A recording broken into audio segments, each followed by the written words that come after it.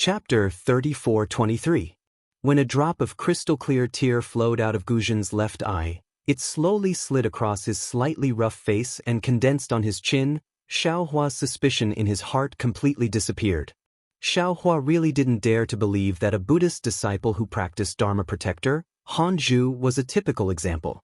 Guzhen revealed his true feelings. His so-called story of his brother's disappearance should be true, then his purpose of entering the formation should be normal.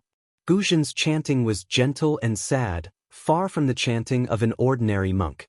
Xen and Ci also felt sad in their hearts, standing there silently. Xen didn't urge Guzhen to hurry up, but from time to time, she looked at the ice wall covered with white bones. She knew that the ice wall must be the water curtain of the formation before it was frozen. These white bones didn't rush into the Saint River but stayed in the water curtain, so they must be imprisoned. She was afraid that Guzhen's psyche power would touch these white bones and trigger the restriction. Fortunately, after half an hour, Guzhen's voice gradually stopped, and the ice near the white bones didn't change at all. Only then did Xen let out a long breath. At the same time, Guzhen also let out a sigh of relief. After Guzhen finished chanting the rebirth mantra, he stood up and chanted Amitabha 9 times in a row, as if he had put down a heavy burden. His eyes, which were full of killing intent before, also had a trace of vitality. Seeing this, Xen said with a smile, "Congratulations, Master Guzhen, for untangling the knot in your heart." "Thank you, Xen Tanyue, for fulfilling my wish." Guzhen hurriedly tidied his monk robe, put his palms together and bowed solemnly. "If I didn't meet you, I don't know when I could be free." "This is Buddha's mercy," Xen said with a smile. "Master, you have contributed a lot to Buddhism. Buddha saw that you were burdened by the knot in your heart, so he pointed out the supreme path for you, but it has nothing to do with me. Heavenly flowers with others, lingering fragrance in my hand." Hui also said with a smile, "Buddha used Tanyue to help Guzhen become Grandmaster Guzhen. Tanyue also has boundless merit." I don't dare," Xen replied. "If Master Guzhen has nothing else to do, can we move on?" Let's go. Guzhen said with a relaxed smile, "I'm fine. In the future, I will listen to Tanyue's instructions." Good. Xen controlled the auspicious cloud beneath her feet and continued to lead the way. Guzhen glanced at Baigu again before following closely behind. The ice cave's passageway was similar to ordinary mountain paths, and was even more difficult to distinguish than mountain paths. After Xiaohua and the others flew forward for half an incense stick's worth of time, many forks appeared. These forks were no different in Xiaohua's eyes, and even their shapes were exactly the same. Even Xen often stopped and took out her ink cloud eyes to carefully examine them.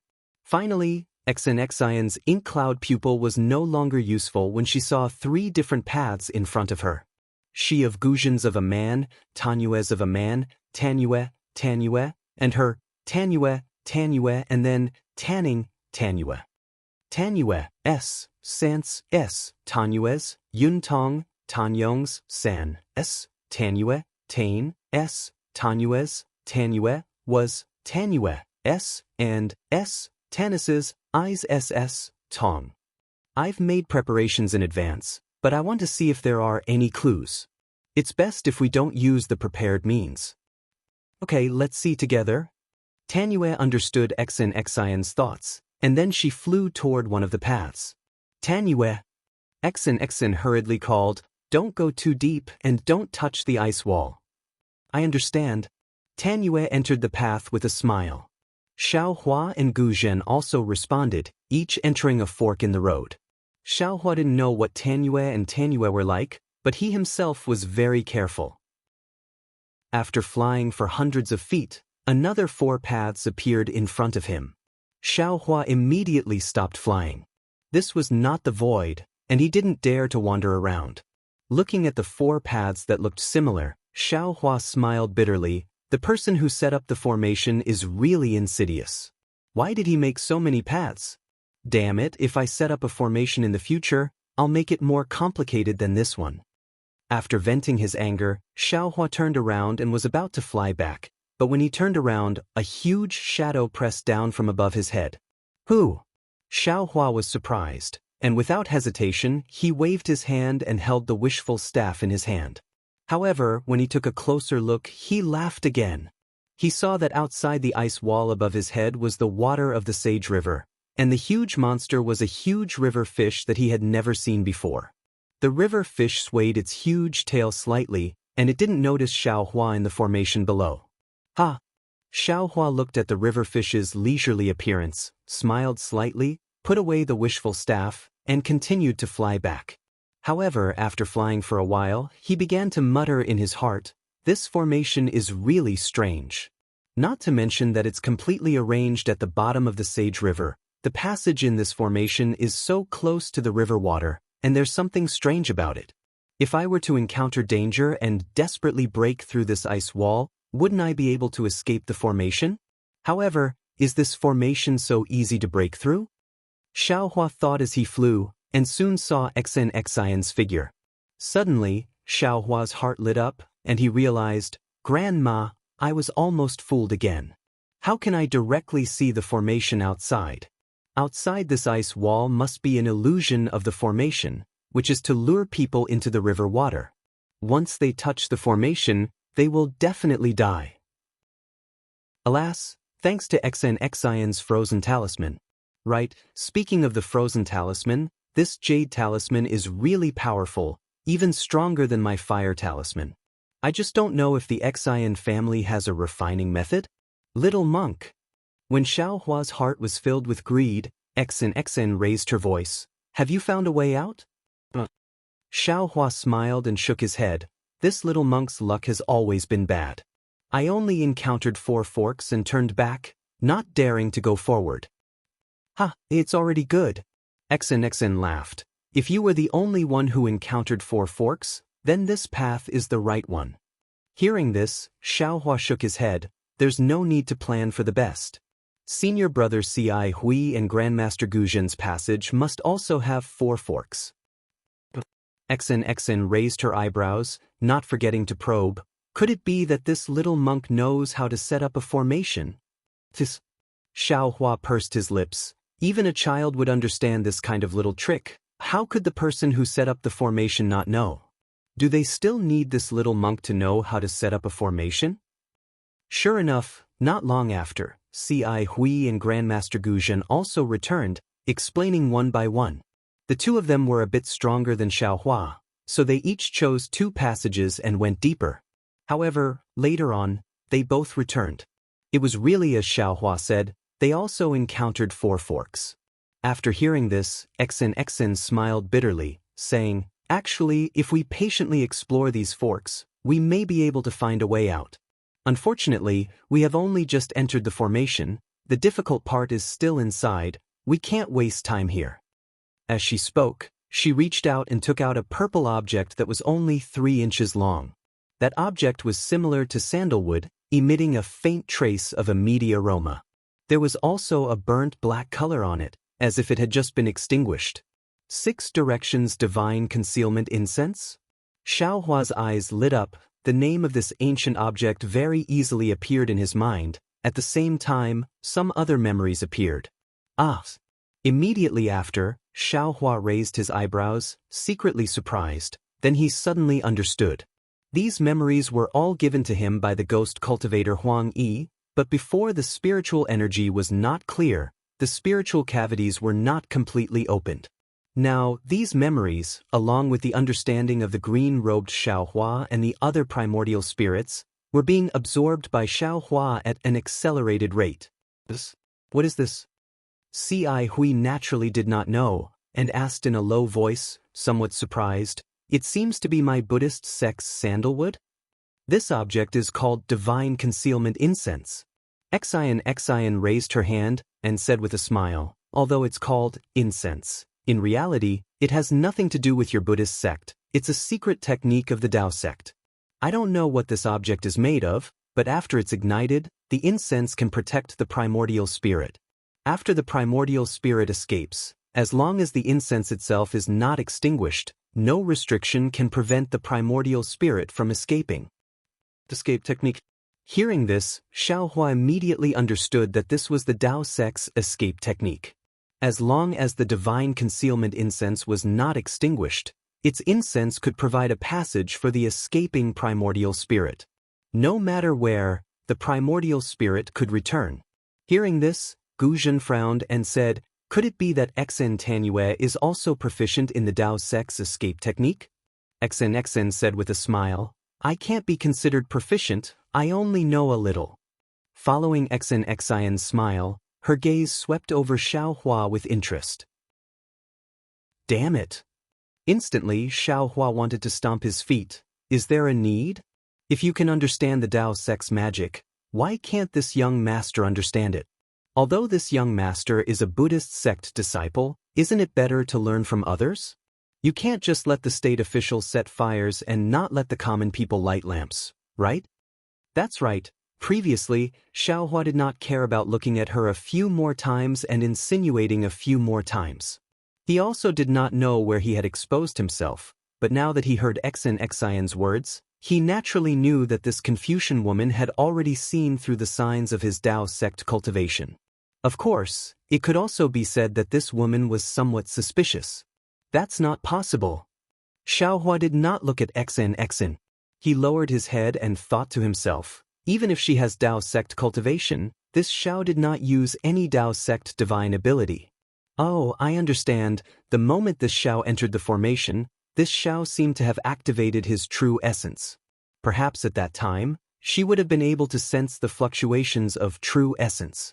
Alas, this little girl is still worried about this Xiao. At this moment, Ci Hui frowned and said, "In that case, Tanyue is preparing to use the escape technique of his primordial spirit to explore the path? To be precise, he is using a trace of his primordial spirit." Xian said with a smile, "The Dao sect has a secret technique that can release a trace of his primordial spirit for the time it takes for an incense stick to burn. If the primordial spirit is of the same mind, it can travel thousands of miles in an instant.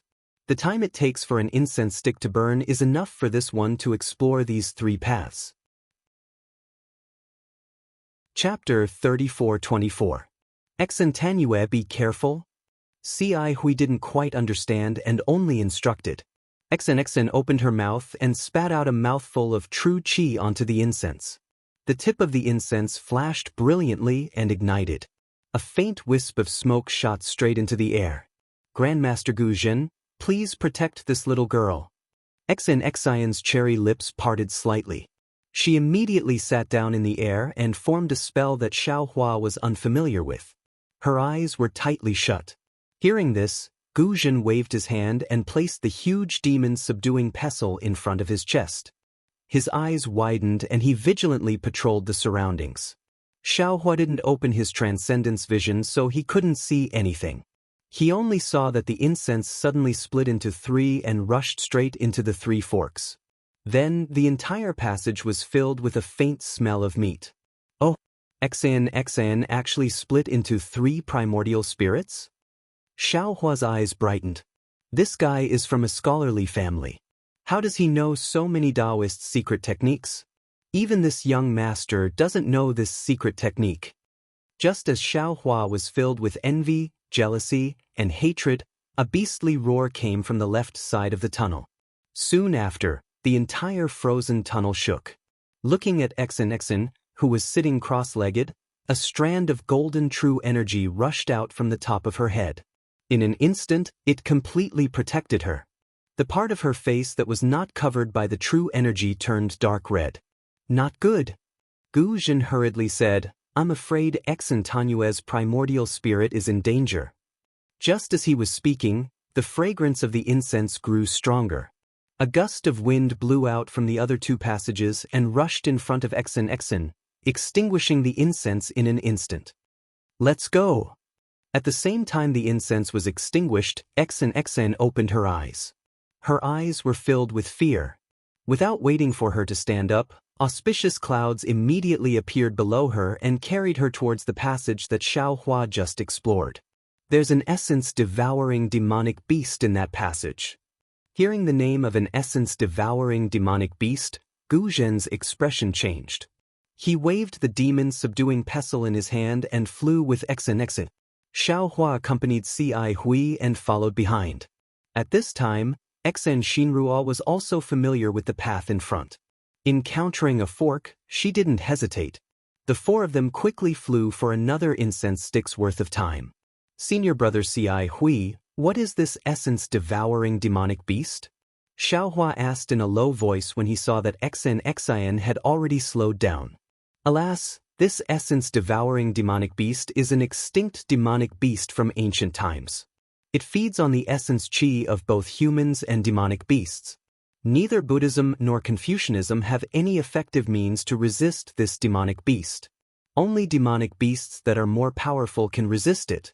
Fortunately, there were very few of these demonic beasts in the world. Later on, for some unknown reason, they disappeared without a trace. This little monk has also heard about it from Confucian cultivators. Who would have thought that we would meet here? Ci Hui replied in a low voice. Xiaohua was deep in thought. Looking at Xen Xian's back view in front, he said, looks like that trace of Xen Tanyue's primordial spirit is like throwing a meat bun at a dog. It's gone with no return. You're the meat bun. Just as Xiaohua's voice fell, Xen Xian immediately stopped, turned her head and scolded. Xiaohua smiled bitterly. He opened his mouth to explain, but when he saw Xen Xian's flushed face, he knew that her primordial spirit was damaged. He didn't dare to say anything and hastily shut his mouth. Seeing that Xiaohua didn't say anything, Xen Xian, who was in a bad mood, coldly snorted. She looked around and said, Great Master Gu Zhen, this one's primordial spirit is damaged. I need to take medicine to heal. I'll have to trouble Great Master Shun to protect me. Alas, Xen Tanyue has worked hard. This old monk is duty-bound. Gu Zhen flew past Xiaohua and Ci Hui with the demon-subduing pestle in his hand. He landed at the back, facing the entrance of the passage.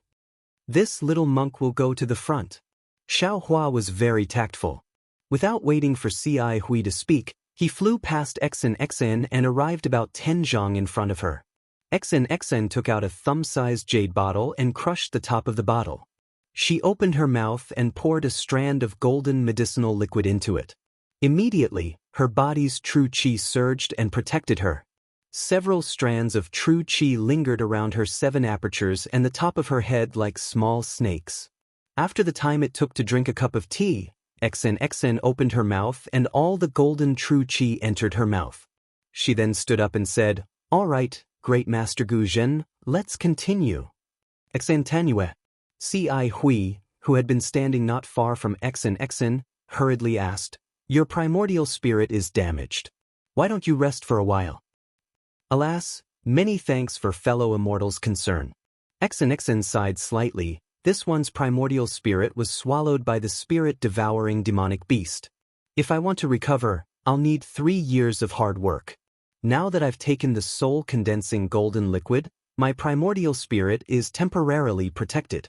There won't be any big problems. There's no difference between resting more and resting less. All right. Ci Hui nodded helplessly. However, fellow immortal can't lead the way from now on. That's right. This old monk will lead the way from now on. Gu Zhen flew over, his voice very loud. Xen Xian nodded. Then I'll have to trouble Great Master. No matter. Gu Zhen smiled. I can't accept a reward without any effort. If this old monk doesn't put in effort, wouldn't I be ashamed to face Tanyue? How can this old monk reach out and take the ancient Buddha blessing? Hee. Xen Xian smiled faintly. This one's preparations can be considered adequate. However, I didn't expect that before we even went deeper, I would feel a little defeated. This primordial spell formation is really powerful. If it weren't for Great Master, a 5th grade primordial qi senior, this one definitely wouldn't dare to go any deeper. Let's go. Gu Zhen waved the demon-subduing pestle in his hand and flew up first. Xen Xian naturally followed behind, and Xiaohua brought up the rear again. Under Xen Xian's guidance, the 4 of them flew for a while more. They saw that the frozen ice walls were gradually decreasing, and the forks in the path were also decreasing in number. After flying through a long passage where ice and water intersected, a water wall appeared in front of them. This water wall was azure in color and didn't show any signs of being frozen. It seemed like they had reached the end of the spell formation. Lady Tanyue. Gu Zhen stopped in front of the water wall and used his Buddhist awareness to scan the water wall that was more than 100 feet in size. He turned back and said, "How should we go next? Tanyue, please cast your spell." Xian also stopped and didn't rush to answer. Instead, she flew close to the water wall and looked up and down. She even stretched out her hand and extended her soft sword, gently piercing it into the water wall. The water wall really looked like river water, and the soft sword sank into it.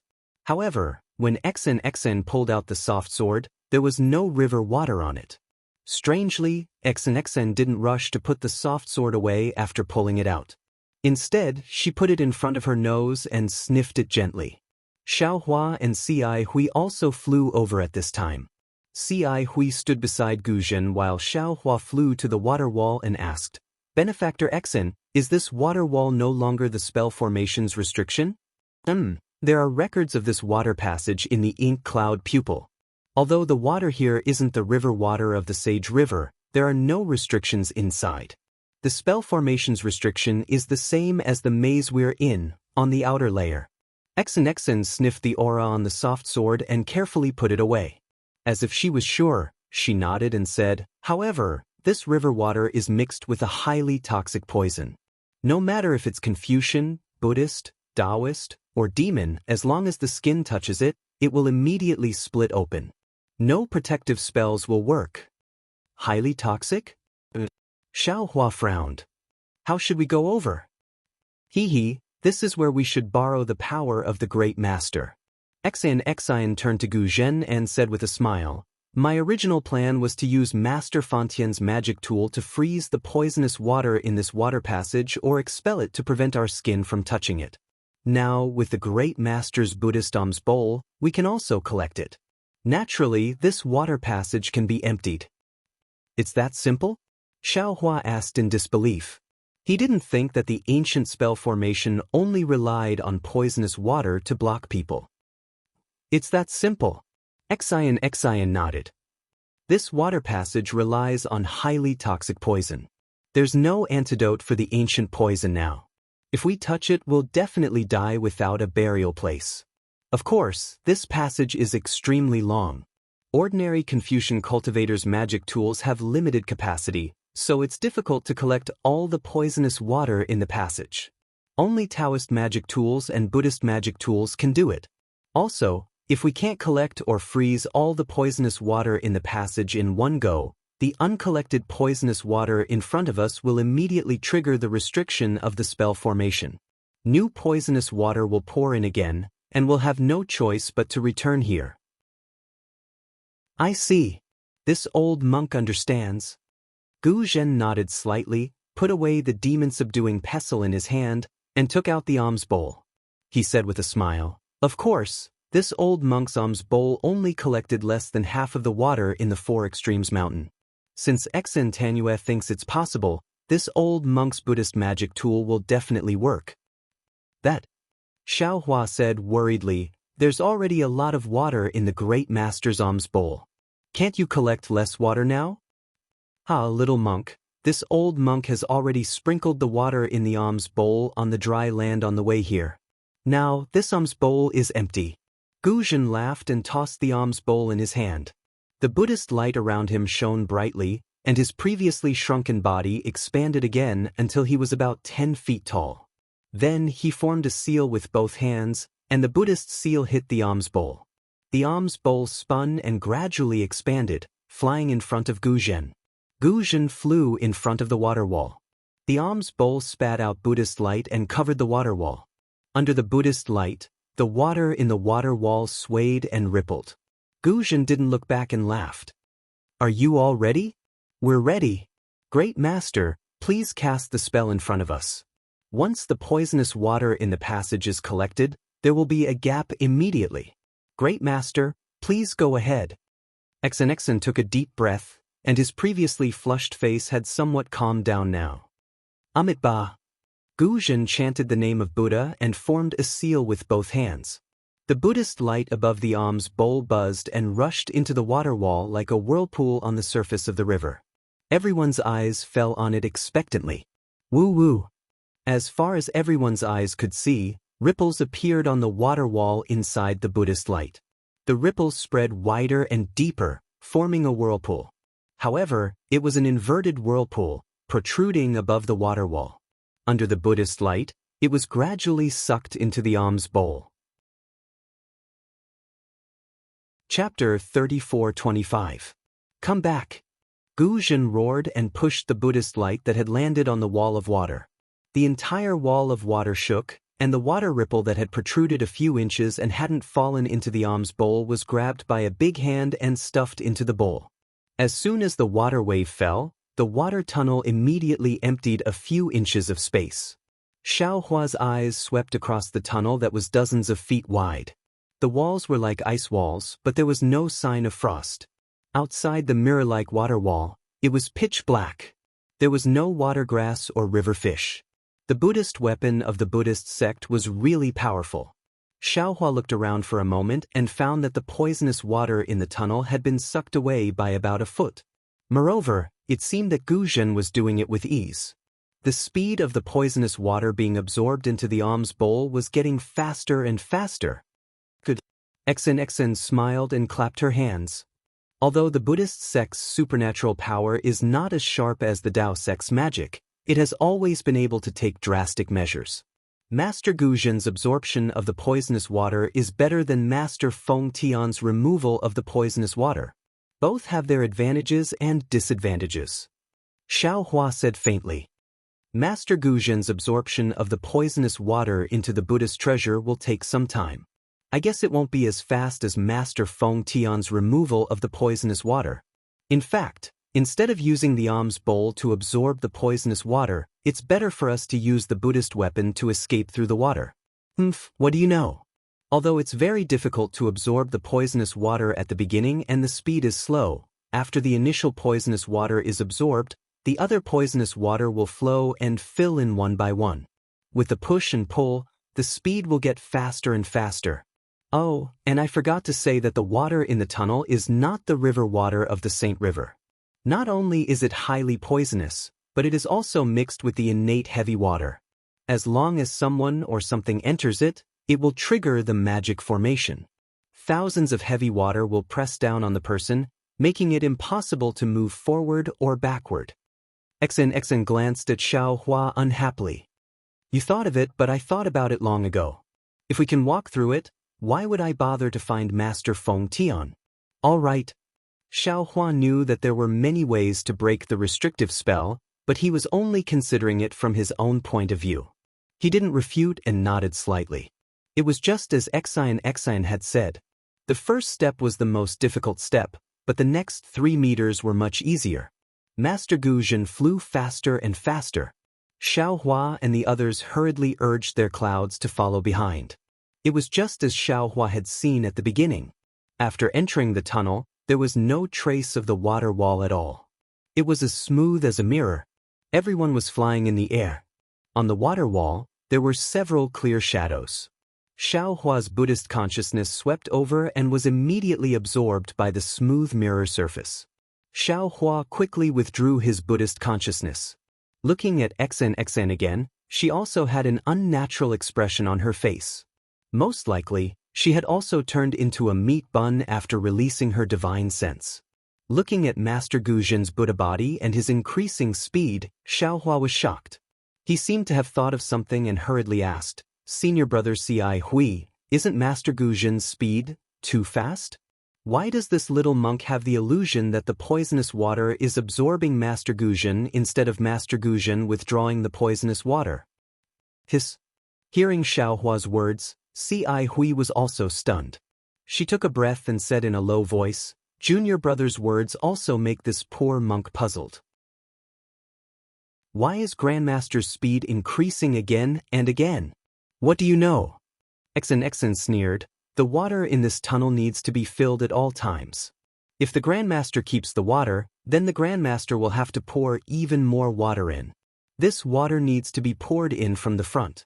The more water the Grandmaster keeps, the more water will pour in, and the more force the Grandmaster will use to push the Grandmaster in.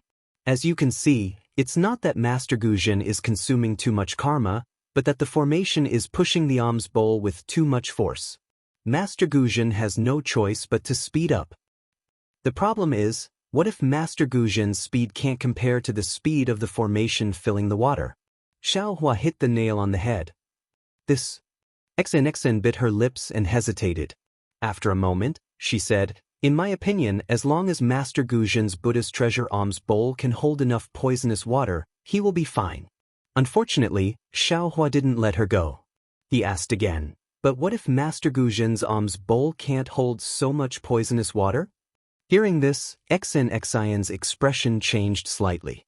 She stared at Xiaohua for a moment and suddenly became furious.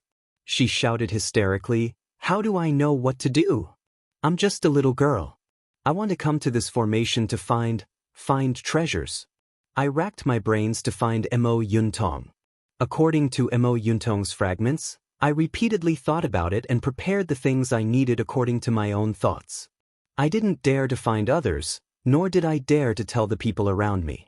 I painstakingly endured for more than 10 years before I found you. You have such an opportunity. Not only did you not thank me, but you also pointed here. If you have the ability, go find Mo Yuntong. If you have the ability, go find an ancient formation. You want to ask what will happen if the poisonous water comes in again? Well, then I'll tell you. I've thought about this poisonous water for a long time. Unless you don't touch it, once you touch it, even if you are a Buddhist sex arhat or a Confucian sex grandmaster, your protective true qi and other things won't work. You just need to close your eyes. Later, when you turn into a white bone, it will also float at the entrance of the formation as a warning to others. Of course, if you can speak at that time, don't let anyone in." Xian's voice wasn't soft. Her tone was very fast, as if she was anxious and angry. Looking at her face, the redness had gradually faded. Instead, it was a little pale and there were some tears in her eyes. She looked extremely wronged. Xiaohua was a little dumbfounded. He didn't expect Xian to have such a reaction. He opened his mouth and wanted to say something, but didn't know how to comfort her, so he simply closed his mouth. However, he secretly muttered in his heart, "This little girl, what does she mean? Could it be that she came to find the immortal artifact for other purposes? Why didn't she even dare to tell her family members and instead believe outsiders?" However, it really wasn't easy for her to find so much information. Ci Hui gave Xiaohua a rare glare, then turned to Xen and said warmly, "Xen Tanue, don't be angry. Junior brother Tip only asked a few more questions for our safety.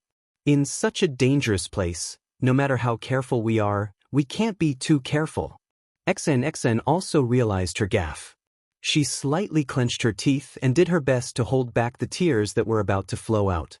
However, she wasn't willing to raise her arm and wipe it with her palace gown. After a while, she raised her head and said, "Many thanks for fellow immortals' comfort. This one understands that the little monk's words are reasonable. However, this one has been preparing for so many years, I hope fellow immortal can trust me." At this moment, a low rumbling sound came from the water tunnel ahead of them. It seemed to be shaking slightly. Moreover, the Buddhist light around Guzhen's body began to flicker. Before Xiaohua and the others could look at Guzhen, the rumbling sound grew louder and louder. A moment later, a deafening sound came from the tunnel. "Not good." Guzhen roared, "There's too much water coming from the river ahead. This old monk's alms bowl can't hold it in." As he spoke, a stream of water flowed out from under Guzhen's body. "Hurry." Xian's expression changed when she saw the water seeping out. She shrieked, "Master Guzhen, retreat quickly." "Wait a moment." Guzhen clenched his teeth and roared. Under the flickering Buddhist light, his Dharma body grew several meters taller. This old monk will. It seemed that Guzhen was still unwilling to give up and wanted to struggle a few more times. However, when Xian's scorpion-like stream of river water passed by Guzhen's body, ripples immediately appeared on the previously tranquil water wall. These ripples rapidly rippled around the entire water wall, and when they circled around Xiaohua and the others, forming a water ring, they actually produced a crisp pa-pa-pa sound, as if an ice river had suddenly broken, or as if a mountain rock had been broken. Immediately after, these sounds, along with the water ring, rapidly rushed behind Xiaohua and the others, wave after wave. The crisp sound was like the sound of a life-threatening drum. It spread farther and farther, echoing in the water tunnel and knocking on the hearts of Xiaohua and the others. This is bad. Xiaohua's face immediately turned pale. He thought of the collapse of the space tunnel in the vein of space. At this time, Xian and Ci Hui had already activated their auspicious clouds. They looked hesitantly at Gu Zhen, then at the tunnel in the distance, not knowing what to do. Boom! In front of Gu Zhen, the water wall shook violently. The water wall around half a foot collapsed and a stream of water rushed toward Gu Zhen. Gu Zhen was shocked. He remembered Xian's words and didn't dare to let the Buddhist light touch the water. He hurriedly retreated. However, the water was too sudden. Although Gu Zhen had already retreated, a few drops of water still splashed on the Buddhist light. Zzz. Like ice water poured on boiling oil, the sound caused green smoke to rise. Gu Zhen's Buddhist light quickly faded. Go! Xian clenched her teeth and hurriedly shouted, ready to fly out of the tunnel first. I'm afraid it's already too late. Xiaohua narrowed his eyes and calmly looked at the tunnel that had become a water wall in the distance. What?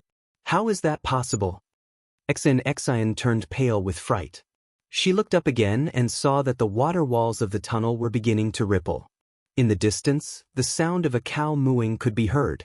It was obvious that a large amount of river water had begun to pour in from the distance, or the tunnel had begun to collapse. That's impossible. Xian's flushed face was now abnormally pale. She muttered in a tone of disbelief, Mo Yun Tong, there's no record of it. Xian, let this little monk ask you. At this time, Xiaohua hurriedly shouted, if this tunnel collapses, can you find a way out? I can't. Xian shook her head absent-mindedly, there's one thing I didn't say before. The poisonous water in this tunnel is no different from the river water. We can't distinguish the direction by using imperial equipment and other things. We can only suck the poisonous water out or freeze it. Good. Xiaohua shouted and shouted at Gu Zhen, who had already fled back in embarrassment, Great Master, please hold on for a moment. This little monk will join hands with you to suck the poisonous water in front of us. Now we can only go forward. Retreat will only lead to death. You? Xian was stunned. Her eyes were wide open. She looked up and down at Xiaohua, feeling a burst of disbelief. Chapter 34-26. Rise. Xiaohua didn't have time to say anything. With a wave of his hand, the water bottle in the Buddha's Sarira's hand appeared in his hand. Of course, when he took it out, Xiaohua didn't forget to leave the willow branch in the Linglong Pagoda. Seeing Xiaohua take out the water bottle, Gu Zhen's eyes lit up. He didn't dare to be negligent. He stimulated his karma, and the Buddha's light on the alms bowl appeared again. He tried his best to collect the poisonous water that had begun to overflow. Collect. Xiaohua held the water bottle with one hand and formed a seal with the other hand. A pure Buddha's light came out of the water bottle and turned into a lotus seed pod that covered Gu Zhen's back. The poisonous water that gushed out of the water wall and seeped through the water wall was all sucked into the water bottle. When the threat of the poisonous water dripping into Gu Zhen's Buddha's light was removed, the Buddha's light from the water bottle rushed in front of Gu Zhen again. The huge suction force was even stronger than Gu Zhen's alms bowl. Nearly 60% of the water waves rushed into it. Boom! A loud sound that sounded like raging waves crashing against the shore came from behind everyone. The collapsed water wall and the poisonous water that surged in were like the waves of a rising tide, surging up violently from behind. It was almost visible to the naked eye. Great Master Gu Zhen, you take the lead, I'll take the back. Let's work together. Xiaohua's hand formed a Buddha's seal, and he called out in high spirits. Gu Zhen seemed to be infected and he roared, as you wish. Let's go. For a moment, the entire water tunnel was filled with Buddha's light. The previous vast and surging water was obediently subdued by the two Buddhas' light. Like a python, it rushed into the two Buddhas' treasures. The strange thing was, after the poisonous water was collected, the water wall on the left immediately turned into a flat mirror without the slightest ripple or crack. However, Xiaohua and the other three flew over. In just a few breaths, the collapsed water ripples behind them reached them. These flat mirror surfaces immediately broke, and the water waves surged again. The poisonous water still gushed out. Therefore, a very dangerous scene appeared in the tunnel. Within the entire tunnel, there were several zhang of space that was calm. Moreover, this several zhang of calm was rapidly moving forward along with the different heights of the tunnel.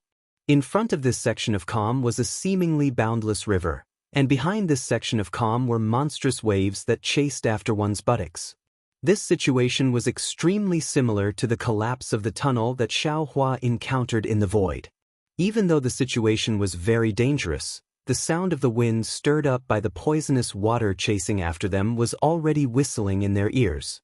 However, Gu Zhen, who was in front, had Xiaohua's help, so the situation was already very good. Especially since Xiaohua's water bottle obviously had a stronger suction force than the alms bowl, so it could contain more poisonous water. Gu Zhen only needed to grasp the right direction and guide the Buddha's light from the water bottle. For the time being, the lives of Xianxia and the others would not be in danger. However, after Xiaohua and Gu Zhen flew for the time it took for an incense stick to burn, the surging poisonous water seemed to be endless. Even someone as strong as Xiaohua's arm felt sore and numb. The water bottle was getting heavier and heavier. The amount of telekinesis required to activate the water bottle was also increasing. At this moment, Xiaohua finally understood Gu Zhen's previous predicament. The pressure of the poisonous water in front of them was increasing wave after wave, and his telekinesis could only be activated layer by layer. Not only was the water bottle on the verge of breaking out of his control, the suction force of the water bottle was also about to break out of his control.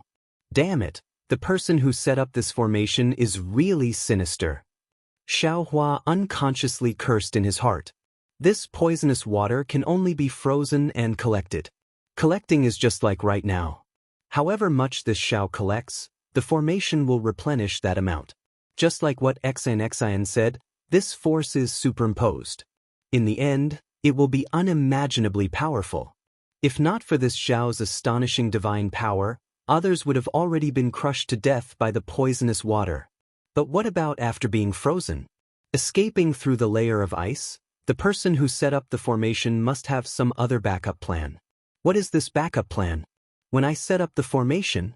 As Xiaohua pondered, he actually began to think about how to set up the formation. It must be said that this was the biggest difference between a formation master and an ordinary cultivator.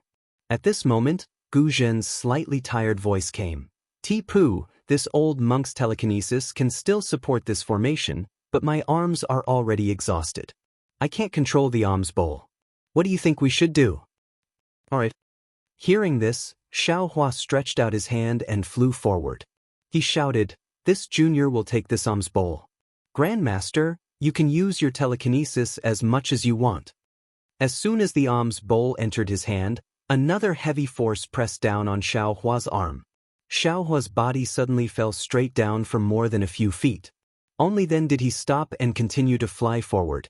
After flying for another half a cup of tea's time, Xiaohua really couldn't bear it anymore. He roared, "Fellow Daoist Exen, how long is this water tunnel?"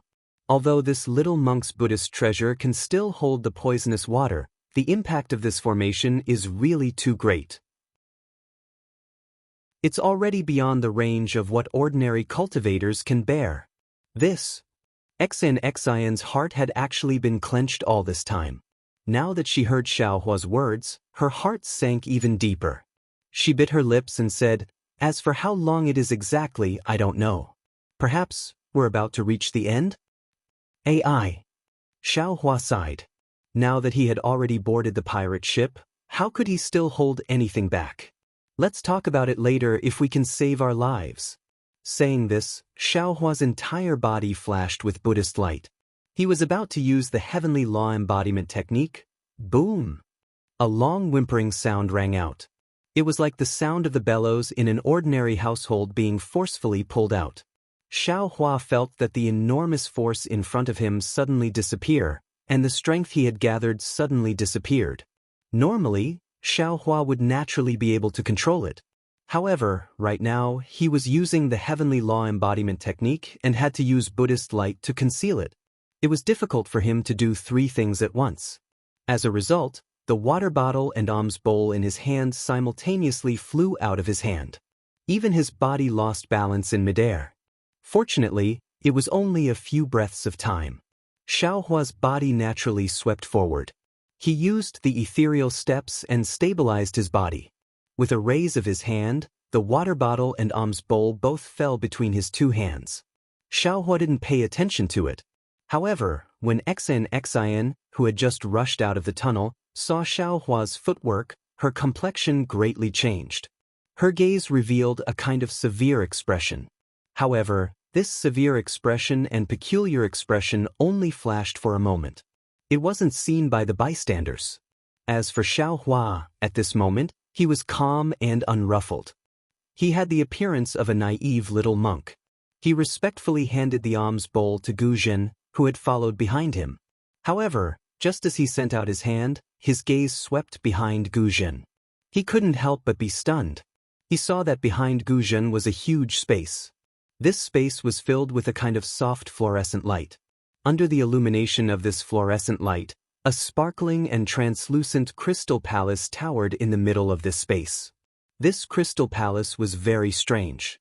It wasn't an ordinary palace. Instead, it had the appearance of a triangular tower. Moreover, this triangular tower was inverted. The huge palace that caused people's hearts to tremble stood erect at the top of this space. From the top of the palace, it shrunk layer by layer. In the end, it actually shrunk into a prism-like palace base that was inserted into the waves below everyone's feet. The waves rippled and the fluorescent light flickered. The entire palace seemed to sway in the air, as if it would collapse at any time. Gu Zhen's back was facing this palace. At first, he didn't care about it. However, Xiao Hua's outstretched hands stopped in midair. Xiao Hua's gaze passed over him and looked behind him. How could Gu Zhen not know the situation? He hurriedly released his Buddhist sense, wanting to investigate. However, his Buddhist sense couldn't leave his body no matter what. At this moment, Ci Hui and Wuxia and Xianxia's eyes also revealed extraordinary splendor. He couldn't help but turn his head.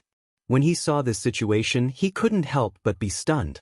The fluorescent light of the inverted triangle was so alluring. It was like the supreme Buddhist light in the legends of Nirvana.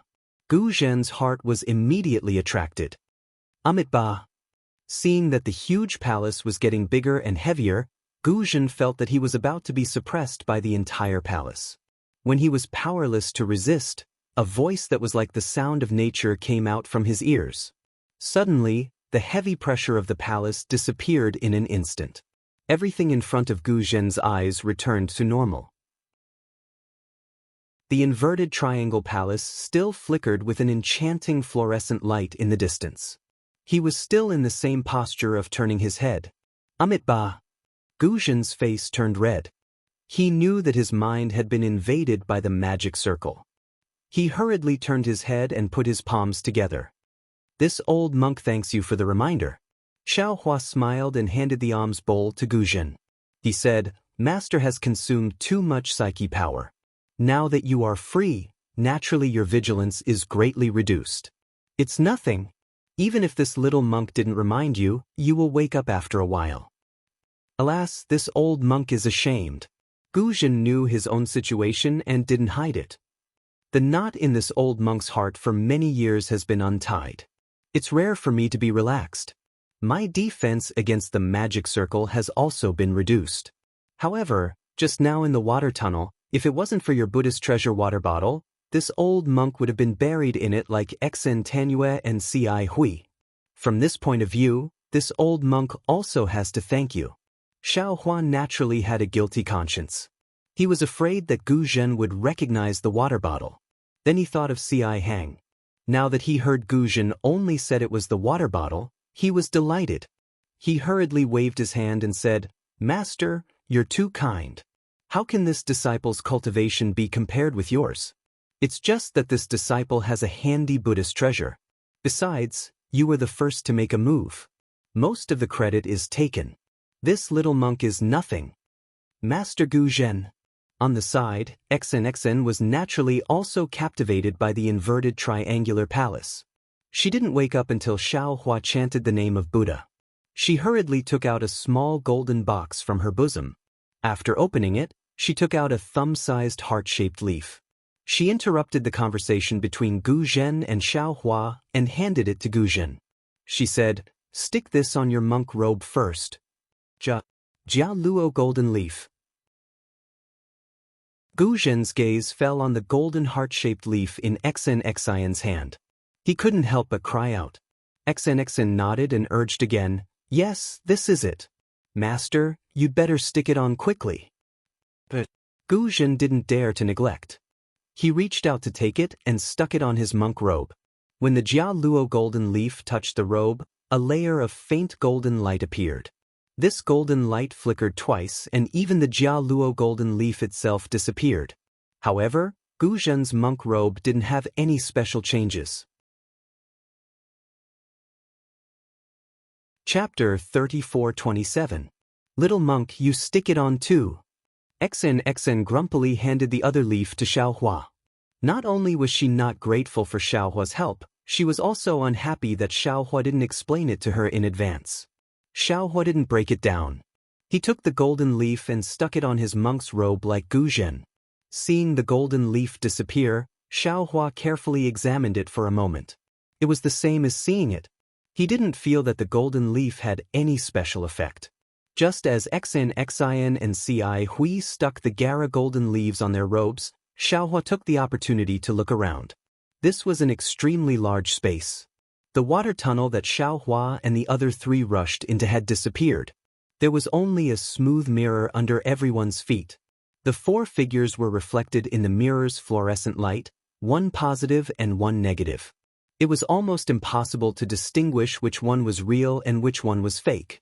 In this space, other than the smooth mirror, there was only the inverted triangular palace in the distance. There was nothing else. It was abnormally clean. Needless to say, this palace should be the core of the array. Xiaohua tried to release his Buddhist sense. Like Guzhen, his spiritual sense couldn't leave his body. He then released his soul sense. Fortunately, although his soul sense was suppressed, it could still leave his body. Because Xianxia and the others were beside him, Xiaohua didn't try. Even so, Xiaohua was secretly proud. He had one more method than others. Xianxia. Ci Hui at the side put the golden leaf on and whispered, "This Gara golden leaf is a treasure used by my Buddhist sect to conceal cultivation. This little monk heard that only Lei Temple has some preserved. Now that you took out so many, could it be that this palace has a restriction that specifically restrains my Buddhist sect? You didn't explain it before. Now, can you explain it in detail so that we can make plans early?" Hee. Xianxia smiled and said, "You didn't say before because the time wasn't right. If we couldn't come here, what's the point of saying more? Oh, right, little monk, your clear water bottle is pretty good. Where did you get it?" "I picked it up in a cave." Xiaohua was originally listening attentively. Since Xianxia suddenly asked, he naturally answered casually. After he finished speaking, he immediately realized that Xianxia was tricking him. Although this trick was very old-fashioned, Xiaohua still fell for it. Humph. Although Xiaohua spoke the truth, Xianxia pouted and coldly said, "There are many caves in the Pure Land world. You want to pick one for me?" Some people. I always treat the truth as a lie, but I also treat a lie as the truth. There's nothing I can do about it." Xiaohua sighed. "My Buddha has a saying, if there is a Buddha in the heart, then everything is a Buddha. If there is no Buddha in the heart, then there is no Buddha in the sight. The vanity of man is nothing more than this." "Little monk." Xianxia was a little embarrassed and angry. She stamped her feet in the air. "The Xianxia, I don't quite understand. Could it be that this golden leaf of Canaan has some special use? Ci Hui hurriedly asked. Humph. XN rolled her eyes at Xiao Hua and said, this golden leaf of Canaan can conceal a Buddhist cultivation in the eyes of Arhat, but in the eyes of Daoist cultivators, it is called the invisible leaf. Many talismans used to conceal one's tracks in ancient times were refined from this item. At this point, XN pointed at the inverted triangular palace in the distance and said, this palace is called the Profound Water Palace. There are 2 profound water ancient beasts guarding the entrance. If we want to enter the Profound Water Palace through the profound water ancient beasts, we can only use the invisible leaf. Otherwise, we will be discovered before we can even get within 300 meters of the Profound Water Palace. I don't know how powerful these profound water ancient beasts are, but I don't think we can resist them. The Profound Water Palace? Xiao Hua was a little puzzled when he heard this name. He opened his mouth to ask, but after muttering a few times, he didn't say anything. What are you muttering about? If you have something to say it quickly. If you have something to say it quickly. XN naturally understood and asked with a cold snort. Xiao Hua scratched his hairless head and frowned. Actually, I want to ask Benefactress, is this Profound Water Palace a place to hide treasures? Or is it a place to suppress demonic beasts? Is there a difference? XN looked at Xiao Hua warily and asked. Xiao Hua smiled and said, of course there's a difference. If it's a palace to hide treasures, there must be many powerful restrictions inside. As long as we break the restrictions, we can obtain the treasures. No matter what it is, it'll be a harvest. Moreover, we don't need to be greedy. Depending on how much we take, we can just turn around and leave. If it's a place to suppress demonic beasts, we have to be careful. I'm afraid there aren't many treasures. Even if there are, they were left behind by people who came here in the past. Moreover, the immortal artifact that Benefactress mentioned should be the Profound Water Palace's formation core.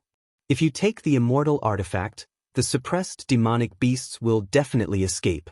Not to mention demonic beasts that harm all living beings, even we can't escape, right? Earlier, I didn't dare to say too much for fear of disturbing Benefactress's mood.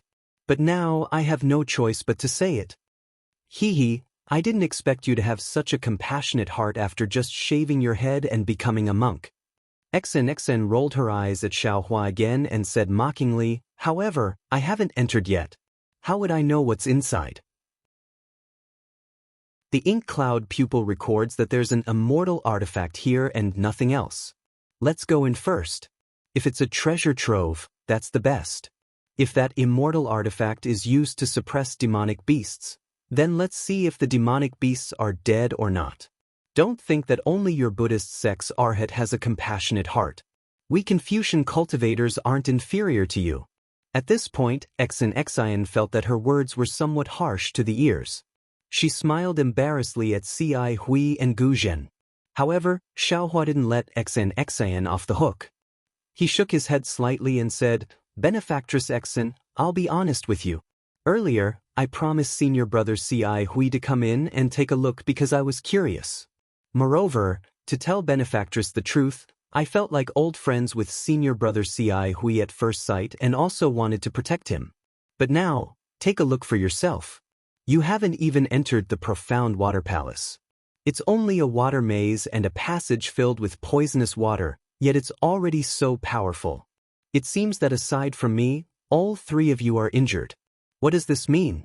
It means that the Profound Water Palace is even more dangerous. It's far from a place that 4th or 5th grade cultivators like us can enter. There are ancient mysteries that we can't come into contact with inside. Even if we're lucky enough to enter that so-called immortal artifact, in my opinion, Benefactress XN won't be able to obtain it. Rather than throwing our lives away and not being able to obtain the immortal artifact, why should we go in? Why don't we turn around and enjoy the scenery and have a heart-to-heart talk? Xiao Hua then looked at Gu Zhen and said, Moreover, Grandmaster Gu Zhen's reason for coming in was to see the corpse of his blood brother. Now, you've gotten what you wanted. Although the ancient Buddhist shrine is indeed attractive, it might not be in the Profound Water Palace. Therefore, Grandmaster Guzhen, you should know the dangers of greed. You don't need me to say anything, right? Little monk, what do you mean by that? XN was anxious and raised her eyebrows. Nothing. Xiaohua smiled and said, Benefactress, if you don't tell me the truth about the profound water palace, I won't enter. Perhaps senior brother Ci Hui is willing to go in with you, but Grandmaster Guzhen might not be willing, right? Although Grandmaster Guzhen didn't say anything, in XNXIN's eyes, Guzhen's silence meant that his thoughts were similar to Xiaohua's. After all, there were two profound water beasts guarding the profound water palace. Who knew if the golden Canaan leaf would be useful? Seeing XNXIN's expression fluctuating, Ci Hui said, XN Sandinyu, junior brother Tipu's words are reasonable. The two places from before caused me to be alarmed. I know I can't pass through those two obstacles alone. Of course, since we're already here, why don't we take a few more steps and enter the profound water palace to take a look? However, since we're going to enter the profound water palace, we should at least be aware of the dangers inside, right? Fellow Daoist Ci Hui, could it be that you don't trust me? XNXIN's face was slightly pale as she spoke softly. Ci Hui smiled and said, It's not that I don't trust you. I feel that Sandinyu might be a little stubborn. Could it be that there's something you don't want to say that affects your judgment and makes you insist on entering the profound water palace while ignoring the dangers inside? If Sandinyu can tell us, then we can also make a judgment. XN bit her lips and looked at Ci Hui and Guzhen, but she didn't look at Xiaohua. Instead, she raised her head and looked at the profound water palace in the distance. After half the time it took to brew a cup of tea, she said, Actually, I've indeed concealed some things from you. However, please don't worry. I don't have any ill intentions. Moreover, the dangers I told fellow Daoist Ci Hui about before were all recorded in the profound water palace. It's fine. Guzhen said with a smile, This old monk has remembered every word of what Tanyu said to this old monk. This old monk feels that what Tanyu said is true. XN bowed and said, Many thanks for your trust, Grandmaster Guzhen. What I've concealed is the purpose of entering the profound water palace. My goal isn't the so-called immortal artifact. Ah? Not the immortal artifact? Then what do you want? Xiaohua was surprised. Is it that demon beast? XN didn't even look at Xiaohua. It seemed like she was still angry with him. She only said to Guzhen, The Darkwater Palace is the core of an ancient formation, and the core of the Darkwater Palace is the immortal artifact. Of course, the immortal artifact isn't the formation core of the Darkwater Palace. It's even to the extent that the Darkwater Palace isn't a place where treasures are kept. I'm sure of that. However, I don't know if the profound water palace is used to suppress the immortal artifact, or if it's used to suppress some demon beast. What I do know is that the immortal artifact can suppress all living things in the 3 continents. If someone wants to suppress a criminal and make that criminal suffer under the immortal artifact, the profound water palace is the best place to do so. Oh, I understand. Guzhen nodded and revealed a look of realization. XN Sandinyo is looking for someone. She's looking for someone who might be suppressed in the profound water palace. Chapter 34:28. Alas, that's right. XN looked disappointed. This person isn't a heinous criminal like Venerable Master thinks, nor is he a treacherous person. He shouldn't be tortured like this. XN paused and smiled wryly. This matter involves my secrets, so forgive me for not being able to speak of it. My purpose in coming here is to see if this person is here. If he is, I want to see if I can rescue him. That's all. As for the immortal artifact, I'm only at the 4th grade of origin energy. I'm afraid I can't take it for myself, right? XN glared fiercely at Xiaohua and continued, That's what I wanted to say. If some people aren't satisfied and don't wish to enter the profound water palace, I won't force them. However, if he wanted to leave this ancient formation, the only way out was inside the Blackwater Palace. Of course, if anyone thinks they're strong enough to break the ancient formation, feel free to use your cultivation. I'll wait and see. Xiaohua didn't know whether to laugh or cry when he saw XN roll her eyes. Ahem ahem. Ci Hui coughed twice, smiled and persuaded, Junior brother Tipu, in this little monk's opinion, what XN said is right. At this time, they have been honest with each other. She did not hide anything. Think about it, if she didn't want to say anything and only said that the exit was within the profound water palace, I'm sure Junior brother would have to enter based on that alone, right? Why would she make up more lies? That's true. Xiaohua nodded. He also felt that XNXIN's words were true since she'd been forced to this point. Since that's the case, why don't you help her? Ci Hui felt that Xiaohua's Buddhist abilities might surpass hers, so she took advantage of the situation and said, saving a life is better than building a 7-storied pagoda. Junior brother, don't tell me you don't know this? Isn't she still alive? Xiaohua curled his lips. It'll be too late if she's dead. Gu Zhen laughed. XN said that there might be a Buddhist treasure within the ancient formation, and even an ancient Buddhist luster. It must be in the profound water palace, right? XN was about to stomp her feet when she heard Xiaohua's words. However, she could only reply, if Mo Yuntong's records are correct, it should be in the profound water palace. However, I don't know the exact location. Look, little monk, come with us. You'll benefit from it as well, said Gu Zhen. Xiaohua thought for a moment and said with a smile, benefactress, you just said that you only want to see if there is anyone suppressed under the immortal artifact. Presumably, you have also prepared a method to rescue that person. Yes, this one has indeed made some preparations. XN didn't hide anything and spoke the truth. It's special. You don't plan on taking that immortal artifact either. Xiaohua immediately asked. What? Junior apprentice brother Tipu, you want to take that immortal artifact? Ci Hui was shocked. What if the immortal artifact is used to suppress powerful demonic beasts? Aren't you helping the evildoer? What if the demonic beast is not suppressed? What if this profound water palace is only used to suppress the immortal artifact? Xiaohua said with a smile, can this little monk try to subdue this immortal artifact? XN coldly looked at Xiaohua and asked curiously, you're just a little monk from a Buddhist sect. What do you want this immortal artifact for? Even if you can subdue it, will you be able to use it? I'm willing. If I can't use it, can't I give it to someone else?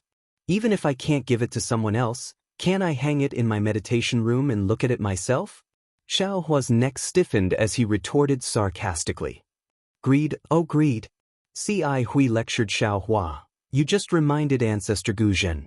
Now, you're the one who's making the mistake. Forget it, forget it. This little monk was just saying. There's no need to mention it.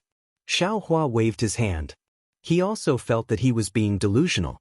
An immortal artifact was definitely not a spiritual artifact or spiritual treasure. It had long surpassed the scope of his control. Since that's the case, little monk, you've said so much. Has your psychokinesis recovered? Can we proceed forward? XN asked Xiaohua in a bad mood. Xiaohua shrugged and smiled. This little monk has more or less recovered.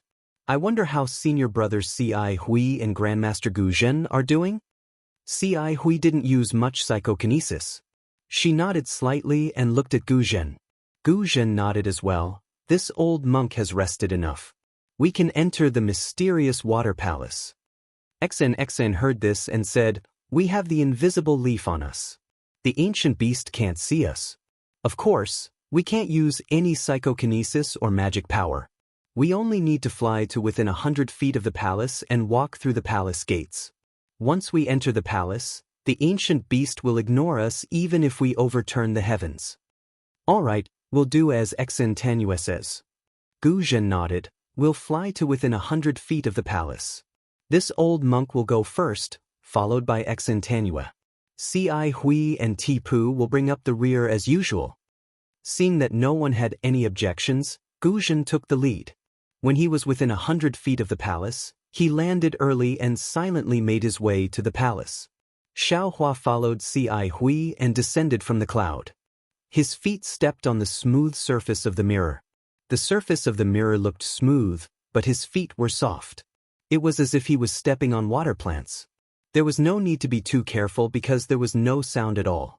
Xiaohua looked down and released his soul sense. He couldn't see anything strange about the mirror. It was like a wall, blocking his soul sense and preventing him from seeing what was going on inside. Strange. Xiaohua didn't understand. The mysterious water palace might be difficult to enter, but in front of it, if one has the strength of a 5th or 6th stage cultivator, or some special divine ability, it's not impossible to enter. If a female disciple from a scholarly family like Xianxia can come, others can as well. Why didn't they leave any traces behind? Even if they don't have a small Qinkuan pouch, it's normal to leave some bones behind, right? Were they all eaten by the mysterious water beasts? Xiaohua couldn't help but feel a chill run down his spine. He turned to look at the mysterious water palace 100 feet away. Perhaps it was because of the distance, or perhaps it was because of the mysterious water palace's devilish light. Xiaohua only felt that the triangular shape of the palace was very strange. But now that he was closer, the light on the palace's surface dimmed, revealing the mysterious water palace's true appearance. Rather than calling the mysterious water palace a palace, it was more accurate to say that it was a building made up of 4 triangles. The huge triangular structure towered in front of everyone's eyes with sharp edges and corners. It was very different from the smooth and flat palaces they usually saw. On the other side of the triangular structure, there were layers of protrusions in a very regular pattern. These protrusions were like window frames, but also like doors. They were strung together like some sort of rune, but they didn't give off any fluctuations of spiritual energy. The only thing that did give off fluctuations was the faint, watery light that flowed over the protrusions.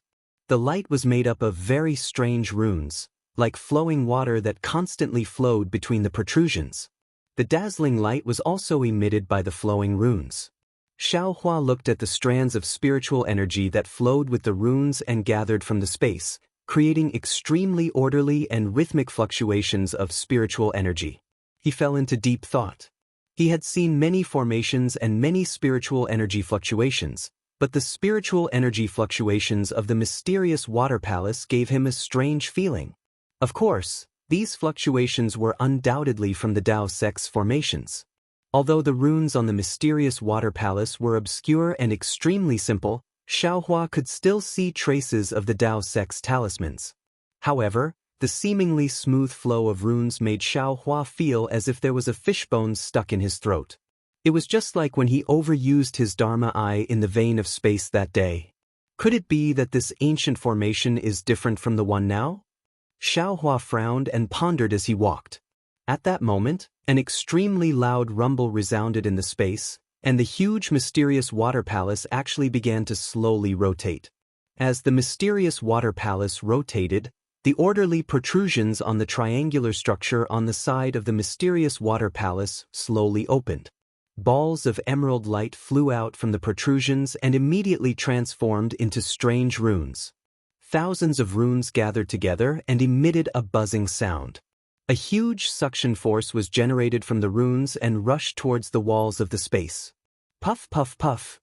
The suction force landed on the mirror-like walls of water, creating huge whirlpools that were extremely similar to the whirlpools on the Nightmare Reef.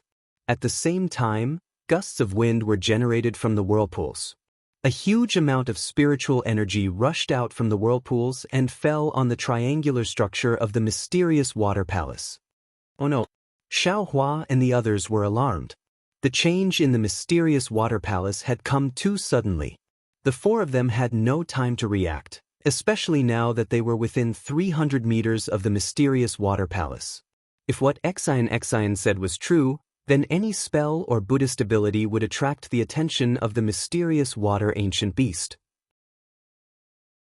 Although Xiaohua and the others had yet to see the mysterious water ancient beast and didn't know when it would appear, if they used any ability to resist this change, it would definitely attract the attention of the mysterious water ancient beast. But what if they didn't use their ability to resist? The wind was so bitingly cold and even stronger. Xiaohua's body might be able to withstand it, but Xianxia and the others definitely couldn't. What should they do?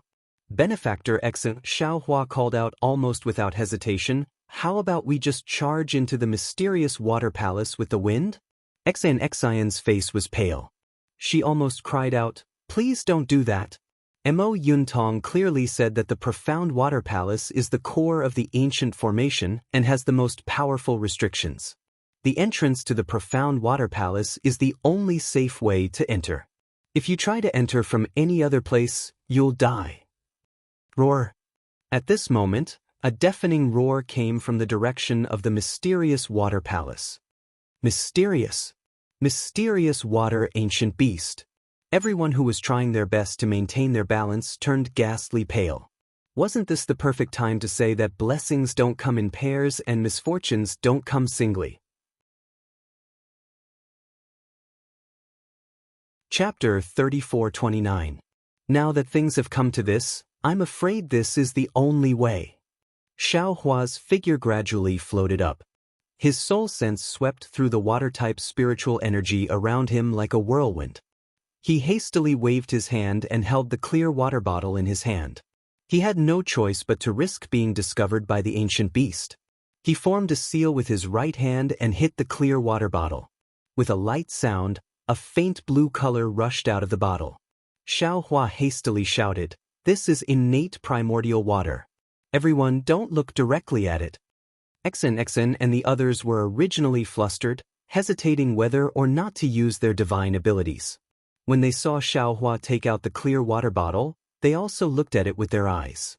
When the innate primordial water appeared, the three's gazes had already fallen into it. Their minds stagnated, and their faces revealed absent-minded expressions.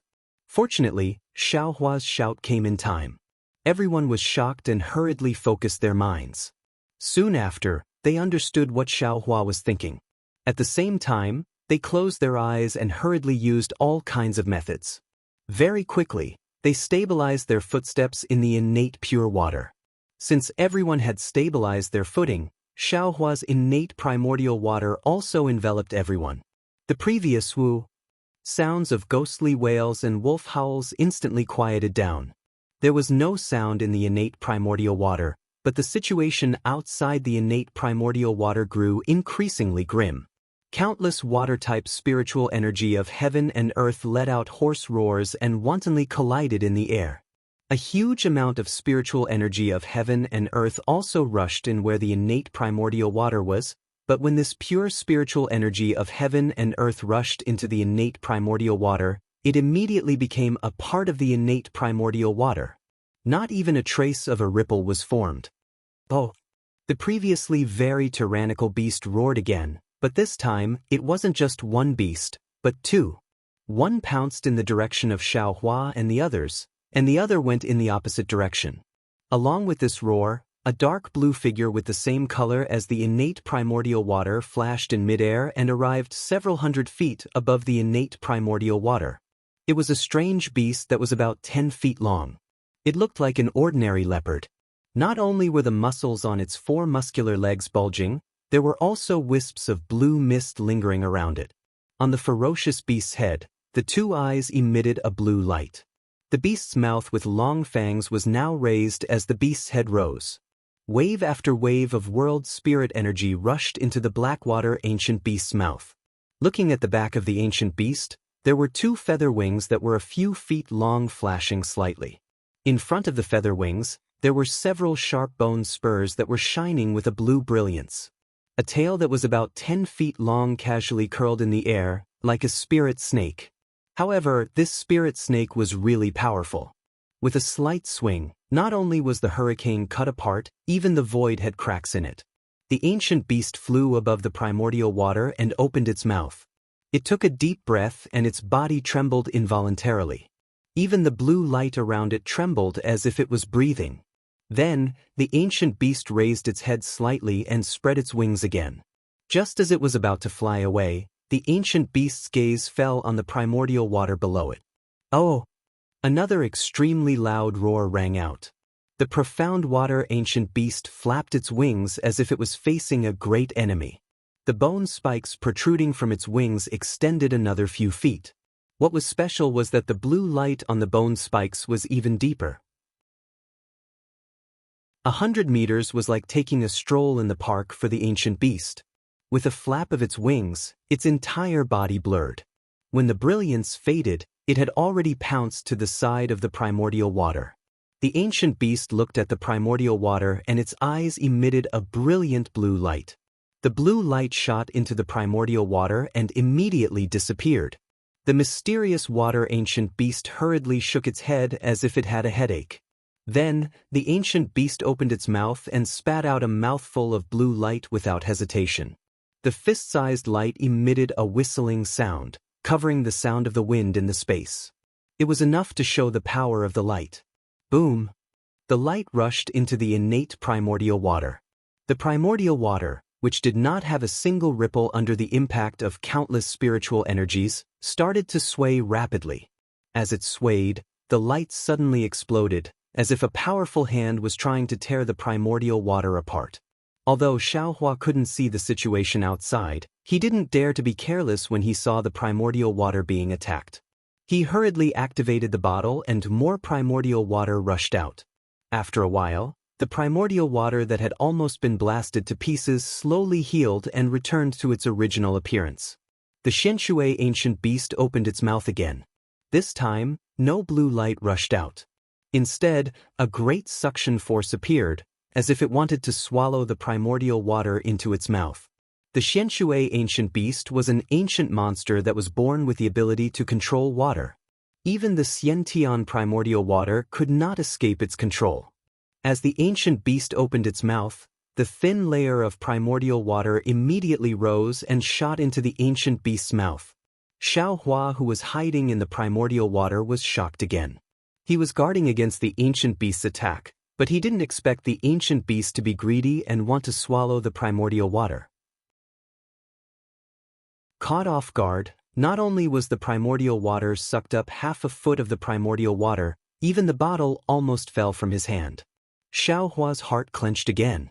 He hurriedly activated his telekinesis and hit the bottle with Buddha's seals, trying his best to resist the ancient beast's suction force.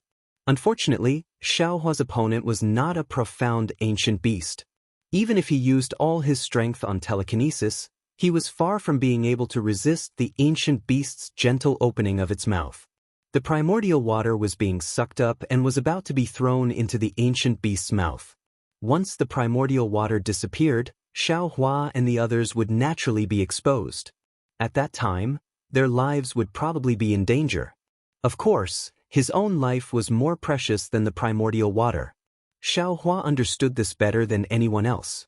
Therefore, he didn't hesitate to pour out the primordial water from the bottle. He even happily poured out the poisonous water that he just put into the bottle. He wanted to see what would happen when the poisonous water was sent into the ancient beast's mouth. The Xianxia ancient beast was clearly taken aback by the surging poisonous water. It looked around in confusion and then impatiently opened its mouth. As it roared, the poisonous water and the Xiantian primordial water obediently fell into the Xianxia ancient beast's mouth. Hee. Although Xiaohua couldn't see the situation outside the primordial water, just the thought of the poisonous water falling into the ancient beast's mouth made him secretly happy. XN and the others didn't know what was going on outside. They couldn't even open their eyes, so now they were like blind people. Previously it was still silent, but now it was as if thunder and lightning were flashing in the surroundings. It was even more frightening than the sound of the wind in the space.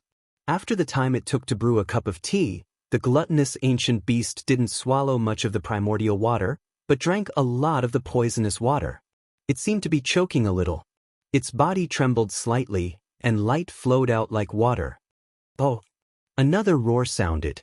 It seemed to come from another ancient beast. It seemed to have lost its patience and stopped devouring. Then, it raised its head and roared in response.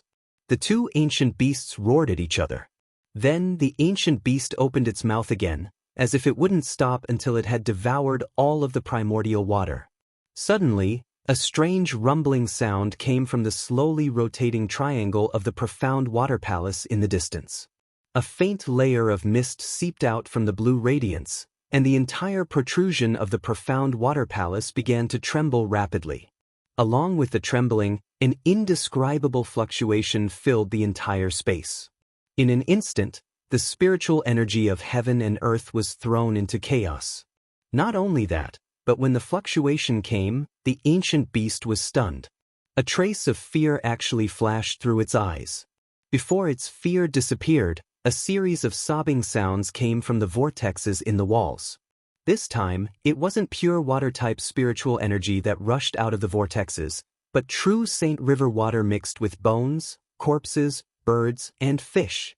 After the formation was opened, the Saint River water poured in like a formation. The ancient beast seemed to be extremely shocked. It no longer cared about the primordial water and raised its head to roar. It spread its wings and turned into a stream of light, rushing towards the profound water palace. The profound water palace, which looked like it was being rotated by a giant, also slowly stopped. In just a moment, the entire space was filled with river water. Apart from the thousands of tiny vortexes that were still spinning rapidly, the so-called walls had disappeared. The entire profound water palace was completely submerged in the Saint River. Xiaohua was overjoyed to see the ancient beast's suction force disappear, but he didn't dare to be careless. He still carefully urged his telekinesis to control the suction force of the clear water bottle, preventing the ancient beast from launching a sneak attack. Junior brother Ti-Pu. Ci Hui closed his eyes and didn't dare to release his Buddhist awareness, but he still keenly sensed the change in Xiaohua's telekinesis. He didn't speak when Xiaohua's telekinesis was at its peak, but now that he felt much calmer, he said softly, "Is the ancient beast nearby? Can the primordial water stop the ancient beast? Did the ancient beast attack the primordial water just now?" Ci Hui's voice was very soft, so soft that he didn't want to disturb the ancient beast outside the primordial water. However, it was quiet inside the primordial water, so the other three heard him clearly. "Shoo." Xiaohua also lowered his voice and said, "The ancient beast came just now and seemed to have discovered us." "Oh, it's not us. It must have discovered the innate true water and wanted to devour it. However, this little monk fed it with the poisonous water just now and it's not moving anymore. I wonder if it was poisoned to death by the poisonous water." "Humph, how is that possible?" Xen snorted and said contemptuously, "The ancient beast is a part of the profound water palace. The poisonous water is also a part of the ancient formation. It would be a huge joke if the ancient beast was poisoned to death by the water."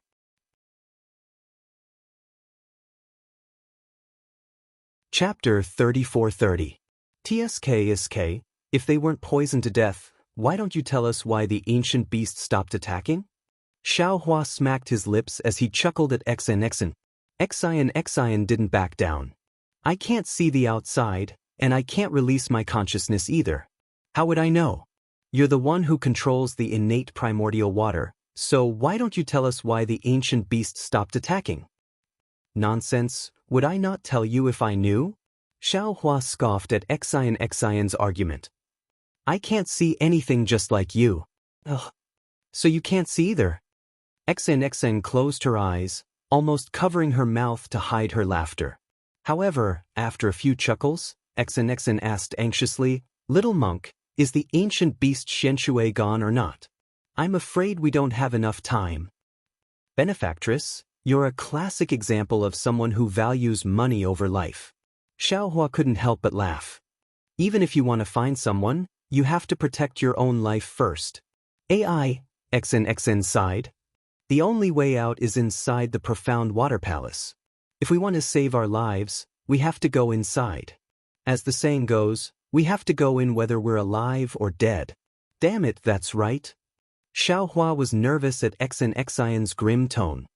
He waited for another pipe of smoke before secretly opening a crack in the innate primordial water and releasing his soul sense. The ancient beast really is gone. The profound water palace has returned to how it was before. Xiaohua was stunned, but he didn't dare to let his guard down. He expanded his soul sense to scan the area, and then opened up a bigger crack. He peeked through the crack with his naked eye, and when he saw that everything had returned to normal, Xiaohua withdrew the innate primordial water and said in a low voice, "All right, you can open your eyes now." When Xen and the others opened their eyes, they saw that the palace was exactly the same as before. The enormous profound water palace was still in its inverted triangular shape. As for whether or not it was the same as the one they saw before, no one knew. Little monk, Xen bit her lips and whispered, "Thank you." "Shoo." Xiaohua whispered back. "Don't say it now or I'll be cocky. If the ancient beast sees us, we'll be in trouble." Xen paused, then covered her mouth. Her face was a little red, as if she wanted to laugh but didn't dare. It was difficult to hold it in. Ci Hui looked helplessly at the two. "Xen, let's talk inside the palace first." Xen covered her mouth and led the way. After walking for several dozen meters, she turned back and whispered, "That profound water ancient beast is right in front of the profound water palace's entrance. Normally, it won't be more than 30 meters away from the entrance. Now that we're here, we can't speak or use any telekinesis. Otherwise, we'll attract the beast's attention." As she spoke, Xen took a look at the golden leaf of Canaan that was stuck to her body. After testing it a little, she felt relieved and tiptoed forward. "Ti, the ancient beast is at the gate." Xiaohua was stunned. He couldn't help but look below the profound water palace. After all, Xiaohua had already checked the surroundings. He didn't seem to have seen any ancient beast. However, when he deliberately glanced at the bottom of the palace, sure enough, there were two statues that were almost the same color as the palace at the nail-like location. So these are the ancient beasts that attacked the innate primordial water. Xiaohua stared straight at the motionless statues for a moment, thinking in his heart, "Weren't they abnormally fierce just now? Why are they standing there now? Why do they look like dead statues?" "Sai, that's right. The profound water palace is so huge, and the ancient beasts are so small and motionless. Who knows if they're profound water beasts?" At this moment, the profound water beasts really stood there like clay statues. Their eyes, which were as bright as stars, were abnormally dim. There was no light at all. However, Xiaohua and the others only glanced at the beasts. They didn't dare to meet their eyes. They even gradually approached the profound water palace. Looking at the two beasts that looked exactly like the statues in front of the temple, they couldn't help but feel a sense of absurdity. Yes, if they hadn't heard the profound water beasts roar earlier, if they hadn't experienced Xiaohua using his innate primordial water to resist them with his innate primordial water, and if they didn't have the records of profound water beasts in the ink cloud pupil, they would never have thought that these two lifeless statues were real ancient beasts. Suppressing the indescribable fear in his heart, Xiaohua raised his head and looked at the profound water palace that was even more oppressive than a mountain. Under the huge inverted triangle was a pillar that was dozens of meters tall. A pillar that was dozens of meters tall would be considered huge if it were anywhere else. However, under the profound water palace, it seemed so thin and fragile. A chill appeared in the eyes of the others. They were really afraid that the inverted triangle would suddenly fall on them and smash them into meat paste. After a few more meters, the four would be close to the profound water beasts. At the front, Xen couldn't help but stop slightly. The two profound water beasts stood there and looked forward calmly. The distance between them wasn't small, at least dozens of meters. However, in Xen's eyes, this distance was as narrow as the pillar under the profound water palace. An indescribable aura spread out in front of the profound water palace. Perhaps it was the residual power of the profound water beasts, or perhaps it was the formation's restriction after the profound water palace absorbed the energy of heaven and earth. In any case, the aura made it difficult for Xian to breathe. In the face of such a scene, Xen was secretly regretting in her heart. She felt that she had underestimated this ancient formation. However, this regret only lasted for a moment. A wave of stubbornness rose from the bottom of her heart. This place is so dangerous. You actually imprisoned me here. Since you're so heartless, that I don't need to think anymore. With this thought, Xian's trembling legs became firm. Step by step, she walked past the profound water beasts and arrived in front of the profound water palace's pillar. Fortunately, X and Xian's actions didn't attract the profound water beast's attention. They remained motionless and didn't even release a trace of their innate spirit. Seeing that X and Xian didn't attract the profound water beast's attention, Gu Zhen and the others calmed down and followed her to the pillar. Hee, this profound water palace is so strange. Xiaohua walked past the Blackwater Ancient Beast and unconsciously looked back at the Blackwater Ancient Beast's folded wings and the coiled tail on the ground.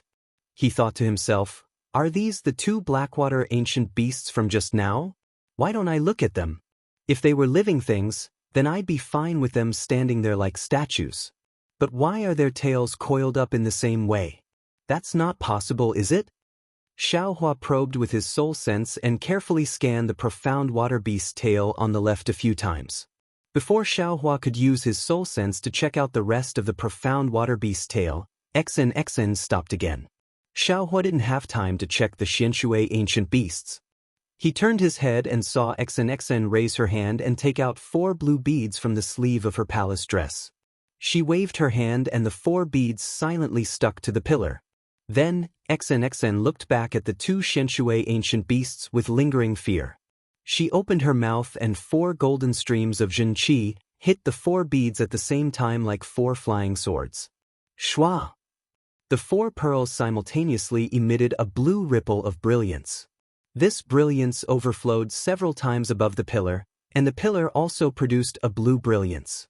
At the same time, this blue brilliance also swayed along with the brilliance of the pearls, just like layers upon layers of water ripples. When she saw the ripples appear, Xen took a few steps forward and reached her hand into the ripples. Her fair and soft hand sank into the ripples. As Xen lifted her hand, it was as if she had lifted a bead curtain. A gap appeared in the pillar, and Xen walked in without hesitation. Halfway through, Xen even turned back to look at the 3 of them and indicated for them to follow. Xiaohua and the others didn't dare delay. One by one, they lifted their hands and flashed into the gap. Once the 4 of them were inside, the 4 beads remained embedded in the pillar. Ripples of blue light flowed through the beads. After the time it took to brew a cup of tea, the light slowly dimmed and disappeared. Finally, the beads disappeared into the pillar. There was no longer any movement outside the profound water palace. The 2 profound water beasts stood there for tens of thousands of years. It was as if the entire space had returned to normal. However, this calmness only lasted for a few breaths of time. The beast that Xiaohua had just scanned with his soul sense moved its tail first, trembling slightly. This trembling then spread throughout its entire body. Following that, the beast's 4 hooves moved, the beast's head moved, and finally, its lifeless eyes moved. The Blackwater Ancient Beast looked around in confusion. It then glanced at the other Blackwater Ancient Beast on the right that was standing still. After which, it spread its wings and turned into a blue light that flew a few rounds outside the Blackwater Palace. When it did not discover anything, it pushed off the ground and charged into the sky as if it was flat ground. Its body landed on a protruding part of the inverted triangle. The profound water beast opened its mouth and spat out a mouthful of blue light onto the protrusion. With a crack, the protrusion floated into the air. The profound water beast didn't even look back as it charged into the gap below the protrusion. When the profound water beast disappeared, the protrusion fell back down. In a flash of light, the inverted triangle returned to its original state. The profound water beast entered the profound water palace. Xiaohua and the others were unaware of the danger that was about to befall them. Xiaohua stood dumbly in front of the profound water palace's doors as he looked at the scene in front of him. His heart was filled with disbelief.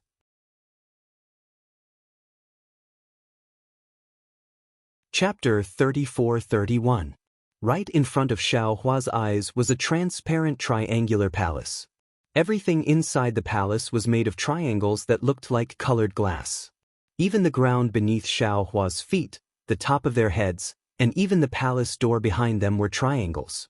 What was special was that these triangles were exactly the same size. The water blue brilliance flowing along the edges of the triangles also had a similar rhythm. At a glance, it was difficult to distinguish any triangle from any other. At a glance, There were countless strange triangles inside the mysterious water palace.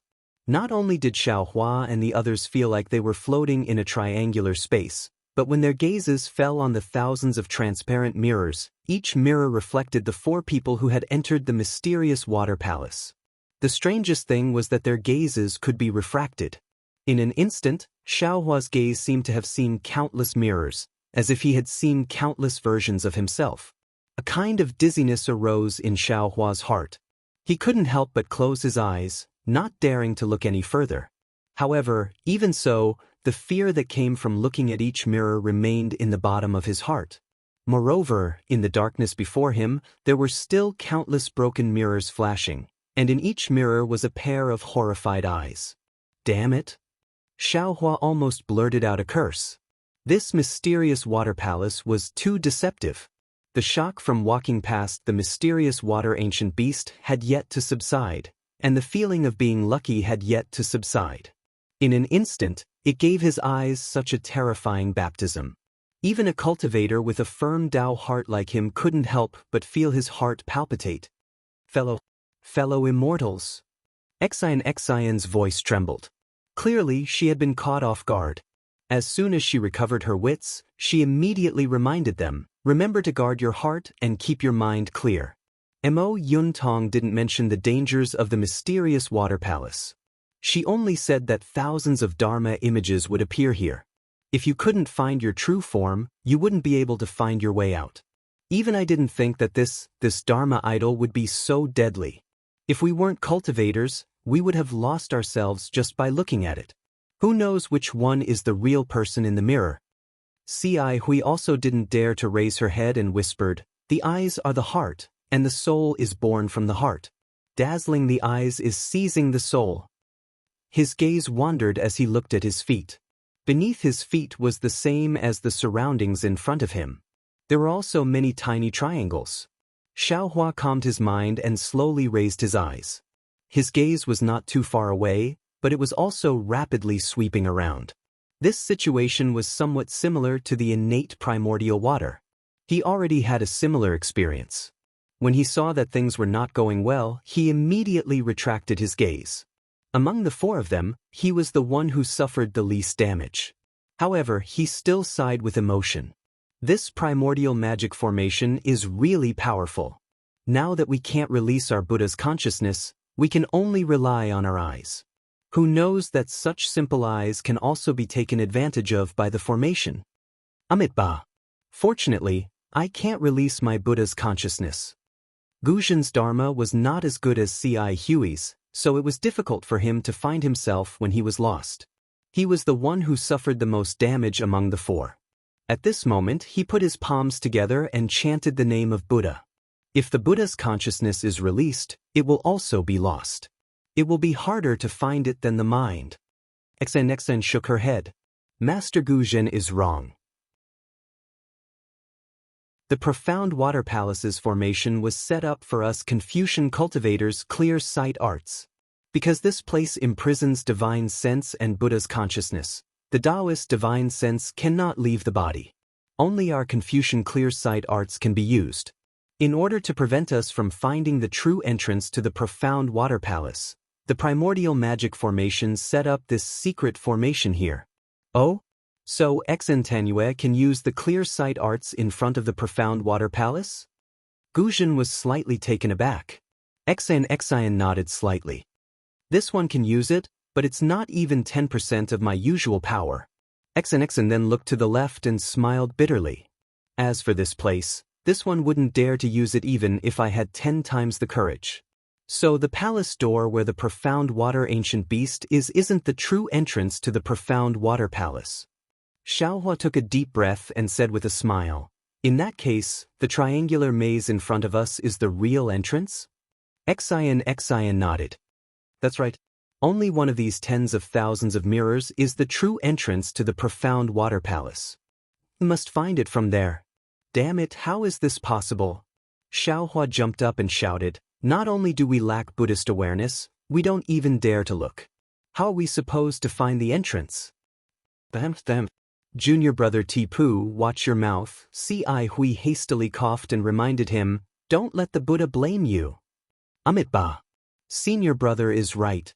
Xiaohua became listless and put his palms together. However, he cursed inwardly. Alas, it's this Xiao's primordial spirit that shaved the Buddha's Saraira, not this Xiao's. This Xiao was just casually complaining. Ci Hui was very satisfied with Xiaohua's reaction. She looked at XN with a smile and said, since this is recorded in Mo Yuntong, then XN Tanyue must have made preparations? Yes, indeed. Xian nodded. This is the last record of the primordial magic formation in Mo Yuntong. At the same time, it's also the problem this one has been pondering for the longest time. To tell you the truth, fellow Daoist Ci Hui, this one has racked my brains for 10 years. It was only after meeting you that I suddenly saw the light. Little monk. Ci Hui was slightly stunned.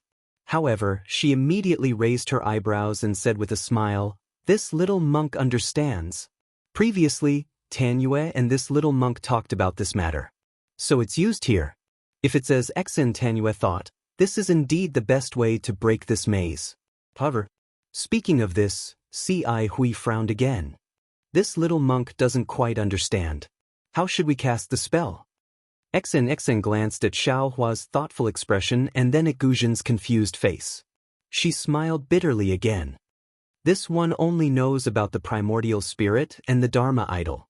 As for how to find the primordial spirit from the Dharma idol, I'm afraid that's something you have to consider.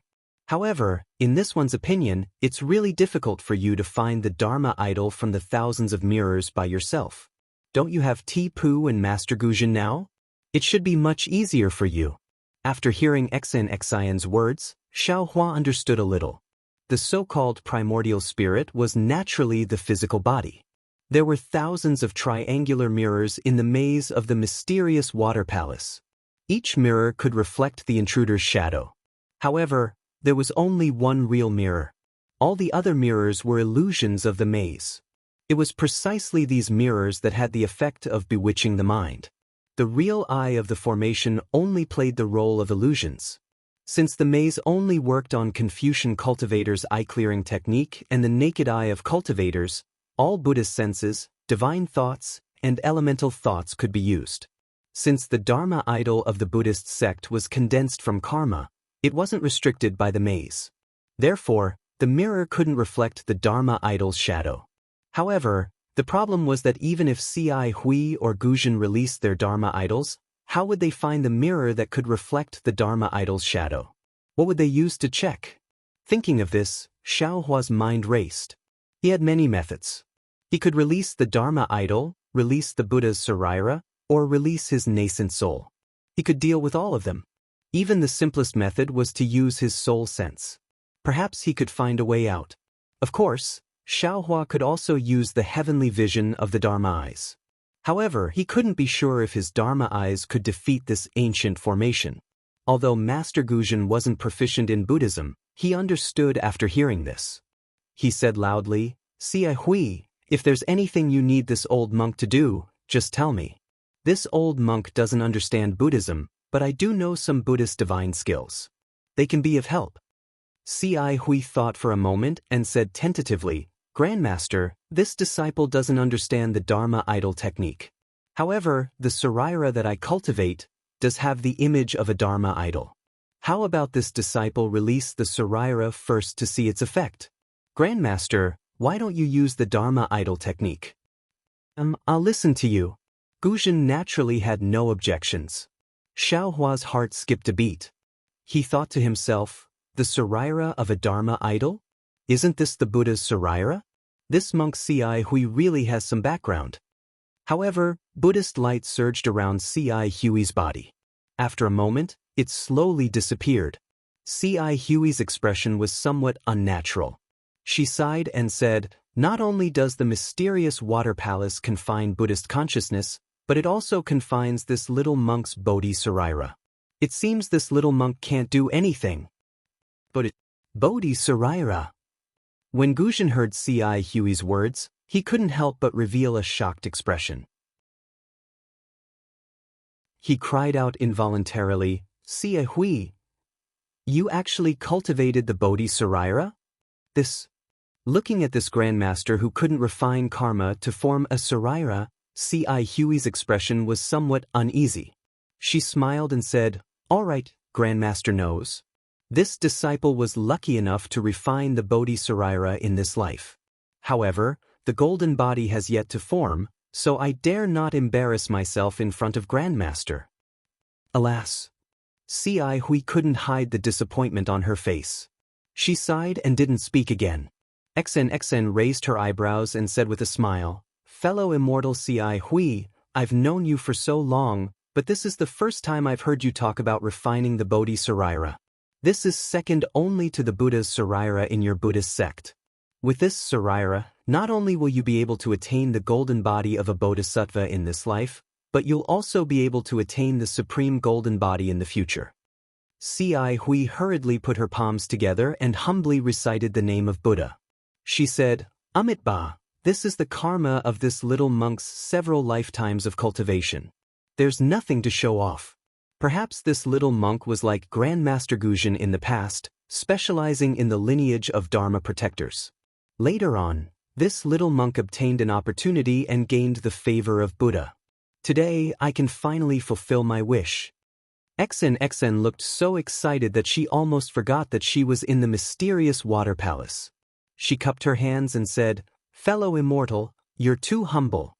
Being able to refine the Bodhi Sarira isn't something that can be exchanged with several lifetimes of cultivation. If it weren't for the profound Dharma and profound opportunities, how could it be possible? I didn't expect this little girl to be acquainted with a bodhisattva of the Buddhist sect. It's truly fortunate."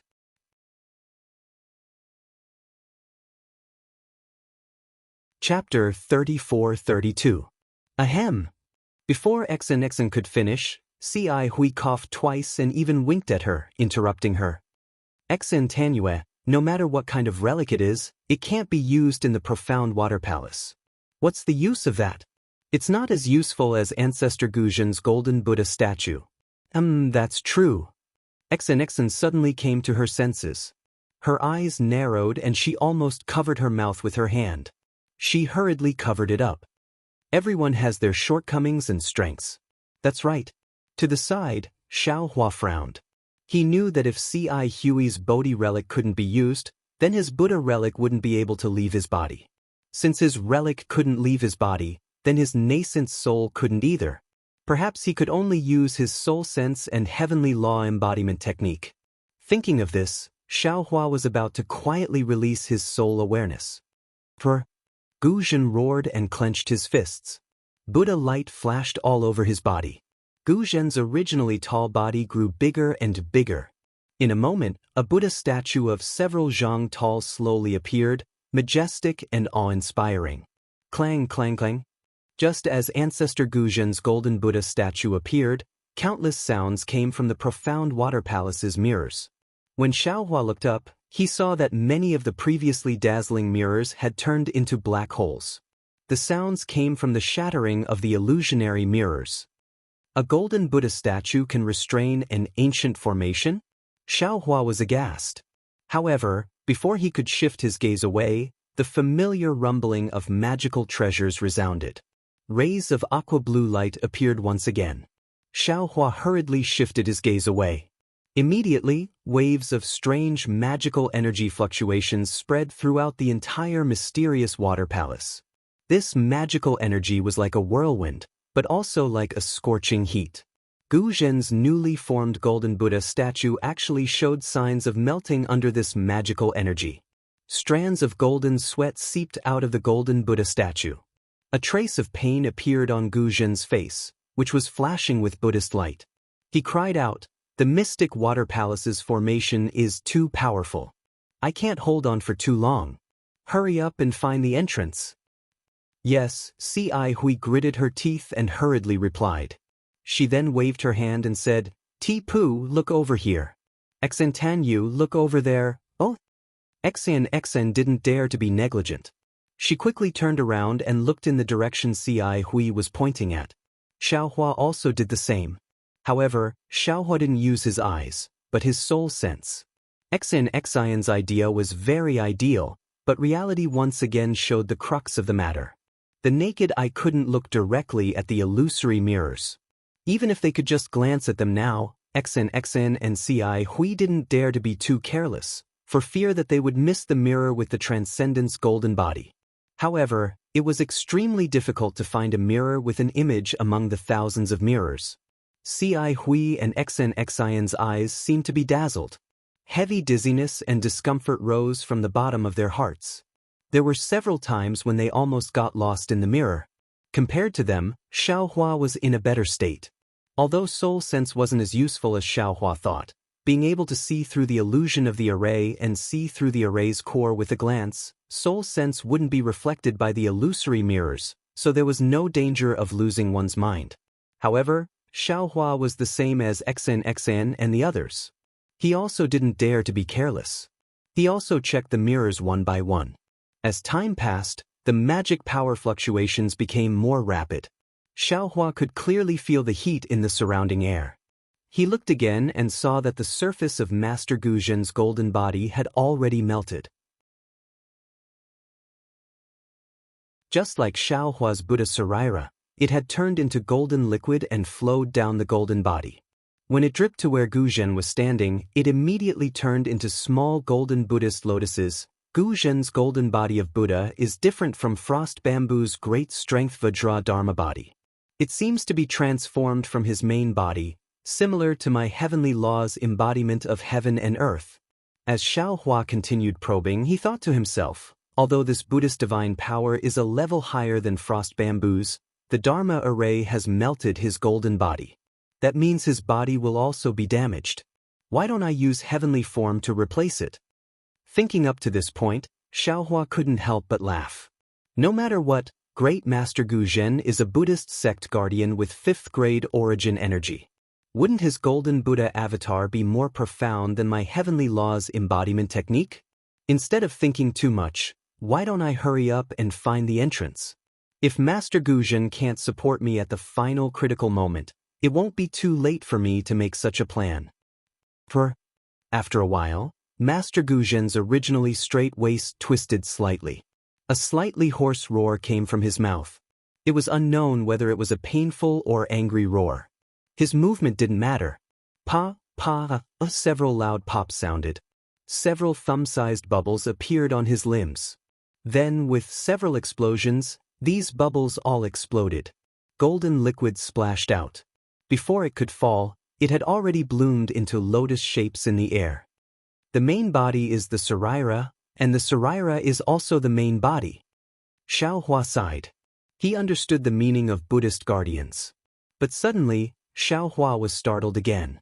My Saraira is in the shape of a Buddha. It seems to be able to form its own body. If a Buddha's Saraira leaves the main body to cultivate on its own, wouldn't it only be able to walk the path of a guardian? Xiaohua was startled. His soul consciousness was a little scattered, and he couldn't tell where he was looking. Xiaohua hurriedly composed himself and grumbled in his heart, although my Buddhist cultivation is at 5th grade essence power, and according to the records of the Buddhist scriptures in Exquisite Temple, I can be considered to have reached the lotus realm. But in reality, I know very little about Buddhism, and Buddhist magical powers are few and far between. Doesn't Hui also have a Bodhi Saraira? He's not in a hurry, so why should I? Isn't this the entrance to the formation? People often say that one can wear out iron shoes in fruitless search, but by chance, one will find it without any effort. Xiaohua was like that at this moment. He was focused on searching for the entrance, but he didn't find anything. But in a moment of absent-mindedness, his soul consciousness scattered, and he actually found a triangular mirror. On this mirror, other than Xiaohua, Hui, and Xianxia, there was also Grandmaster Gu Zhen's golden Buddha statue that was much taller than the others. This golden Buddha statue was only much taller than Gu Zhen's main body on the other mirrors, and there wasn't the slightest trace of Buddhist light on it. It's here! Xiaohua was overjoyed. He hurriedly pointed at the mirror below him and shouted. But what made Xiaohua extremely surprised was that at this moment, Xianxia and Hui also shouted in unison, "It's here!" However, the two of them pointed in different directions. Ci Hui pointed in the sky, and Xn pointed in the same direction as Xiaohua. Xiaohua was rather surprised. He didn't think that the two's eyes could be as fast as his soul consciousness. He subconsciously looked in the direction Ci Hui was pointing at. Sure enough, on the same triangular mirror above everyone's heads, Grandmaster Guzhen's golden Buddha statue was also reflected.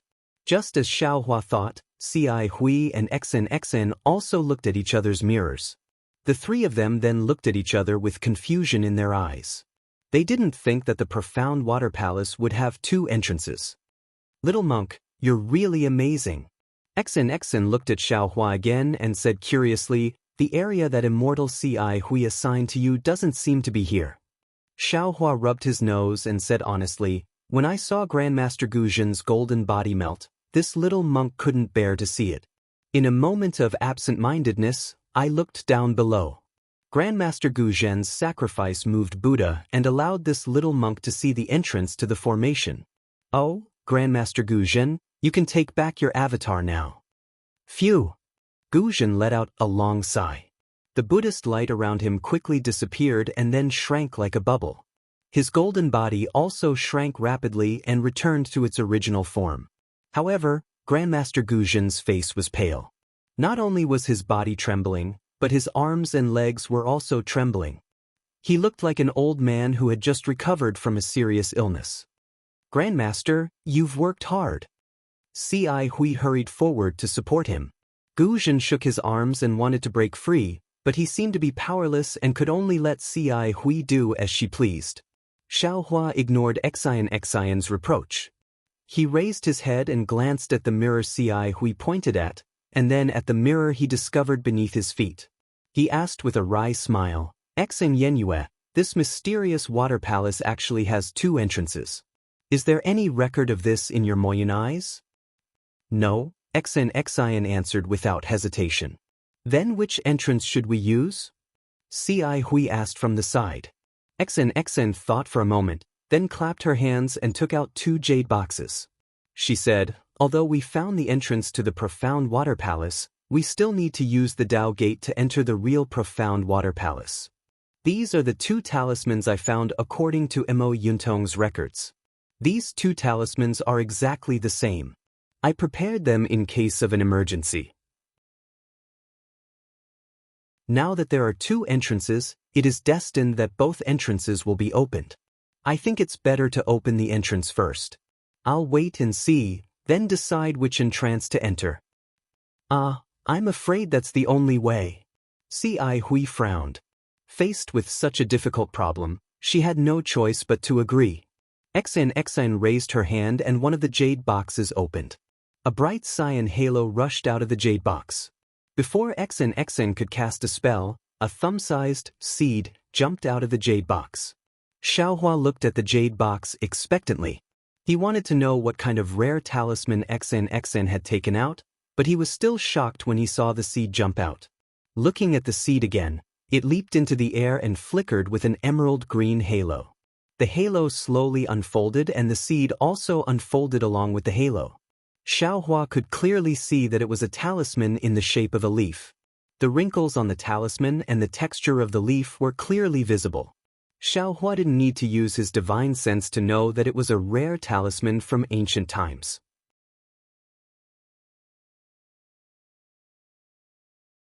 Chapter 34-33. Sure enough, Xian promptly explained, this is a Daoist wood spirit talisman. It said that it specializes in breaking water-type formations. The specific refining method has long been lost, and these two talismans were found after spending more than 10 years of painstaking effort. They're also the last preparations I've made before entering the formation. I don't know what I'll encounter after entering the profound water palace. Xian opened her mouth again and was about to blow out true energy when she suddenly closed it again. She glanced at Xiaohua and said, Little monk, can you help me next time? How can I help you? Xiaohua was somewhat puzzled. I don't know any Daoist magic, so how can I help you? Of course, if you can teach me how to use Buddhist telekinesis to activate talismans, I'd be more than happy to. You wish. Xian glanced at Xiaohua. The telekinesis you use is completely different from Daoist magic. I'm a Confucian cultivator, so how can I know this kind of secret technique? If you want this secret technique, you might as well ask your senior martial brother who'll definitely become a bodhisattva in this lifetime. After speaking, Xianxia opened her mouth and a golden true energy shot out like a sword and hit the leaf talisman. CSI. The moment the true energy came into contact with the talisman, it immediately produced a corrosive sound. Following this sound, the emerald green brilliance on the leaf flickered rapidly, as if the leaf was being devoured by insects. Go! Xianxia saw that the talisman's brilliance was faintly flickering. She hurriedly pointed at the talisman. The leaf, like a falling leaf on an autumn night, fell towards the mirror surface that Xiaohua and Xianxia had identified at the same time. From afar, the mirror surface looked extremely small, but the leaf that fell on it was insignificant. However, as soon as the leaf-like talisman touched the mirror surface, a water-blue brilliance flashed and submerged the entire talisman in an instant. The emerald green brilliance completely disappeared. However, in just a few breaths, a wisp of emerald green brilliance emerged from the water-blue brilliance like a sharp sword. Moreover, as soon as this light appeared, it immediately swayed and expanded. Strands of water-based heaven and earth spirit chi flashed with blue light and flowed into the emerald green light. Within this emerald green light, a vine-like branch stretched out. Wood counters water. Although the wood spirit talisman can't absorb wood-type spiritual energy from the profound water palace, the water-type spiritual energy can still make the wood spirit talisman work. It seems, it's only a matter of time before the profound water palace is destroyed. When Xiaohua saw this situation, he immediately understood in his heart. However, the real situation had exceeded his expectations. In the time it took to brew a cup of tea, the wood spirit talisman had already transformed into vines that completely covered the triangular mirror. When Xianxia grabbed it with her hand, the vines contracted and instantly shattered the mirror. Behind the mirror, a blue tunnel was revealed. Hiss! Xiaohua's eyes looked at the blue passage, and a feeling emerged from the bottom of his heart. It was as if there was a call coming from the passage with the wind. Xiaohua couldn't help but suck in a breath of cold air. He didn't know what this feeling meant. However, no matter what this feeling meant, there was one thing he was certain of. This entrance was definitely the real entrance. Xiaohua was certain of this. However, Xiaohua only glanced at it and didn't say anything. He quietly waited for Xianxia to attack again and shatter the other mirror above everyone's heads. Seeing the mirror shatter, before Xianxia could say anything, C.I. Huey's face revealed a look of astonishment. She asked curiously, What does this mean? Why did this little monk feel a call? There seems to be a voice coming from inside. Could it be that this entrance is the real entrance? Damn, how is this possible? How can C.I. Hui feel the same as me? Xiaohua frowned as he looked at the passage that also flashed with blue light. His heart rippled. If one of the passages produced a call, then it would be fine. There must be something attracting this Xiao. However, the two passages produced two different calls. The biggest possibility is, there's something fishy about the profound water palace. Little monk, what about you? Xian didn't answer C.I. Huey's question. Instead, she looked at Xiaohua with eyes full of interest. Xiaohua shook his head slightly. This little monk didn't feel the call from the passage. Moreover, contrary to senior brother C.I. Hui, this little monk has a subtle feeling about the other entrance. What about Grandmaster Gu Zhen? Xian turned to Gu Zhen. Gu Zhen's face revealed hesitation. After pondering for a moment, he said, This old monk's thoughts are similar to C.I. Huey's. The entrance above us should be real. After all, this is the lowest level of the profound water palace. If there is an entrance, it must be facing upwards. Xian's expression turned grave. She glanced at Xiaohua and said, Although the profound water palace is above us, the entrance might not be. This little monk's feelings are similar to yours. I feel that the entrance below us is real. C.I. Huey's expression changed. She said anxiously, This is bad. Could this be the profound water palace's trick? The purpose of this formation is to separate the four of us? Anything is possible. Xian nodded. We only have three choices. Either all four of us go up, all four of us go down, or we split into two groups and go our own way. This. Ci Hui was truly hesitant. However, she still insisted, this little monk feels that it's better to go up. This little monk feels that it's better to go down. Xiaohua originally wanted to go up like Ci Hui, but he was somewhat unwilling.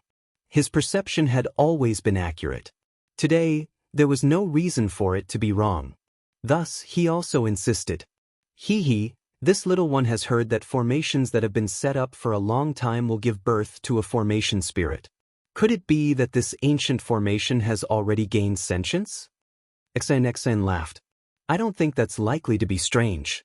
However, this little one feels that these two entrances might be different methods leading to the same result. Although the paths inside are different, they will eventually converge at the same place. As the saying goes, infinite scenery lies at the peak of a dangerous mountain. These two different directions might be a kind of fate and opportunity for us. Gu Zhen said. No matter what you choose, this old monk has decided to go through the entrance above us. With that, Gu Zhen flung his hand, wanting to shake off Ci Hui who was supporting him. However, Ci Hui didn't pull her hand away. She just smiled and said, since Grandmaster has made his choice and this entrance was found by this disciple, it's naturally impossible for us to not go through this entrance. This disciple is willing to go with Grandmaster and help Grandmaster search for the ancient Buddha. Xian glanced at Xiaohua and nodded. Since this little monk found the same entrance as us, this little one will go through the entrance below with you. With that, Xian winked at Xiaohua and said with a smile, Little monk, you have to protect me. Of course. Xiaohua smiled. This little monk was most protective of women before he entered the Buddhist sect. Cough cough. Ci Hui's throat wasn't good again. Once the assignment was completed, Ci Hui supported Gu Zhen and the two of them slowly flew towards the entrance above the four people's heads.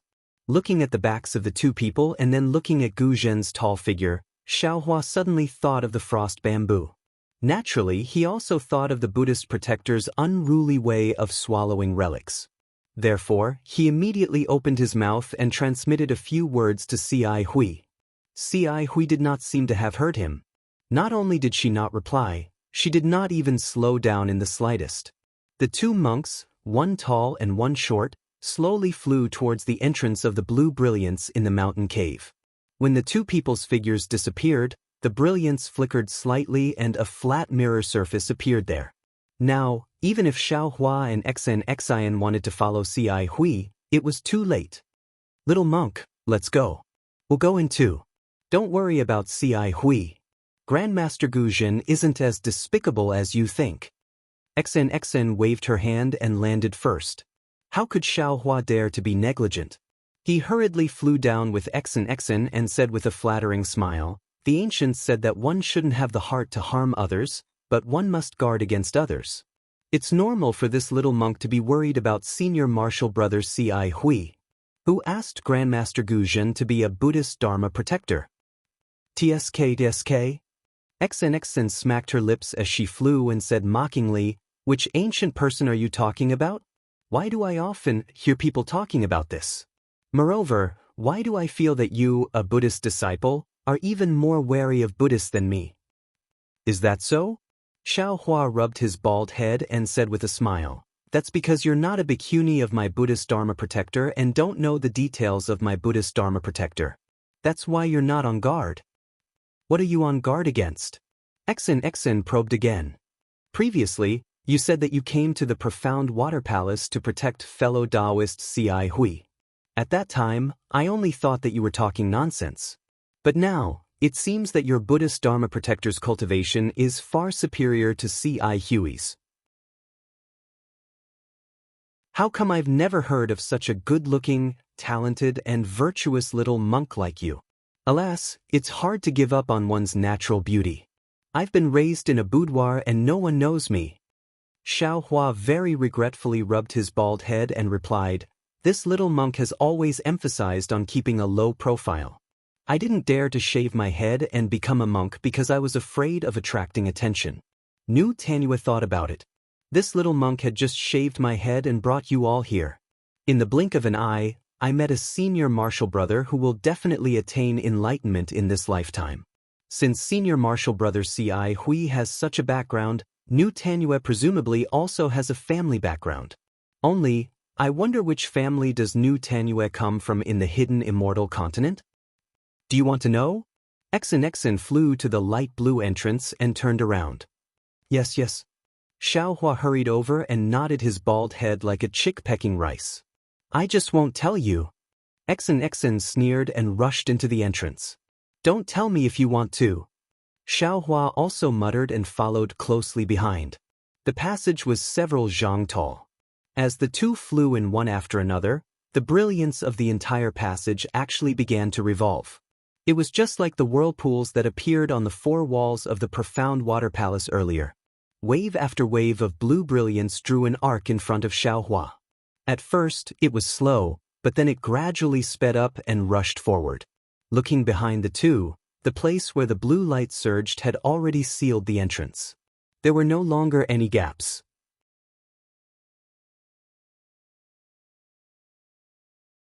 Chapter 34-34. Xian was on high alert. As soon as she entered the entrance, she took out her flexible sword without waiting for the light to change.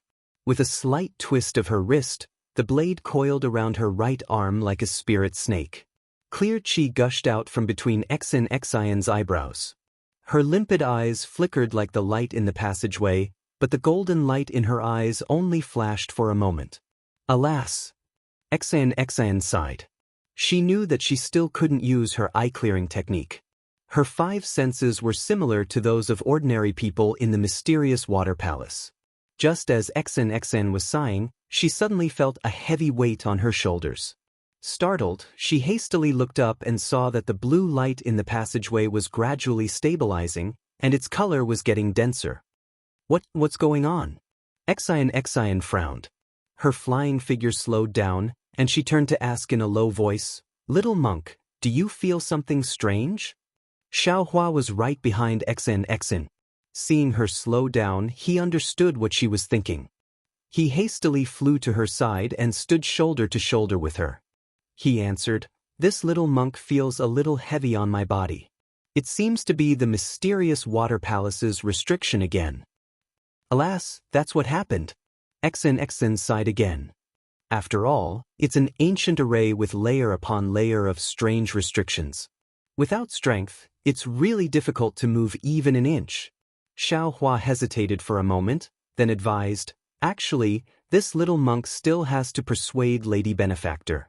Right now, our main goal is to find a way out. This mysterious water palace is really not a place where people with our cultivation can enter.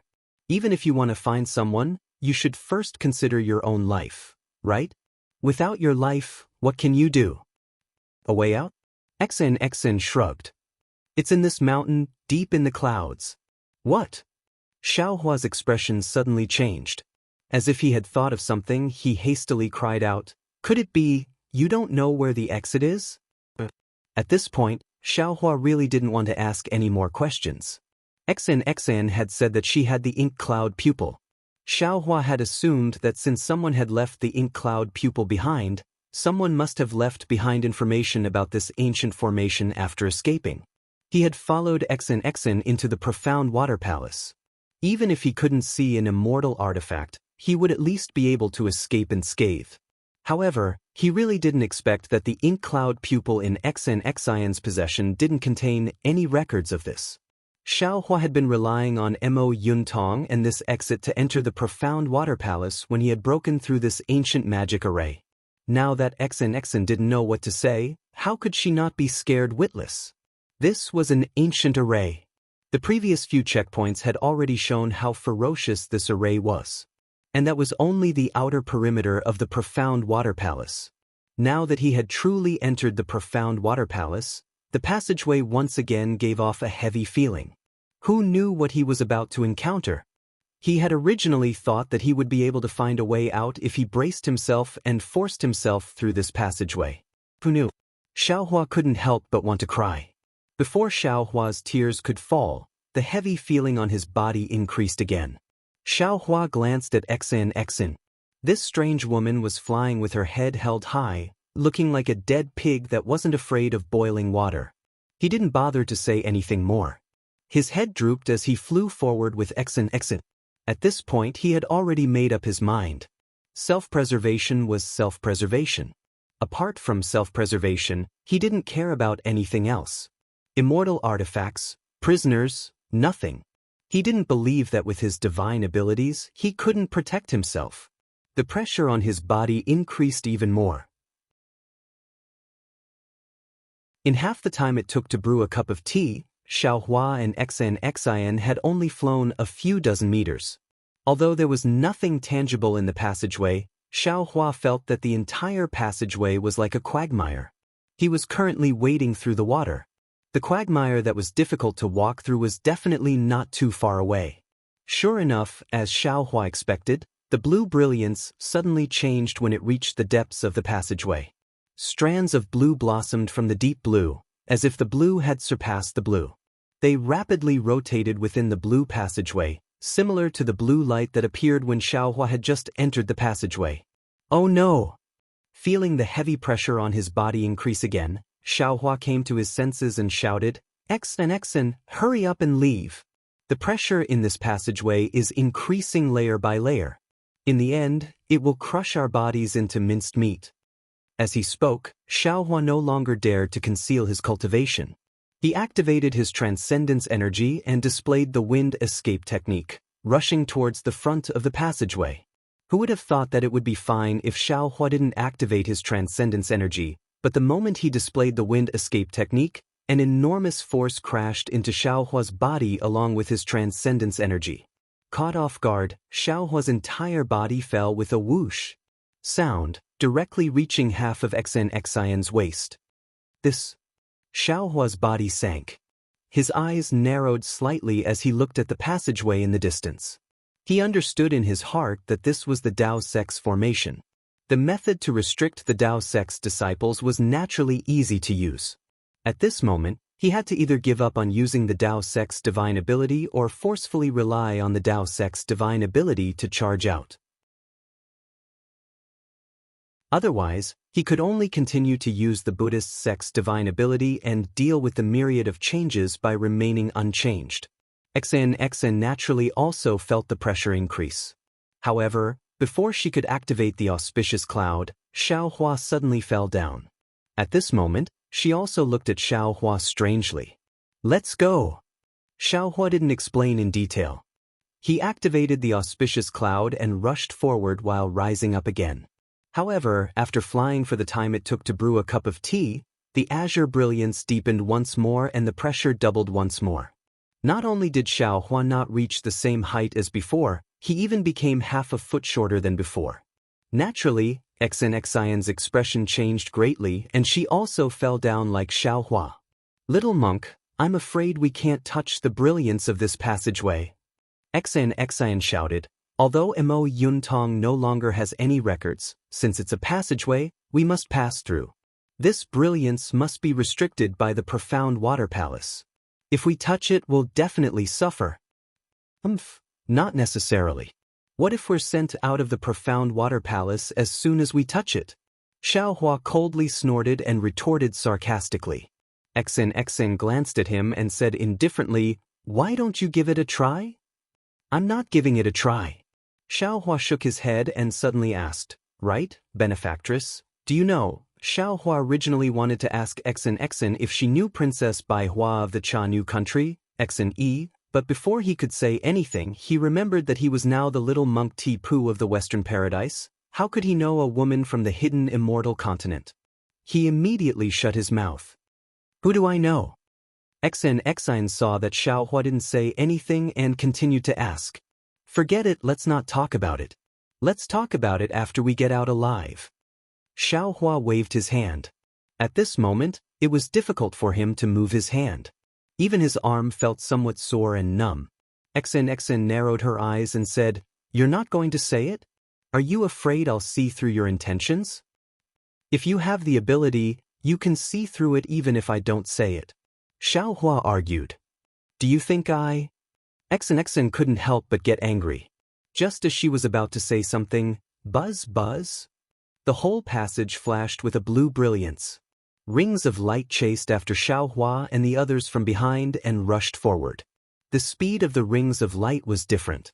Each ring was faster than the previous one. The heavy pressure on Xiaohua and XNXIN's body was like a wave, each layer stronger than the previous one. "Hurry," Xiaohua urged again, but at this time, the two of them were already doing their best, but the passage still seemed to be endless. Boom! When the blue rings of light chased after them, the whole passage shook, and the color immediately turned green. Along with the change in brilliance, bang bang bang, sounds came from Xiaohua's body. It was the sound of the joints all over his body. Xiaohua's eyes flashed with shock. He had already discovered the pattern. When the blue brilliance disappeared, the pressure in the passage should be twice as heavy as before. Now that the blue brilliance disappeared again, the pressure should be twice as heavy as before. If he counted, it should be 4 times as heavy as before. Xiaohua didn't know whether this passage was similar to his bone tempering, which required the bone tempering of 7 colors. However, even if it was the 5 elements technique, in the end, the pressure was still 32 times as heavy as when he first entered the passage. Of course, this was only Xiaohua's estimation. This was a restriction used to imprison cultivators, so how could it only be 2 or 4 times as heavy? When Xiaohua had just entered the passageway, the pressure from the flickering blue brilliance was already several times that of the outside of the passageway, and then the cyan brilliance was several times stronger. In the end, the pressure was several hundred times or even several thousand times stronger. How could a cultivator withstand this pressure? Xiaohua slightly bit his lips, and Buddhist light flashed around his body. He hurriedly released his soul consciousness and thought to himself, "The only thing I can do now is to resist this pressure. This Xiao's body and bones have been tempered, so I should be able to resist for a while. I just don't know if XNXIN will be able to escape this calamity." Thinking up to here, Xiaohua's face suddenly showed joy and he shouted, "XNXIN, the exit is about 900 feet ahead. We just need to rush to the exit." XNXN looked at Xiaohua from head to toe, and the panic on her face was not as bad as before. She seemed to have thought of a countermeasure, but she didn't ask Xiaohua how he knew the exit was 900 feet ahead. She only faintly replied, "I know." She once again sped up. While the two of them were talking about hope, the restriction inside the passage seemed to know. The green brilliance flickered even faster, and the pressure became even more violent. One moment, it was down, the next moment, it was up, and then left and right. Xiaohua and XNXN became even more exhausted and couldn't afford to be distracted and increase their speed. Seeing the green brilliance become even denser, Xiaohua's body began to feel strangely sore and swollen. Xiaohua understood that this time, the pressure was already several dozen times heavier than before, and his body was afraid that he was about to reach his limit. However, when he glanced at XNXN, he saw that she was actually having it easier than him. Strands of golden mist had already appeared on her palace dress, and this mist protected XNXIN's protruding body. The mist had already condensed into armor inscriptions, making it look like a close-fitting golden armor.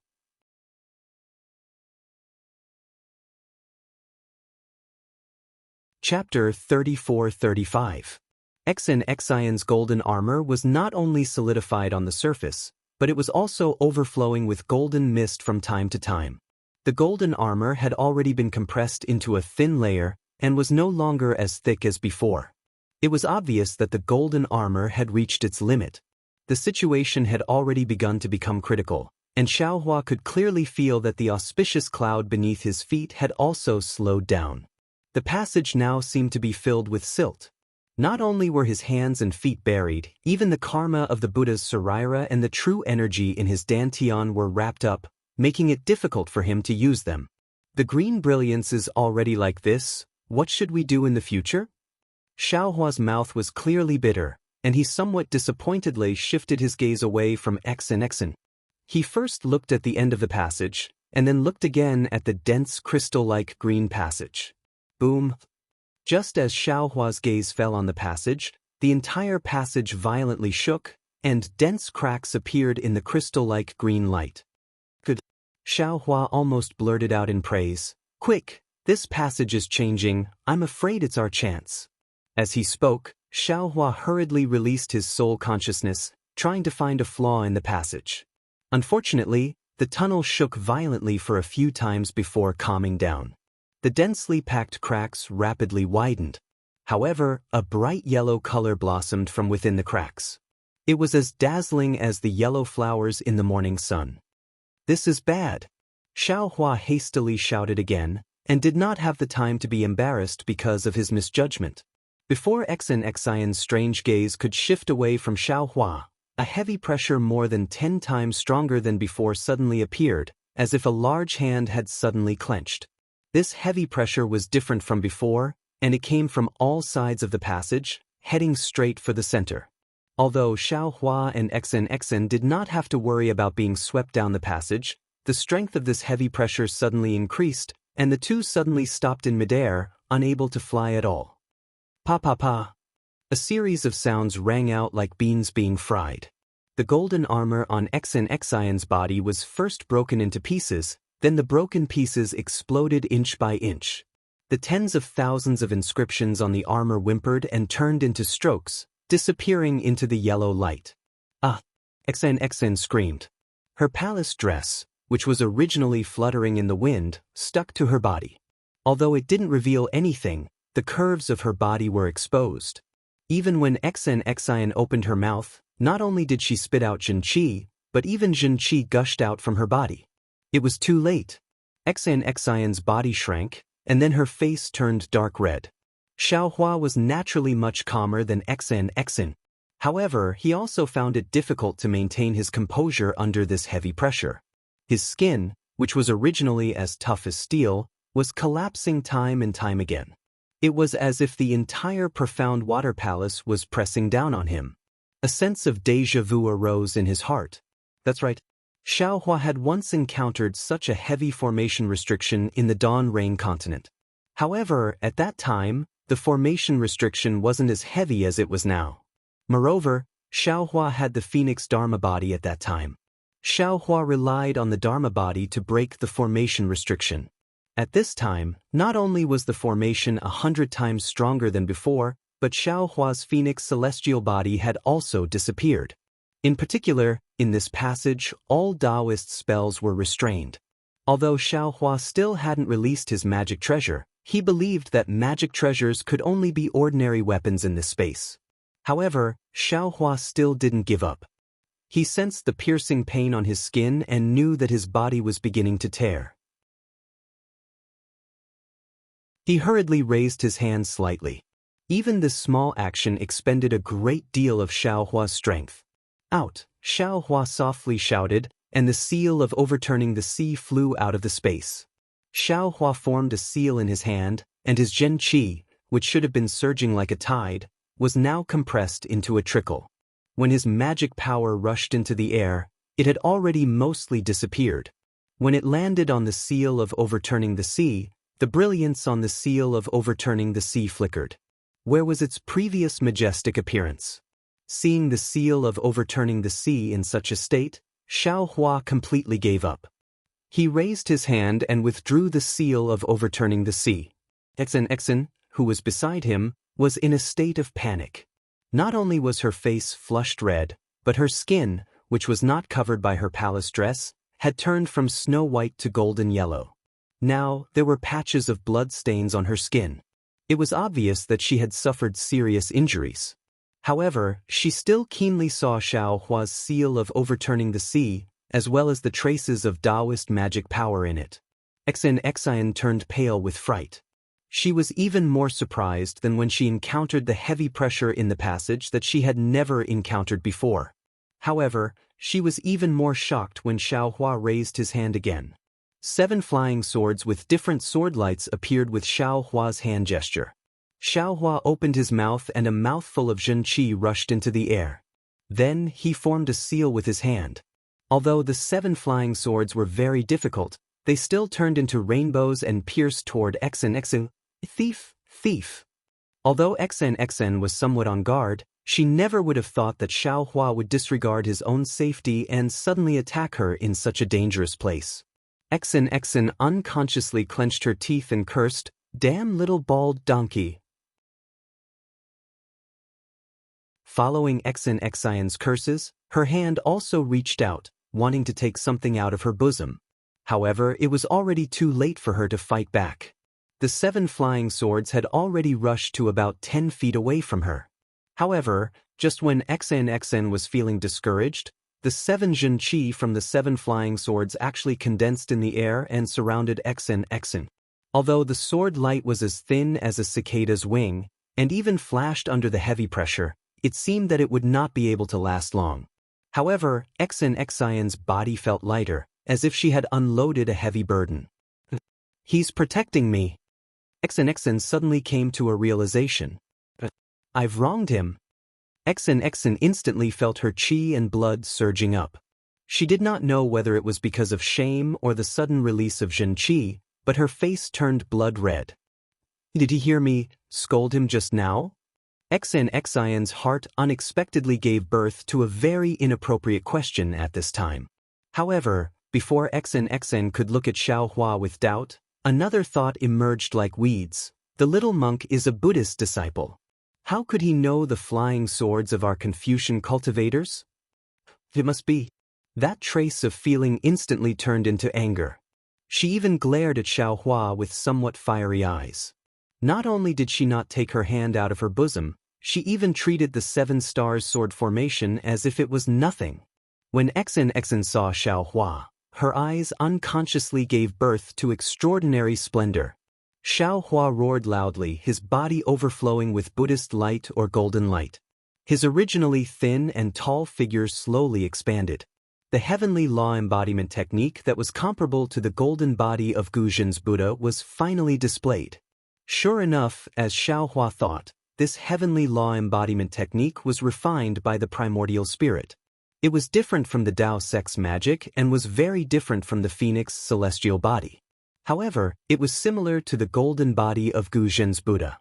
In this passage of the ancient formation, it still had the power to fight. This guy is actually a Buddhist disciple of the Buddhist sect? Or a martial master of my Confucian cultivation?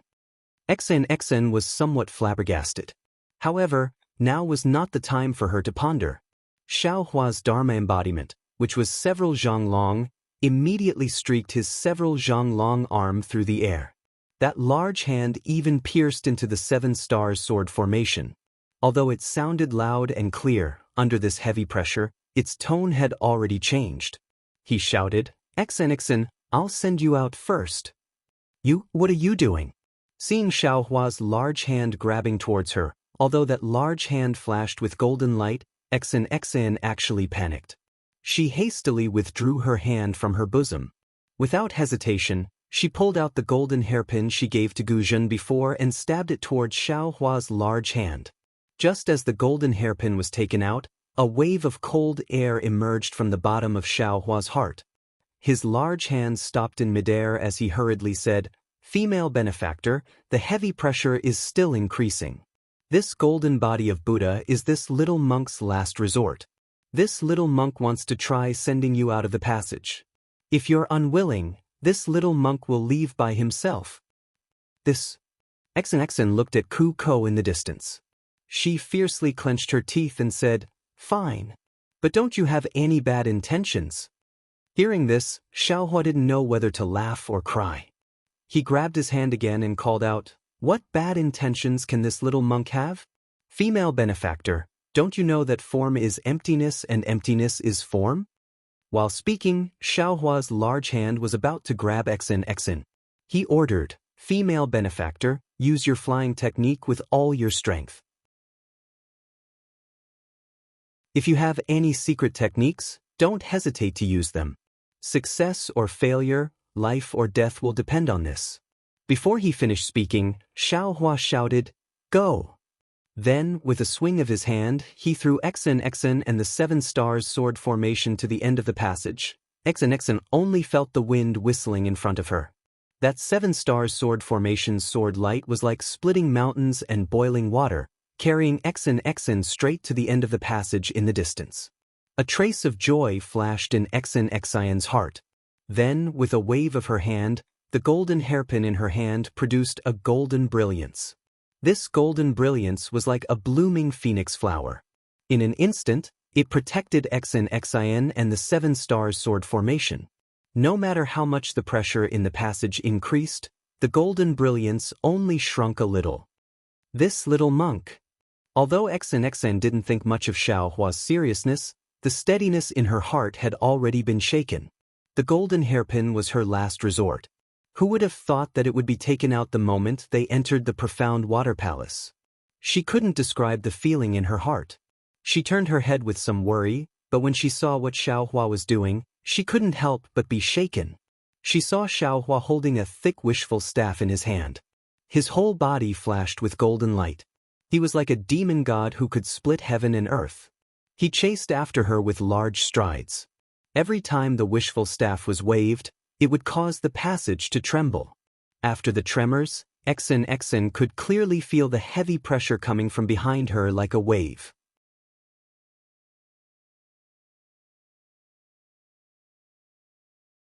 Chapter 34-36. This little monk. Xen's eyes narrowed. She knew that Xiaohua was at his wit's end. Although the wishful staff in his hand could break the heavy pressure, it could only treat the symptoms and not the root cause. Xiaohua was just drinking poison to quench his thirst. After this cycle, Xiaohua's golden Buddha statue could not support it and his body could only end up as a meat paste. Xen clenched her teeth slightly and looked at the passage that had been flown nearly halfway. The end of the passage was already in sight, no longer as vague as before. Should I turn back? This was a rare thought in Xen's heart. At this time, Xiaohua was also helpless.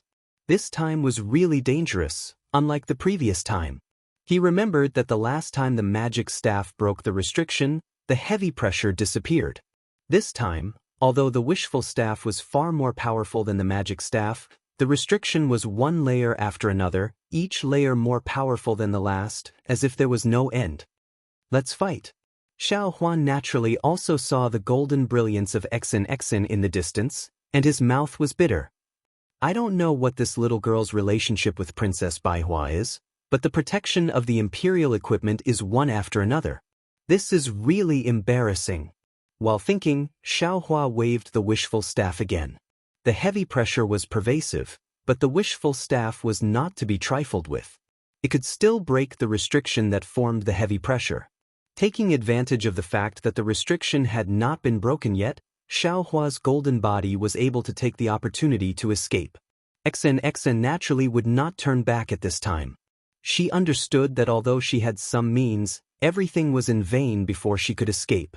She could not find a way. Even if she went back, it would be in vain. Therefore, Xen urged her Zhenqi again, and under the protection of the golden hairpin and the 7-star sword array, she rushed toward the end of the passage. In the time it took to brew a cup of tea, the end was in sight. Xen's heart finally relaxed. In her entire life, there had never been a period of time that was more torturous than the time it took to brew a cup of tea. There was also no distance that could compare to the distance of several hundred feet. Just as Xen saw a chance of survival, the entire passageway rumbled loudly again. A golden sun seemed to be born from the depths of the abyss, chasing after Xiaohua from behind. The golden light didn't disappear at all. The moment it entered Xen's eyes, the golden light of the golden hairpin immediately swayed, and the brilliant phoenix flower instantly shrank by a lot. Seeing the sudden change in front of her, Xen had no time to think about anything else. She hurriedly stimulated her Zhenqi and recklessly rushed forward. When the golden hairpin in Xen's hand started to tremble, Xen finally rushed out of the passage. She didn't have time to carefully check her surroundings. She hurriedly turned around and shouted, "Little monk!" However, before she could yell out the word, "Hurry," the tunnel was already filled with yellow light. Even though Xianxia hurriedly activated the clear eyes technique and the golden light in her eyes grew brighter, she still couldn't see the situation inside the tunnel clearly. Little monk. At this moment, Xianxia's voice was somewhat sobbing. She was all too clear about the might of the golden hairpin in her hand. In the end, that yellow brilliance still hadn't reached its peak, yet even her golden hairpin was somewhat unable to withstand it. Admittedly, this was because her cultivation was shallow, but it was also enough to show how formidable the pressure in the passageway was. In this yellow light that was already several hundred times heavier than the initial pressure, could Xiaohua still survive? Xianxia was extremely suspicious. However, Xianxia still held onto a trace of hope. She didn't give up looking at the inside of the passageway, hoping for a miracle to happen. After the time it took to drink a cup of tea, there was still no movement inside the passageway. Xianxia's eyes were already sore from watching. Sigh. Xianxia slightly sighed. Her heart was filled with complex feelings. It was indescribably desolate. It was as if she had just seen a beautiful scene, but before she could properly appreciate it, dark clouds had already densely covered it. This little monk.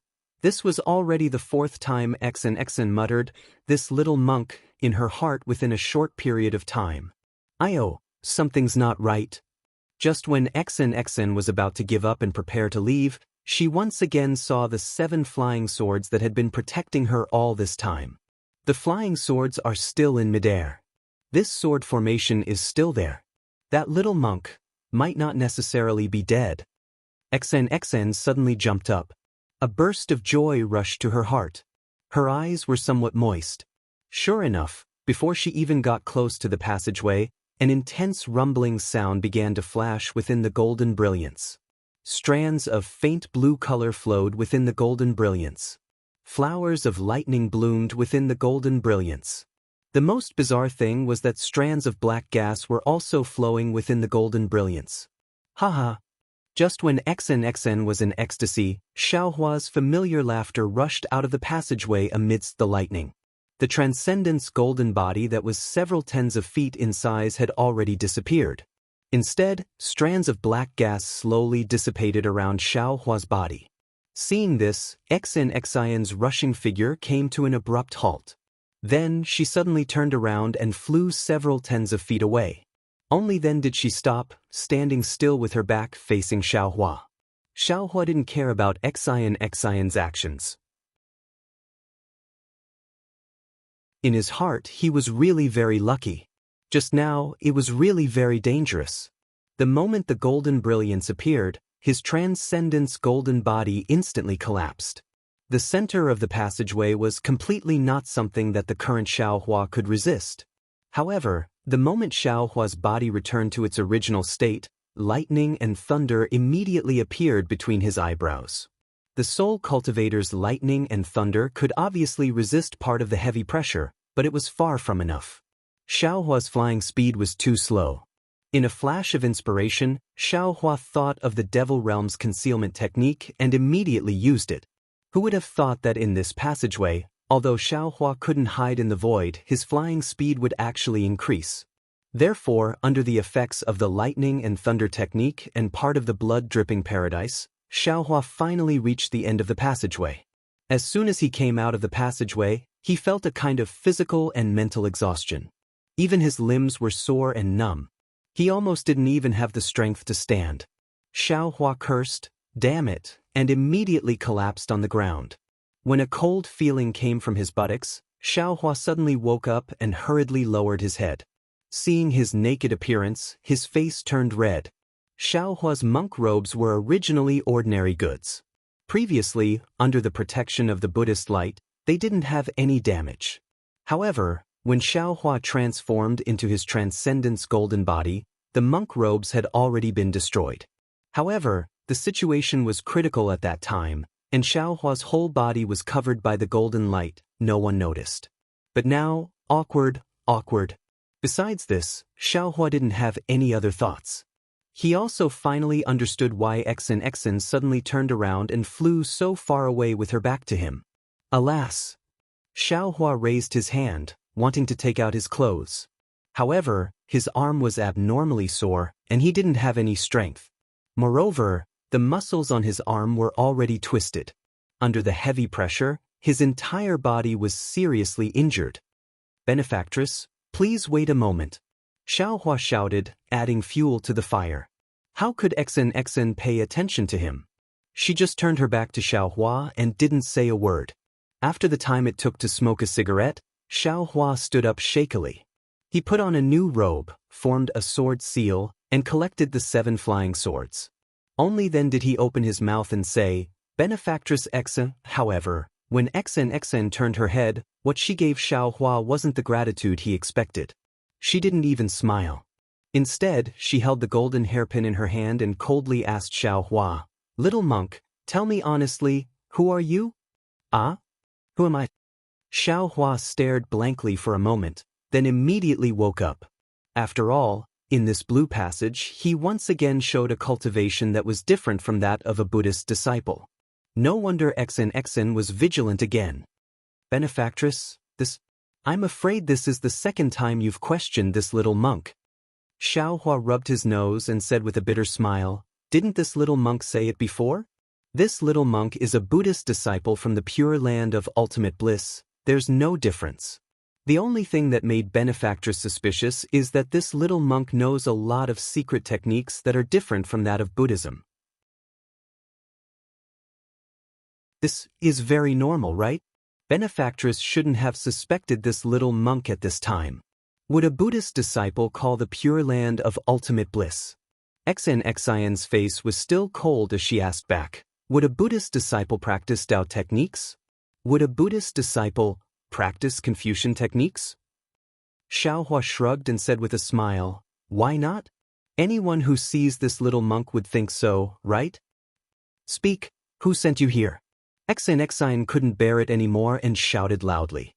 The golden hairpin in her hand once again emitted a golden light. "Who sent you here?" Xiaohua was baffled, almost touching his nose red. This little monk was peacefully cultivating in the Great Snow Mountain, but you and Ci Hui brought this little monk here, and you actually asked who sent me here? Who could it be? Naturally it's Ci Hui. You still don't want to be honest?" Xen shouted loudly as if she had been greatly deceived, her eyes faintly glistening with tears. Xiaohua was helpless. He raised his hand and said, "Benefactress, remember, no matter who I am, whether it's Tipu, a Taoist cultivator, or a Confucian cultivator, I'm someone who has nothing to do with you. I won't hurt you. On the contrary, I'll protect you. In this mysterious water palace, I'm in the same boat as you. You don't need to know my origin, and you don't need to know who I am. As long as you leave the mysterious water palace, you won't meet me again, and I won't know you." Xen listened to Xiaohua's words and stared at him for a long time, as if she was considering whether Xiaohua was telling the truth. Then she put away the golden hairpin and said faintly, "That's true. What does your identity have to do with me? Even if you were sent by that person, you still have to protect me. If you weren't sent by that person, you've already saved me several times. What do I have to be afraid of? My purpose in coming here is to see if that person is here. If he's, I'll think of a way. If he isn't, as long as you and I leave the mysterious water palace, we'll go our separate ways. Even if you've deceived me, what can I do?" "Good." Xiaohua clapped his hands. "That's how it should be." After saying this, Xiaohua finally had the chance to look up and see where he was. "But why doesn't this place look like a palace?" Xiaohua looked around and couldn't help but be surprised. In front of him was a vast open space with white clouds drifting about. The sky above the white clouds was blue. Although he couldn't see the sun, there were actually some shadows in the open space.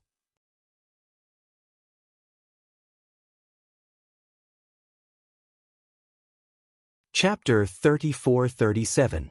As for behind Xiaohua, there was a mountain peak. The several zhang-wide cave had now regained its blue brilliance.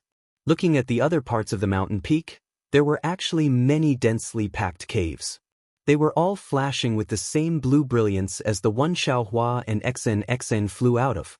Could it be that there are many more entrances? Ci Hui and Gu Zhen are also in one of them? Xiao Hua's heart stirred. He hurriedly wanted to release his soul consciousness. However, in this place, even his soul consciousness could not leave his body. Perhaps one of them is an exit? Xiao Hua gave up and began to ponder. Or, other than the cave just now, the others are all exits? Although this was what he thought, Xiao Hua did not dare to take the risk. At this time, Xian called out again. Little monk, I'm going to take a look in front. Do you want to come with me? Yes, let's go together. Xiao Hua hurriedly responded and turned to chase after her. This open space was very cold. It seemed like ordinary soil, but it also carried a kind of coldness. From time to time, there were some blue brilliances flashing above the open space. Looking at the place in the distance, he could not see very far. Although there was no fog, it was impossible to see clearly beyond 100 zhang, let alone distinguish what it was. After walking for a while, Xiao Hua wailed.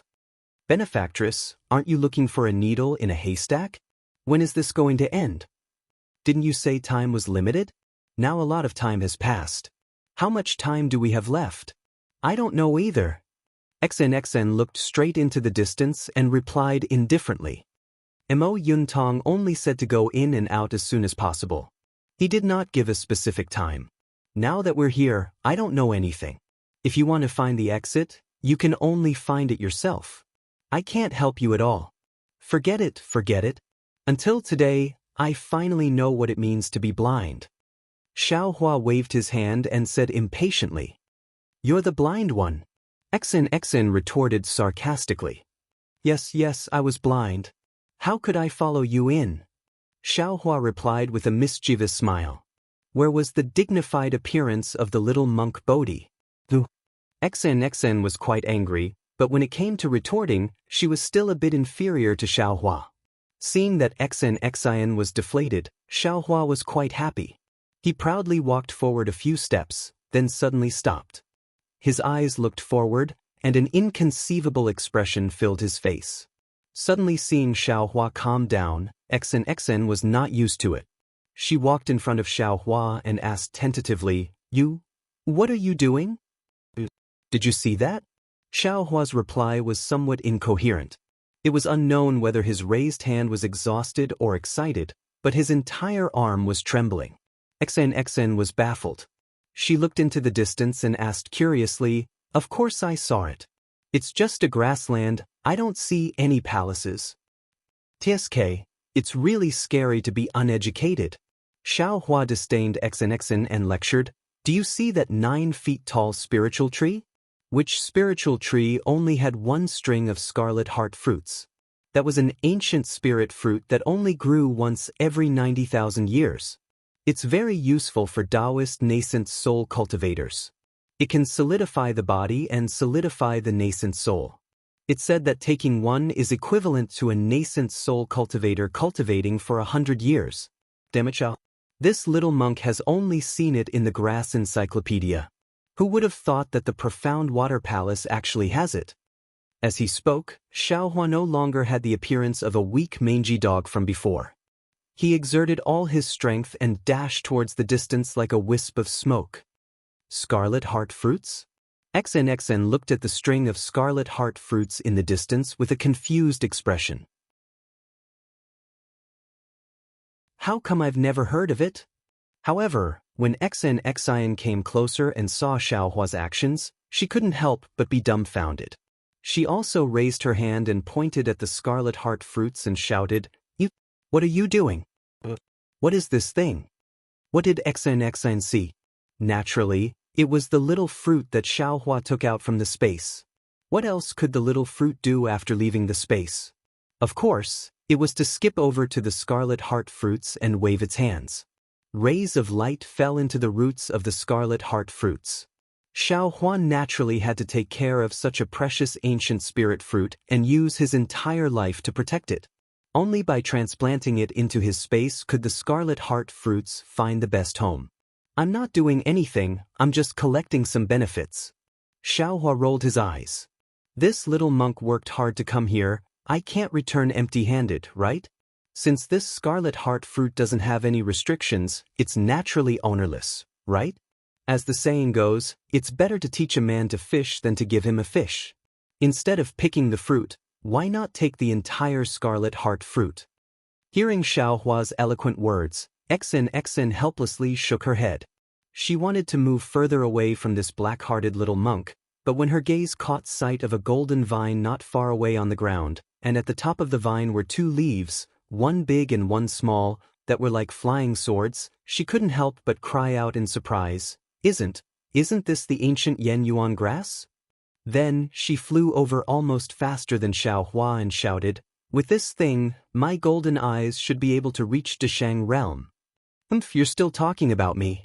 Xiaohua looked at Xianxia's back and coldly snorted. Then, with a flick of his sleeve, he put the scarlet heart fruits that Xiaogua had used all her strength to take out from the ground into the space and ordered, Go, see if there's anything else and take it all. Instead of leaving it here, don't let this Xiao take it. Xiaogua received the order and hurriedly left. Xiaohua, on the other hand, slowly followed behind Xiaogua with his hands clasped behind his back, waiting to be put into the space.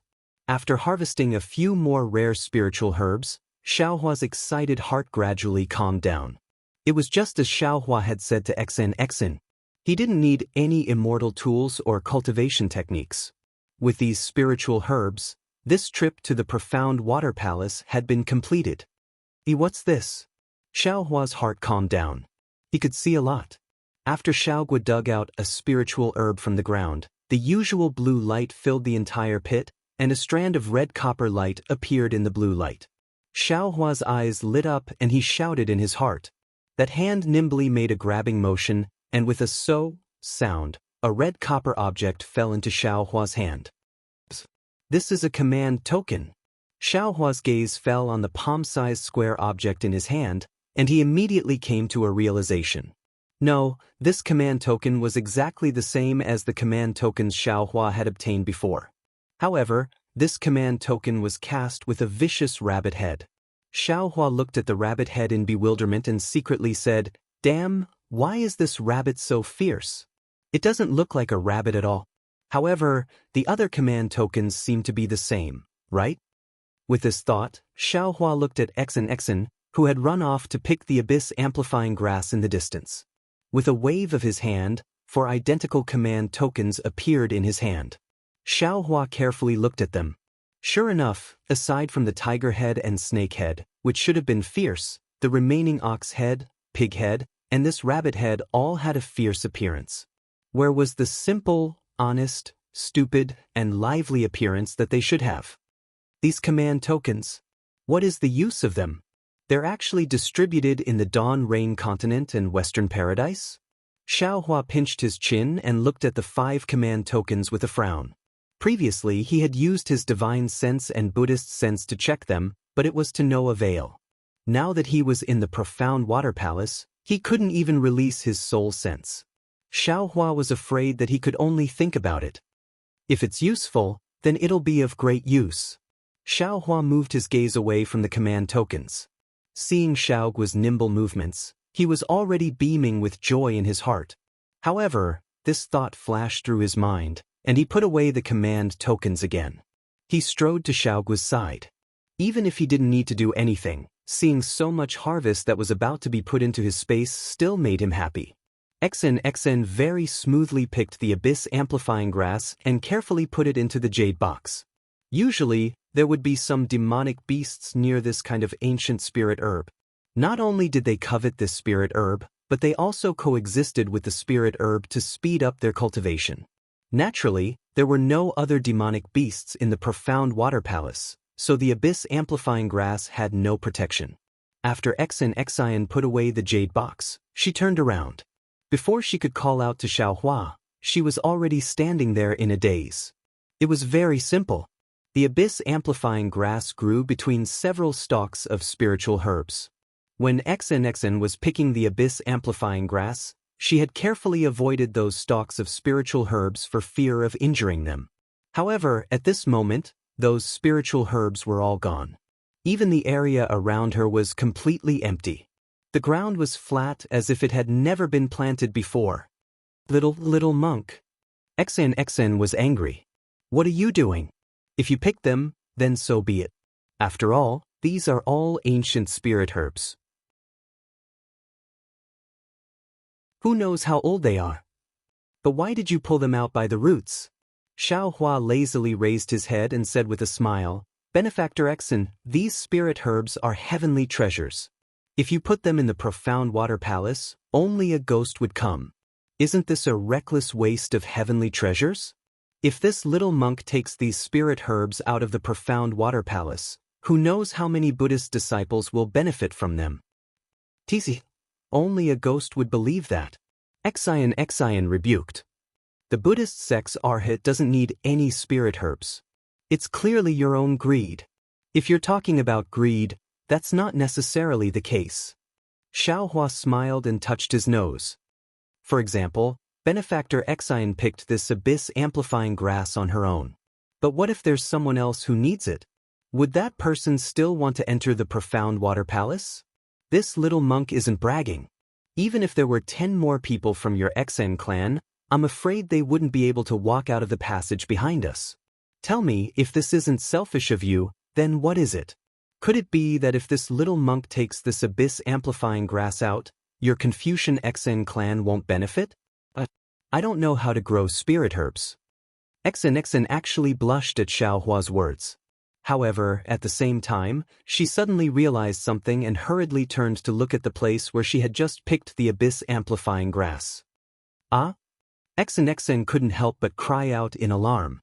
However, the moment she spoke, the roots of the abyss-amplifying grass had already disappeared.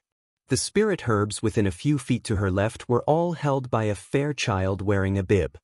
His eyes were full of vigilance as he slipped away from her.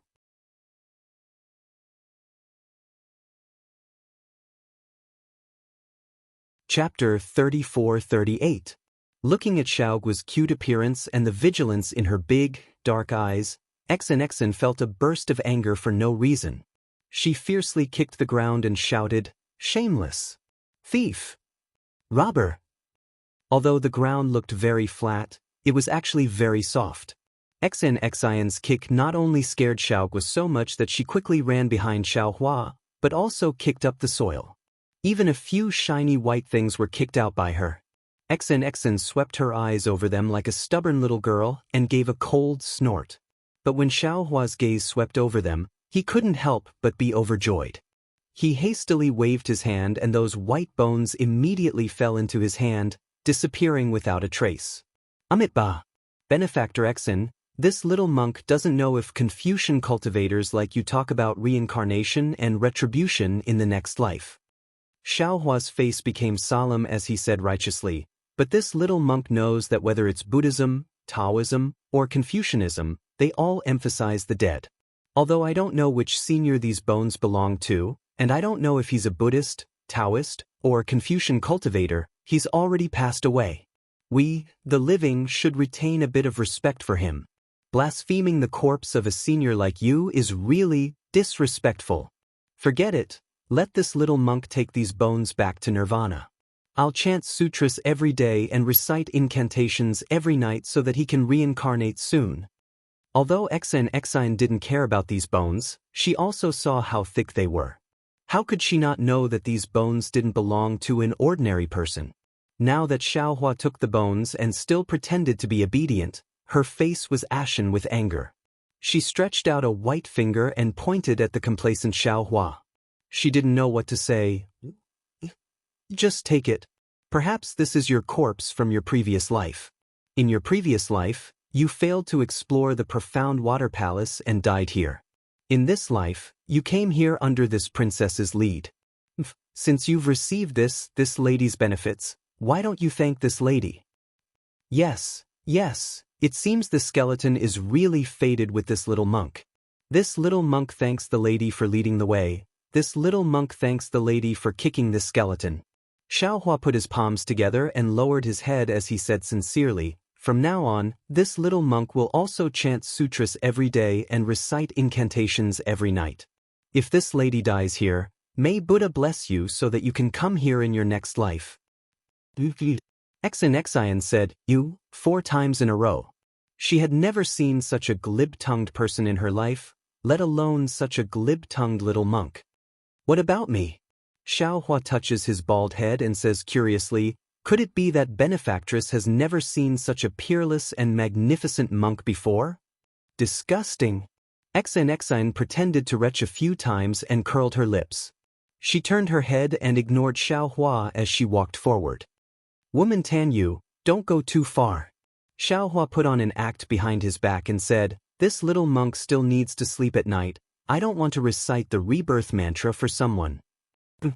There was no way Xianxia would turn her head back, but the corners of her mouth unconsciously curled into a smile. Seeing that Xianxia had left, Xiaohua hurriedly sent his consciousness into the space.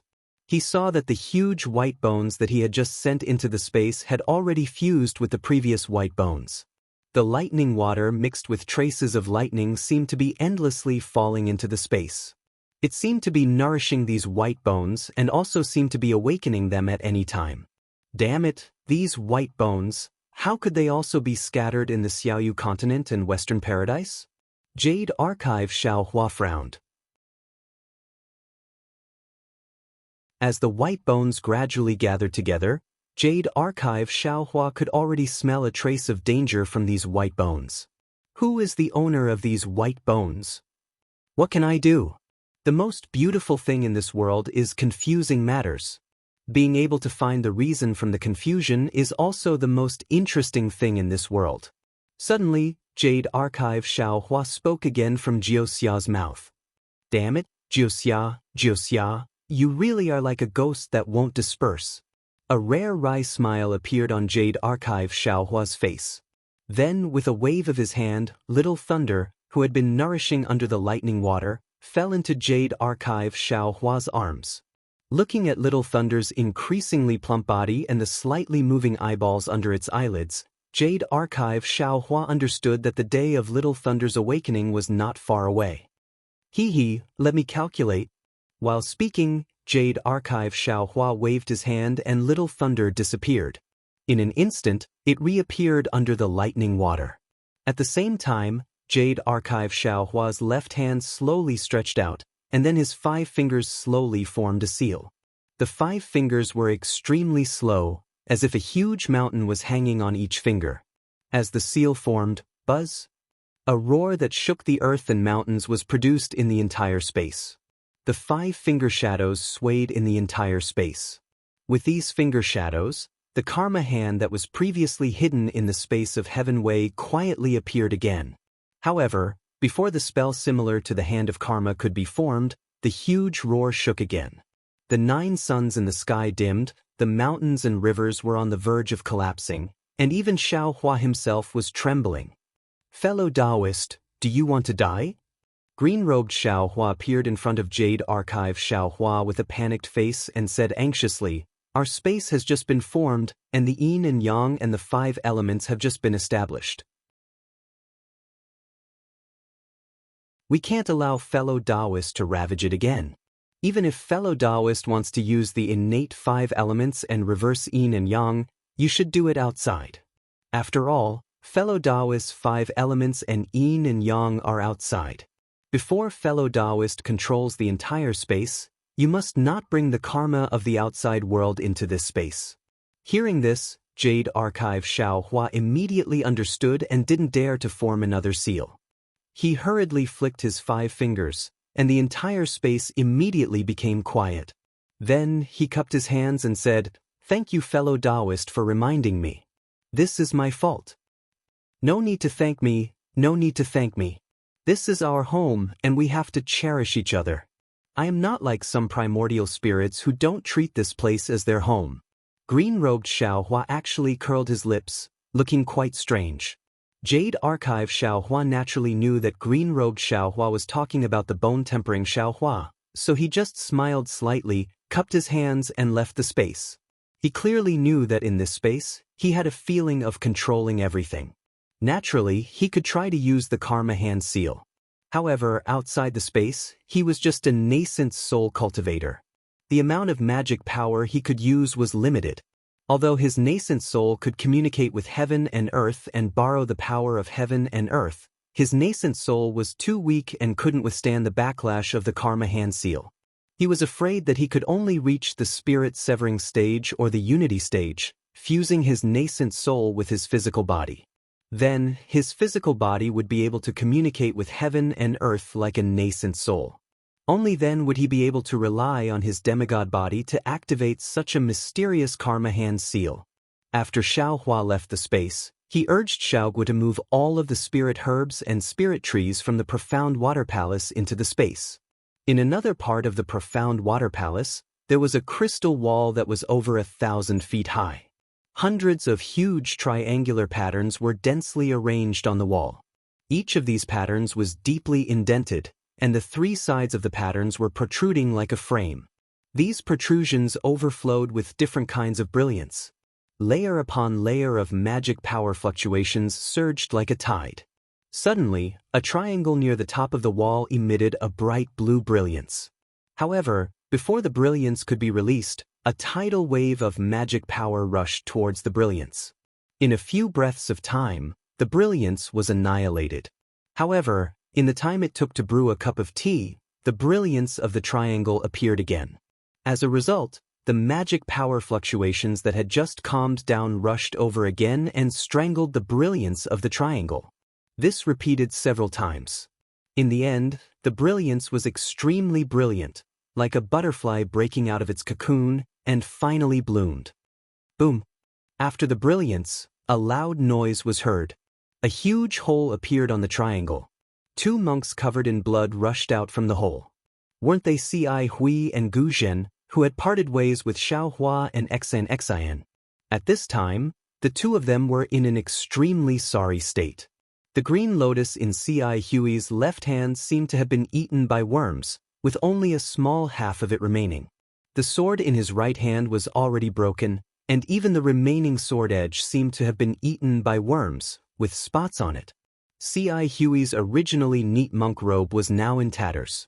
In addition to the sporadic bloodstains, there were large bloodstains on his arms, legs, back, and front of his heart. There was also an extremely long bloodstain on his neck, which was still flowing with blood. Ci Hui was like this, but Gu Zhen was even worse. There were no sporadic bloodstains on Gu Zhen's monk robe. It was completely covered in large bloodstains. Under these bloodstains, the monk robe was completely torn. Under the monk robe, there were fist-sized wounds. Some of the filthy blood had already coagulated, while others were still bleeding. Even the hand that Gu Zhen used to hold the demon-subduing pestle was riddled with scars. Several torn muscles and flesh were exposed outside of the skin, shaking slightly with the trembling of Gu Zhen's arm. The demon-subduing pestle was not in good condition either. It was full of bumps and hollows, especially the tip of the pestle, which was now broken. There were still a few strands of flesh and blood on it. On the right side of Gu Zhen's face, a large piece of flesh was torn off. His white teeth were exposed. Gu Zhen's originally fierce face was now even more ferocious. If someone saw him at this time, they would not be able to classify him as a Buddhist disciple. Gu Zhen and Ci Hui rushed out of the hole. They could not stand still in the air at all. With two muffled thuds, the two of them fell to the ground at the same time. It was unknown whether the two of them were exhausted or had fainted, but both of them lay on the ground without moving. After the time it took to finish a meal, Gu Zhen shook her body and struggled to stand up from the ground. She said shakily, "Ci Hui, can you still move?" "Grandmaster?" Hearing Gu Zhen's voice, Ci Hui also shook his body and slowly climbed up from the ground. However, he still could not stand up. He could only sit cross-legged on the ground. After a while, he took a deep breath and said softly, "This disciple should be able to hold on."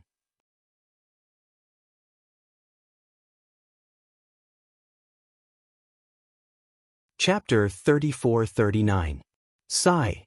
Gu Zhen uses the demon-subduing pestle to prop himself on the ground, making his body seem extremely heavy. He turns around to look at the crystal wall, especially the triangle they rushed out of, and says with lingering fear, "What kind of ancient formation is this? How can it be so powerful?" It's just a passage, but there are demon beasts and strange insects comparable to 5th-level essence energy cultivators inside. This demon beast is nothing. If we work together and risk getting injured, we can still kill it.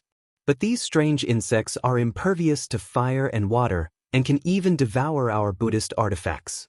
They didn't even let go of this old monk's golden Buddha statue. What are these things?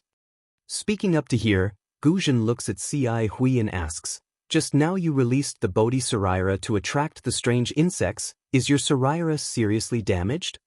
Amitba, C.I. Hui lowers her head and says, many thanks for Grandmaster's concern. Disciple's Saraira is fine. That's good. Guzhen grins and smiles with difficulty. This Saraira is the proof of your enlightenment. Don't be careless. Disciple understands. C.I. Hui smiles faintly and stands up with some difficulty. Forget it. Since we're here, we're one step closer to the ancient Buddha's Saraira. Guzhen knocks the demon-subduing pestle on the ground and calls out, this old monk wants to see if there's anything else that can stop us. C.I. Hui doesn't rush to speak, instead looks around and reminds, Grandmaster, there's no trace of Xen Tanue and Tipu here. Could it be they still haven't come out of the passage? Saying so, C.I. Hui looks worriedly at the many triangles on the huge wall, guessing where Xiao Hua and Xen Tanue will rush out from. Sigh, C.I. Hui.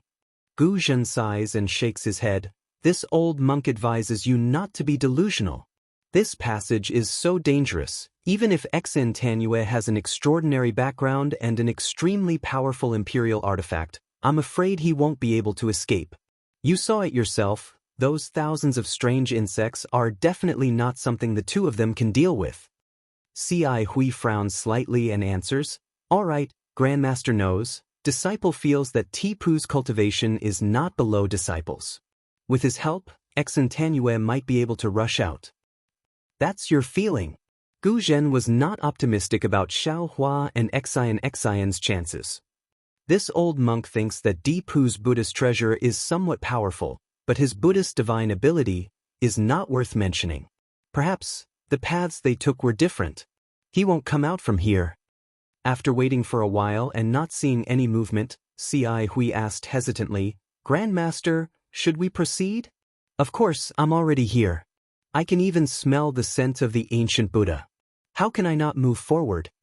Guzhen raised his demon-subduing pestle and said in high spirits. But C.I. Hui spoke again. Does Grandmaster have any medicine for injuries? We are all heavily injured. If we don't treat our injuries, I'm afraid we won't be able to deal with any abnormalities. Guzhen nodded. He took out a few jade bottles and handed them to C.I. Hui. These are the medicines commonly used by Buddhists. Take a look and you'll understand. There's no need for us to waste time. Let's take it as we go. C.I. Hui accepted the bottles and nodded in agreement. In front of C.I. Hui and Guzhen was a huge corridor. The floor, walls, and ceiling were all made of huge blue stones. The stones were densely covered with strange patterns, and between the patterns were some simple runes. Wisps of obscure energy waves emanated from these runes. The light on the blue stones was weak and not enough to illuminate the corridor. However, there was light coming from somewhere in the corridor, illuminating the entire place. As C.I. Hui and Guzhen walked in, they could even see the runes above their heads clearly. Looking at the huge corridor, C.I. Hui was somewhat bewildered. She whispered, Grandmaster, isn't this corridor a little too tall? Even the Blackwater Palace we saw earlier wasn't this big. That was right. This corridor was as tall as the crystal wall that C.I. Hui and Guzhen had rushed out of earlier. It was at least 1,000 feet tall. Walking in it, C.I. Hui and Guzhen were like ants. Even if Guzhen displayed his golden Buddha body, it was still pathetically small. Guzhen didn't answer C.I. Hui's question. Instead, he carefully took out the jade bottles and either swallowed them or applied them externally. After treating the wounds all over his body, he raised his eyes and glanced to the left. He said indifferently, so what if it's tall? There's no Buddha ancestor or Buddha light. It's just a void. Amitba. C.I. Hui's pale face blushed slightly. She put her palms together and said, This disciple understands. Guzhen no longer paid any attention to Si Hui. He strode forward. His footsteps were heavy, but they were unusually firm. Clearly, he had to obtain the ancient Buddha luster in the profound water palace. At this moment, Si Hui was somewhat hesitant. She slowed down a few steps and walked behind Guzhen. Looking at Guzhen's tall back and the bloodstains on his monk robes and even the bloodstains on his feet, she narrowed her eyes. She also picked up the jade bottles and began applying medicine. However, Si Hui's somewhat clumsy movements clearly showed that she was rarely injured and was inexperienced. In the time it took to brew a cup of tea, Si Hui had already finished cleaning up. When he placed the jade bottle into his bosom, he bit his lips tightly. His slightly narrowed eyes from before had already opened. His eyes that were like stars revealed a kind of clarity. The corridor was naturally a wall again. However, this wall was different from the crystal wall that Si Hui and Guzhen had rushed out of. It was a huge azure rock. Si Hui couldn't release her Buddha sense, so she naturally couldn't see the situation of the huge rock. However, her gaze fell on the huge rock. There were faint white clouds flowing in the azure sky. Obviously, there was a restriction on the huge rock. Since there was a restriction, Si Hui was sure that there must be something behind the huge rock. Perhaps it was the fairy weapon that Xen was looking for, or perhaps it was the Kylie that Guzhen was looking for. Guzhen walked to the front of the stone wall. Without hesitation like Si Hui expected, he turned and walked towards the right corridor. Si Hui naturally followed suit. However, the moment he turned right, Si Hui's shoulders suddenly trembled and she stopped. She then turned slightly and looked behind her from the corner of her eyes. A wisp of slight hesitation floated in Si Hui's eyes like smoke. She then said, "Grandmaster Guzhen, Guzhen stopped and asked rather unhappily, "What's the matter?" "This disciple feels that the direction you're going is wrong." Si Hui said with a sincere smile, "Grandmaster should take this path." With that, Si Hui modestly turned sideways and put her palms together as if inviting Guzhen to go first. "Why is it this path and not the path that I have taken?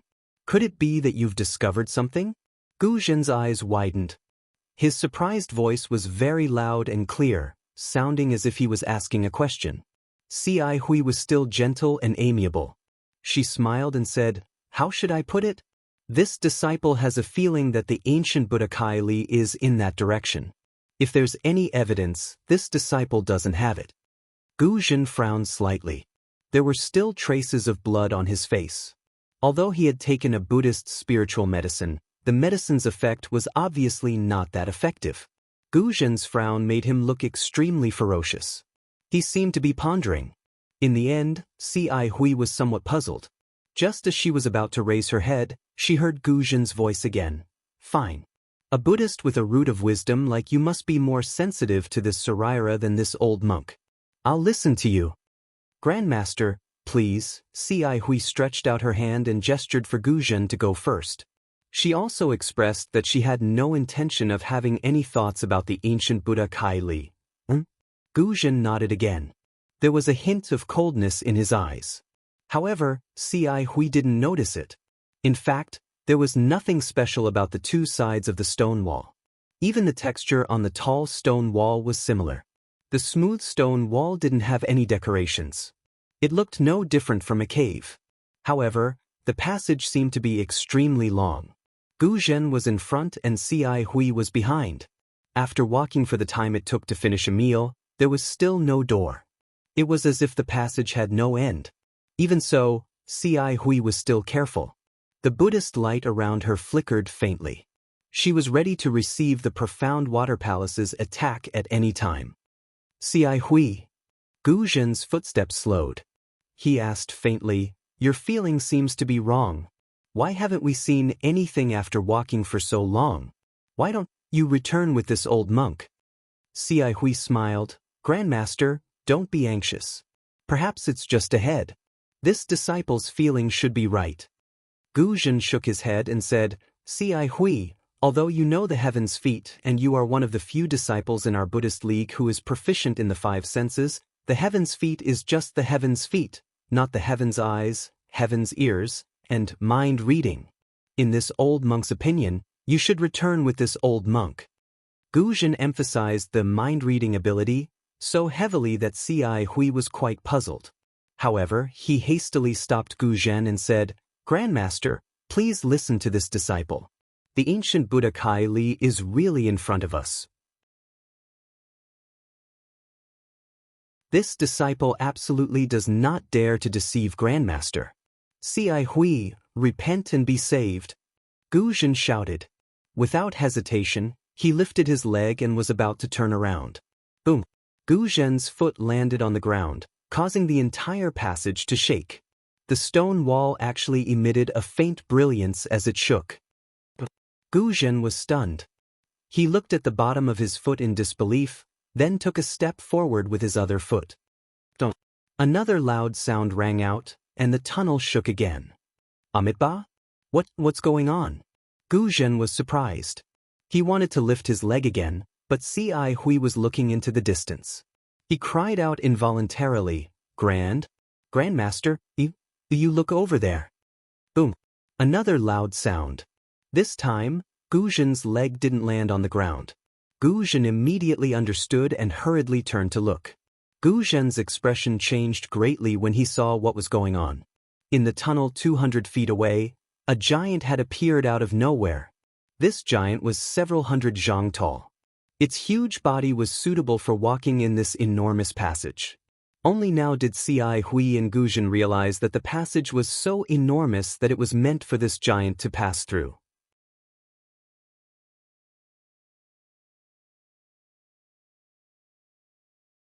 Chapter 3440. When Ci Hui saw the giant, she called out without hesitation, "Grandmaster, run!"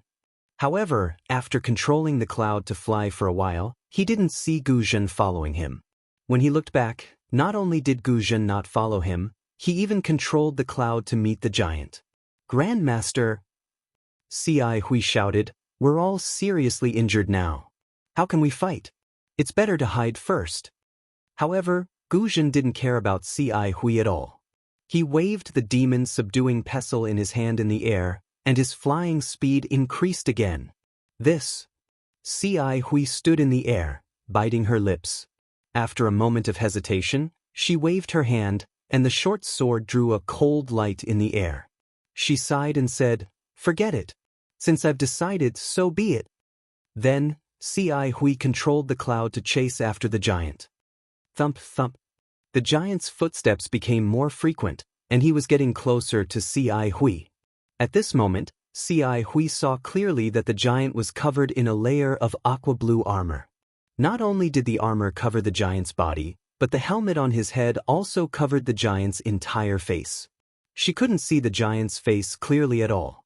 The armor even covered the giant's hands and feet, and not a trace of skin was exposed.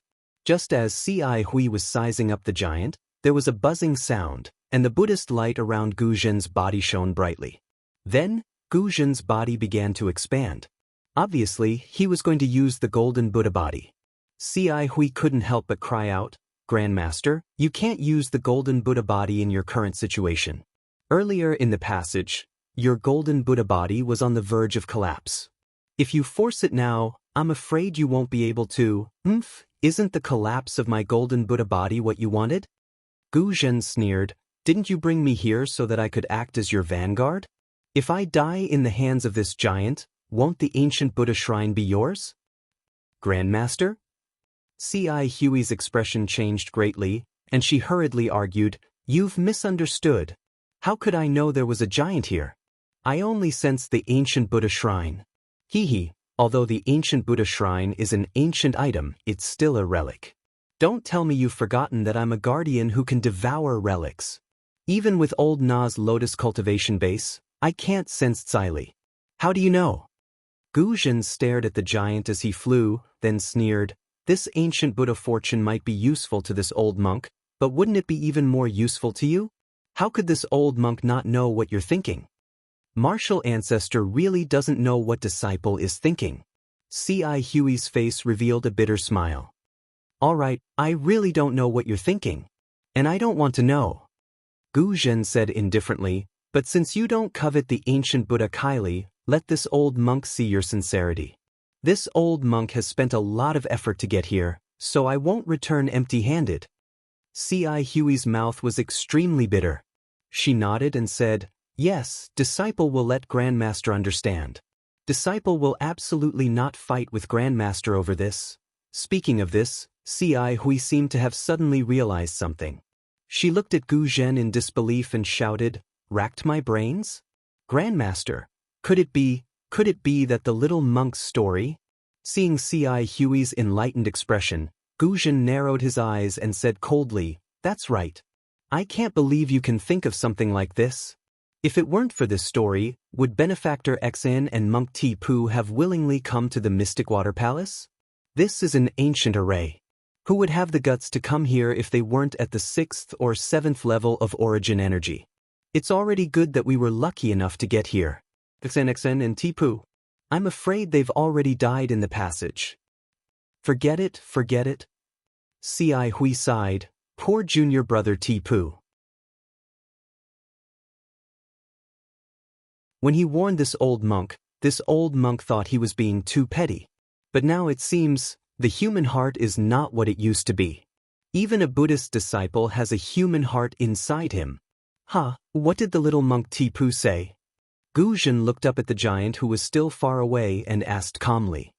Nothing. C.I. Huey's voice was already calm, as if she had accepted Gu Zhen's change. She said indifferently, he only said to be careful of Grandmaster. Although C.I. Hui emphasized the word Grandmaster, Gu Zhen was not moved. He only said, it doesn't matter if you don't say it. Anyway, the little monk is dead. No one will know what happened here. C.I. Hui asked indifferently again, Grandmaster, are you really going to devour this disciple's Saraira? Gu Zhen stuck out his tongue and licked it. With the ancient Buddha Saraira, this old monk naturally won't have any ideas about you. You forged a Bodhi Saraira. In this life, you'll definitely attain the Buddha fruit of Bodhisattva. This old monk doesn't dare to be delusional. However, if you want to attain the Buddha fruit, you must escape today. This old monk doesn't think you can safely return to the passage now. As for whether you can defeat the giant, that depends on your luck. If you can't even defeat the giant, then your Buddha fruit is illusory. Hearing that Gu Zhen didn't intend to devour her Saraira, C.I. Huey's expression became slightly better. She looked at the giant and said, no matter what you think, Grandmaster, you don't have to say what you've done. Since Grandmaster has protected my Buddhist sect and done a meritorious deed for my Pure Land world, then this disciple is willing to lend Grandmaster a hand. Fight the giant and get the Saraira. Don't say those useless things. Let's fight. Gu Zhen waved the demon-subduing pestle in his hand and said, this giant is very strange. It doesn't have the pressure of an ordinary Dao cultivator. It doesn't even have any magic power fluctuations. It's really an unfathomable person. You and I may not be its opponent. I'm afraid this is the place of nirvana for us. War puppet. Suddenly, C.I. Hui thought of something and said in shock, oh no, this is a war puppet of the Dao sect. War puppet? Gu Zhen narrowed his eyes and seemed to understand. He said in a low voice, is it the war puppet and general puppet of the Confucian cultivators? Yes, if this disciple is right, this must be a war puppet of the Dao sect.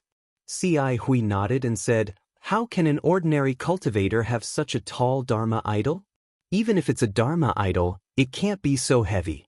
Unless it's a war puppet tempered by an ancient secret technique, its body is made of materials that have been tempered thousands of times. No magic weapon or Buddhist treasure can break it. That's good. Gu Zhen showed a rare smile on his face. Since it's not a real Dao cultivator and is just a dead object, I still have a way to deal with it. Although we Buddhist sect disciples abstain from eating meat and fish, the magic weapon in my hand is not to be trifled with. Grandmaster, don't underestimate it. The Dao sect's magic power is boundless. C.I. Hui hurriedly shouted when he saw that the giant war puppet had run to 100 feet away from them and the thick spear in its right hand was already waving. The wind was calling, and the flashing cold light was about to reach them. Sadly, before he could finish his words, Gu Zhen's golden Buddha statue, which was over 100 feet long, had already flown up into the air. Gu Zhen's thick arm reached out, and under the effect of his willpower, the alms bowl that he had been holding in his hand flew up into the air. At the same time, Gu Zhen interrupted him, "It's useless to say more. Fight." As the alms bowl flew up into the air, a golden light was emitted from the alms bowl and instantly covered the war puppet. When the golden light fell, the war puppet didn't resist at all. "Withdraw." Gu Zhen was not happy but frightened. He was already nervous, but he still formed a seal with one hand and chanted a mantra. As the Buddhist seal fell, the golden light in the alms bowl became brighter and the suction force also increased greatly. However, the war puppet didn't seem to have noticed the golden light and didn't stop at all. It kept moving forward and the long spear even sped up. Gu Zhen hurriedly moved back and activated his psyche power again. Unfortunately, although the suction force of the alms bowl was strong, it only made the war puppet's limbs float slightly. If he didn't take the whole war puppet into the alms bowl, he couldn't do it. Rise, rise, rise. Seeing that the ordinary method didn't work, Gu Zhen slapped his head and roared 3 times. Above his head, another Buddhist light soared into the sky and turned into a golden lotus, which fell on the alms bowl. Buzz buzz. The alms bowl, the Buddhist treasure of the Buddhist sect, actually produced a rumbling sound just like the magical treasure of the Daoist sect. The Buddhist light that rushed out from the alms bowl turned into tiny lotuses that fell on the body of the battle avatar. Soon after, dragon roars came out from the lotuses. The lotuses shattered and numerous heavenly dragons and strong men of the Buddhist sect appeared from the shattered lotuses. These heavenly dragons and strong men of the Buddhist sect revolved around the battle avatar. The entire area of several hundred feet was covered by this Buddhist phenomenon.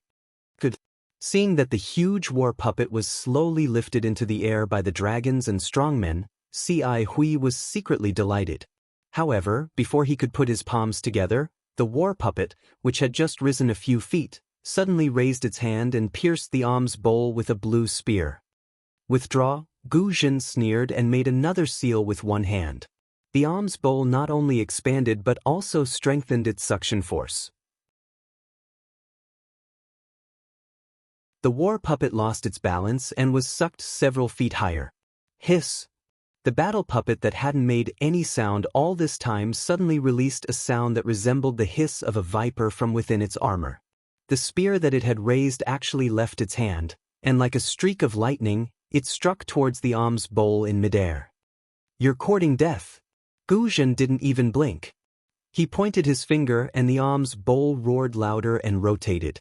The Buddhist light also turned into a lotus-shaped vortex around the alms bowl. Puff!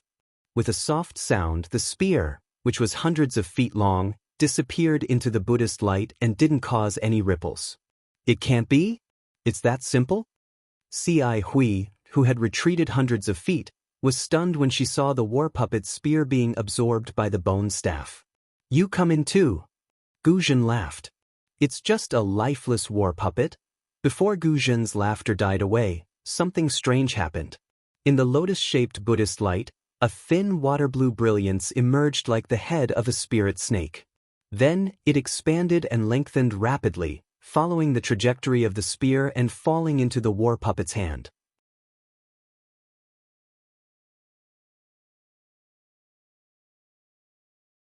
Chapter 3441.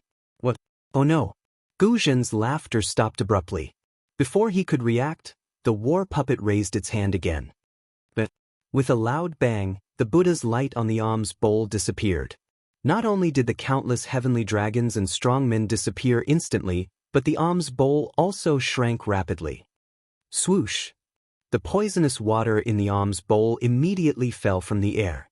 Looking at the water again, the shrunken alms bowl had been pierced by the long spear, and a blue spear tip came out from the bottom of the alms bowl. Gu Zhen's expression changed greatly. He clenched his teeth and ignored the alms bowl. He raised his hand again and placed it on top of his head. Puff! Another Buddha's light soared into the sky. Kill! With a roar, Guzhen's Buddha's light turned into a 30-meter-long palm. It dodged the long spear and hit the puppet directly. The puppet hurriedly shook the long spear to get rid of the alms bowl. However, the alms bowl had its own universe.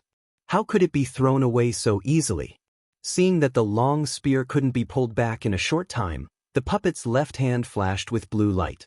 The long spear gradually became thinner and shorter, while its right hand clenched into a fist and hit the huge palm in the air. Oh no! Ci Hui naturally understood that the long spear was so powerful. How could it be an ordinary weapon? If Ci Hui guessed correctly, it must be a magic treasure of the Taoism sect. Ci Hui didn't dare to be careless. She hurriedly used her remaining psyche power to send a message. She didn't know whether Guzhen heard the message or not. At this moment, with a loud bang, Guzhen's huge palm was smashed by the puppet's right fist. At the same time, the puppet was also slapped down by the huge palm. When the puppet fell to the ground, the whole passage shook. The long spear was also taken back by the puppet. However, Ci Hui saw that the puppet's right hand was broken. Guzhen's huge palm was a blow from the Buddhist sect's Lotus Realm Guardian. It was not easy for the puppet to block it. Although the huge palm was effective against the puppet, Ci Hui didn't feel happy. She knew that Guzhen didn't have the psyche power to use the huge palm now. As expected, Guzhen roared again. Kill? The demon-subduing pestle in Guzhen's hand drew a yellow light in the air and smashed toward the puppet's right hand. Seeing that Guzhen's Dharmakaya body, which was much taller than him, was still like a child in front of the puppet, Ci Hui had mixed feelings. If it was before, she might be able to fight it. But now, how could she fight? Woo! An extremely ear-piercing and sharp sound resounded abruptly, and it was precisely the sound of the combat puppet brandishing its spear. Ci Hui's heart, with the impulse of hot blood gushing out of her body. Amitba! Ci Hui hurriedly activated the Buddhist sect's supernatural power. A loud Buddhist chant came out from her mouth. Immediately, the Buddhist light around her body shone brightly. She tried her best to restrain her qi and blood. How could it be so powerful? Ci Hui didn't expect that the puppet's attack could be a sound attack. She was shocked. But when she swept the long spear, she was even more shocked.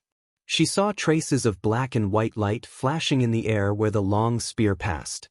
Although the light flashed and disappeared, Ci Hui could see that the puppet's attack had the tendency of tearing the void apart. It was not a coincidence that the alms bowl was broken.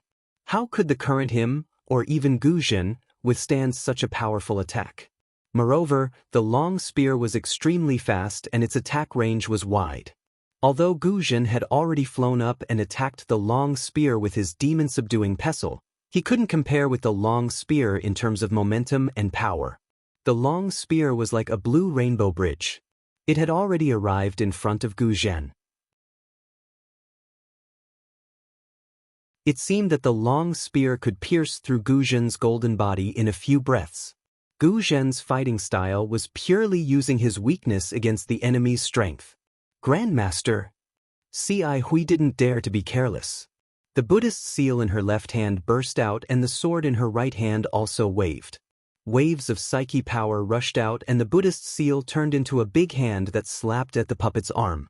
The Buddhist light on the sword surged, and thousands of heavenly flowers and fairies appeared indistinctly. Then, a shadow came out of the sword and slashed at the puppet's arm. Boom! Guzhen's demon-subduing pestle hit the long spear. As Ci Hui expected, Guzhen's golden body seemed to have been struck by lightning. While it trembled rapidly, the golden body crashed into the stone wall on the side of the passage. Bang! The golden body crashed into the stone wall, and wisps of golden liquid splashed on it. Before the liquid could flow down the wall, the runes on the huge stone wall overflowed and immediately absorbed the liquid. Guzhen's face was now dark gold, and the expression on his face couldn't be seen clearly. The long spear sent Guzhen flying, but it didn't stop at all. As the puppet flipped its hand, the long spear streaked across the air and stabbed at Guzhen's heart at an angle. Fight! Guzhen shouted and raised the demon-subduing pestle with both hands. His body flew up from the stone wall and met the long spear again. Puff! Two weak sounds rang out. It was C.I. Huey's Buddhist seal and sword that struck the puppet's arm. Unfortunately, the puppet's arm flashed with a layer of faint blue light. On top of the blue light, the dazzling golden Buddhist seal flashed with an intense brilliance. However, in the blink of an eye, the Buddhist seal disappeared under the blue light. On the contrary, the treasured sword left a shallow wound on the arm of the battle puppet. However, a bright white color surged out from the wound. When the blue color surged out from the wound, the bright white color gradually healed. C.I. Huey's attack didn't cause any damage to the puppet, nor did it stop the long spear from hitting Gu Zhen. It was far weaker than Gu Zhen's huge palm. Seeing the tip of the long spear approaching, Gu Zhen raised the demon-subduing pestle with all his strength. Just as it touched the long spear, Gu Zhen's body flew up involuntarily. Puff! Just as Gu Zhen was sent flying, he spat out a mouthful of blood. His golden body shrank uncontrollably by more than half. Clearly, Gu Zhen had been injured by the battle puppet's attack. This is impossible to kill the puppet. C.I. Huey's face was pale. He didn't know what to do. He was a Buddhist disciple with 4th grade elemental energy, but he had just passed through a dangerous situation. Now, he was at most at the 3rd or 2nd grade. How could he cause any damage to the puppet? C.I. Hui pondered, but the puppet didn't give them any time. At this moment, the puppet moved again. Its left hand slightly clenched into a fist, and it punched at Gu Zhen, who had lost his balance in midair. A gust of wind that wasn't inferior to the long spear suddenly sounded. "Grandmaster, be careful," C.I. Hui shouted. He grabbed the sword with both hands and used his psychokinesis to hack at the puppet's neck. Good timing. Seeing the puppet's huge fist coming, Gu Zhen wasn't frightened. Instead, he was happy. He waved his right arm, and the demon-subduing pestle hit the fist again. Bang! Gotcha! The demon-subduing pestle broke on the puppet's fist into 2 pieces. Under the impact, Gu Zhen's body flew toward the puppet's face faster than an arrow. Kill! Seeing that he was only a few feet away from the puppet's face, Gu Zhen's hands formed a Buddhist mudra in front of his chest. With a roar, a brilliant Buddhist light appeared from his hands. Bursts of Sanskrit chants came from the void. The Buddhist mudra, which was at least 3 feet large, flashed in midair and fell on the puppet's head like a spider web. Gotcha! The Buddhist mudra hit the puppet's face. The helmet covering the puppet's head made a cracking sound, and cracks appeared instantly. Its weakness is its head. Gu Zhen was exhausted when he sent out the Buddhist mudra. His psychokinesis was exhausted, but he still didn't forget to tell C.I. Hui. Roar! Before C.I. Hui could speak, the puppet seemed to be in great pain. It roared and the long spear in its hand casually slashed in midair. Rumble! With a loud sound, the long spear actually pierced into the stone wall, and a large piece of green stone was cut off by the long spear. At the same time, the puppet's other fist didn't stop at all. It swept toward where Gu Zhen was. Gu Zhen was happy and scared at the same time. He was happy because he finally found the puppet's weakness. This puppet obviously didn't have spirituality. He only needed to attack the puppet's weakness, and he might be able to kill the puppet. But he was scared because the puppet was so powerful. He had only met the puppet a few times, but he was already injured again. How could he get the ancient Buddha Kylie? Boom! While Gu Zhen was dodging, the puppet's fist hit the stone wall. With a loud sound, all kinds of green stone fragments scattered everywhere. See! Gu Zhen gasped and murmured, "Since ancient times, there is a saying that strength can break all spells. This puppet doesn't need any spells. As long as it has this unparalleled strength, who can defeat it?" Woo! When Gu Zhen was in a daze, a cold wind blew by his ear again. When he raised his head, a huge shadow appeared on his right like a dark cloud. Left elbow. Suddenly, Gu Zhen realized that the puppet's fist didn't work, so it naturally used its elbow. This puppet actually knows the fist and foot of the Confucian military school? Under the puppet's right elbow, a fierce wind appeared in the passage. The wind made Gu Zhen lose the courage to breathe.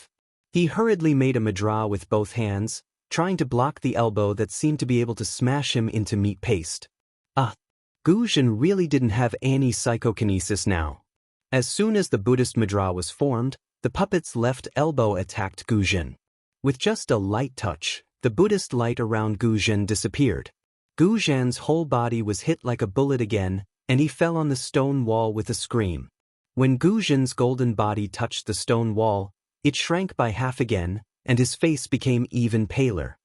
What a pity! Gu Zhen couldn't help sighing when he saw the puppet's right arm being hit and also trembling. The Buddhist light transformed by the Buddhist mudra fell on the puppet's right elbow, and the puppet's right arm immediately became stiff. He knew that his psychokinesis was insufficient, so he couldn't make a similar Buddhist mudra again. This combat avatar was incomparably huge, and the materials used to refine it were definitely rare and precious. Only by breaking the elbows and knees of this combat avatar would he be able to defeat it. In order to completely smash the puppet, he needed his Buddha's palm. But would he have a chance to use it again?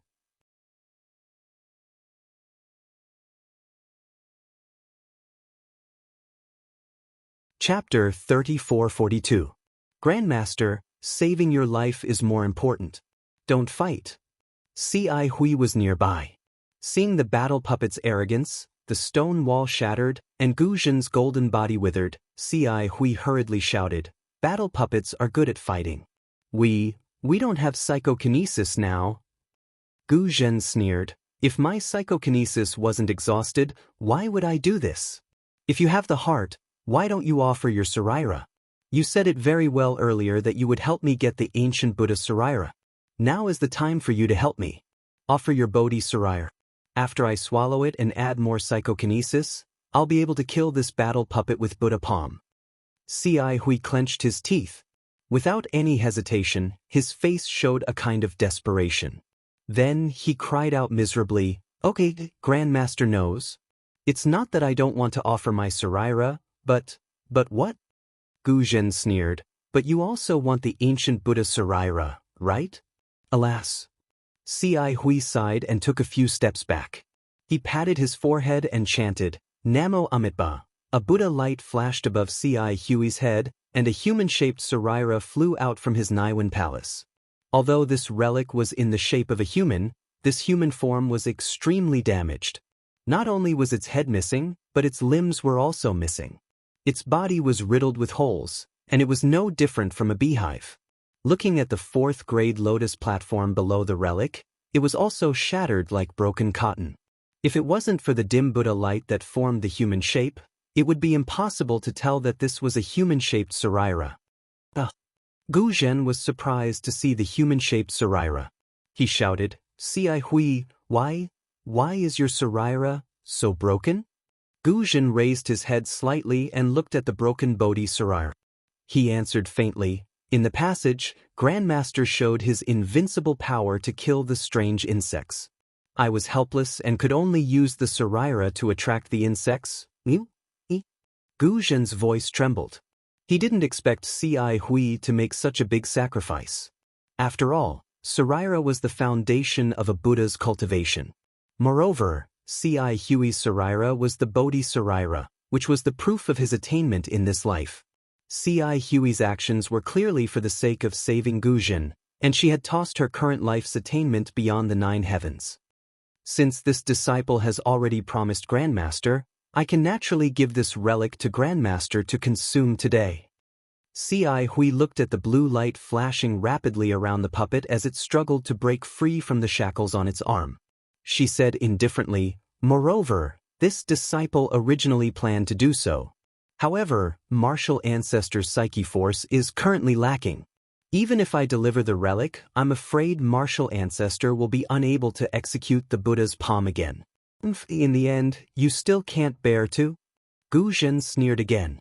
Ci Hui paid no attention to Gu Zhen's ridicule and continued to say, "Disciple will use my own strength to stop the war dolls and help Grandmaster obtain the ancient Buddha's fortune.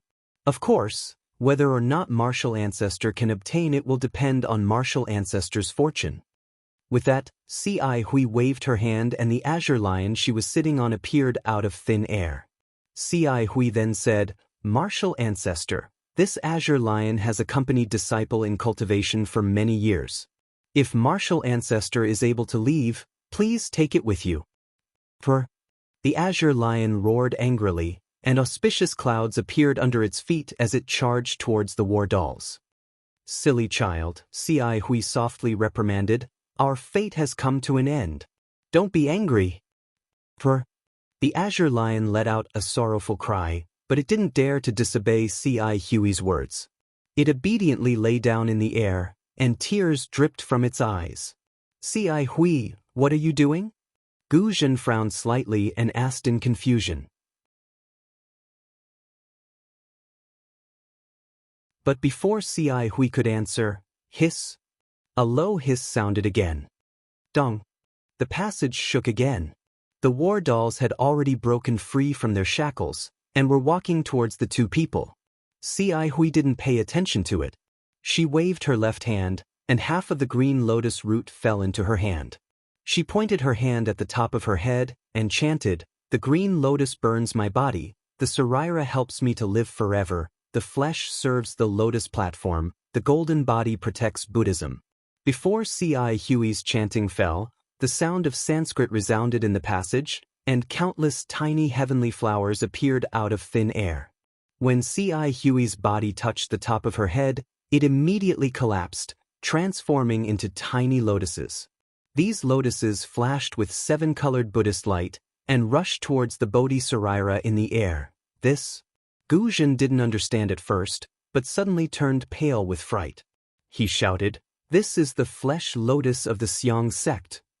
You don't want the cultivation of 9 lives? You don't want to enter reincarnation? You don't want to attain Buddhism?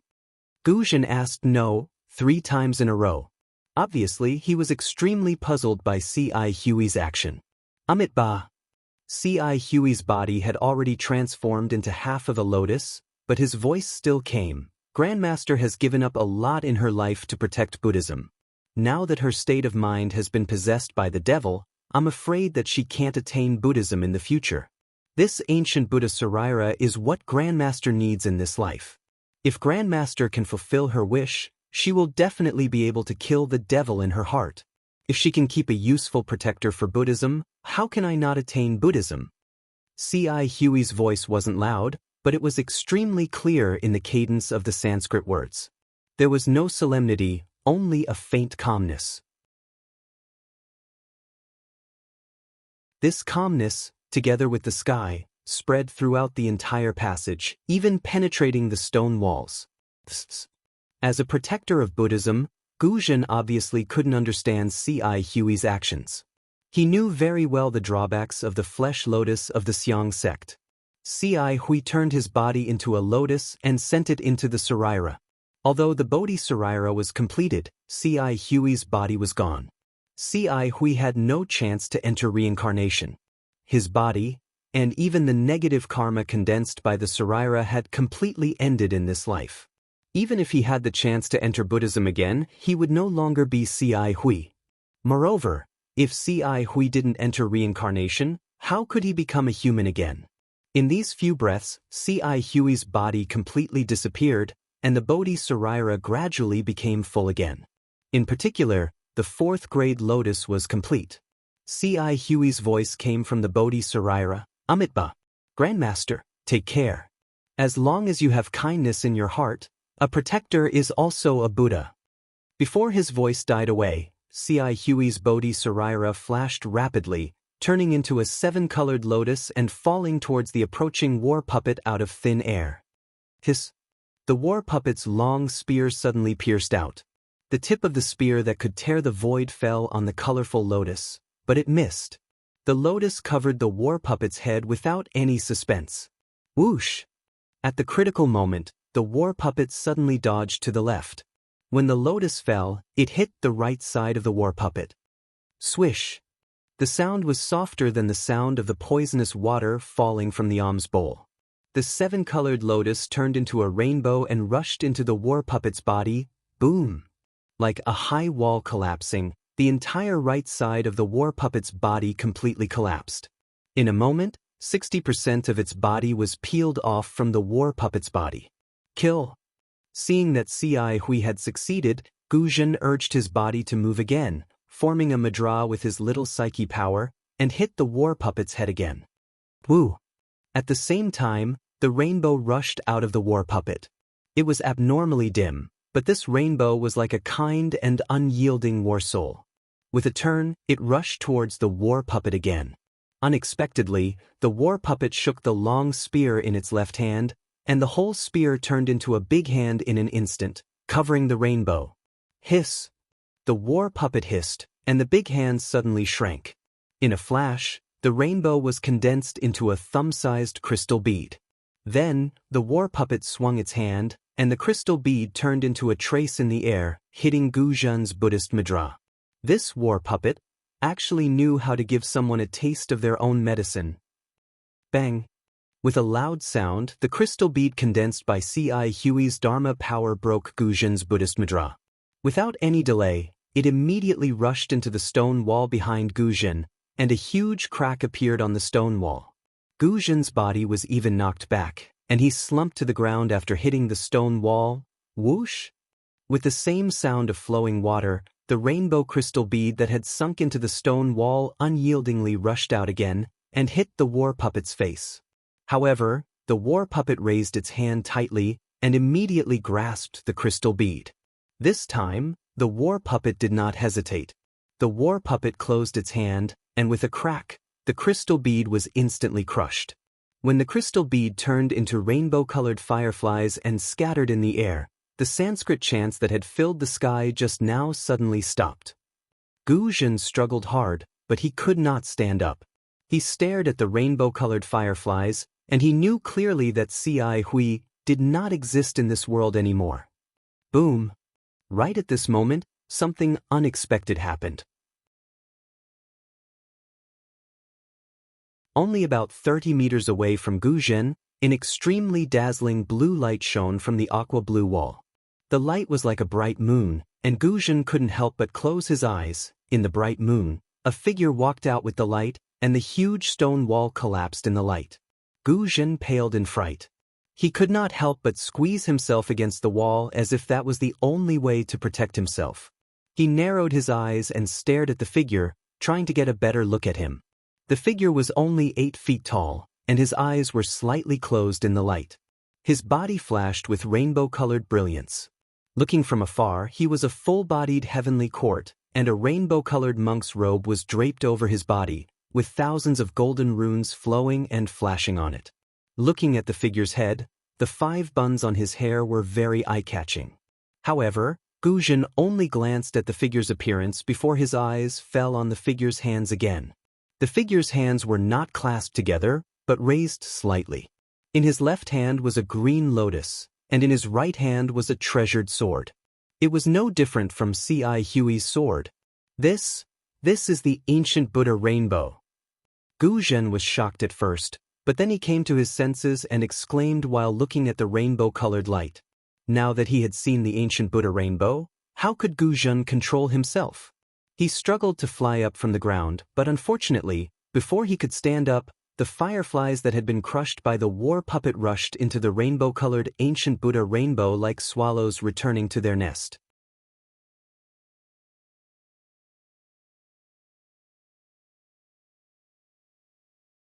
Chapter 34-43.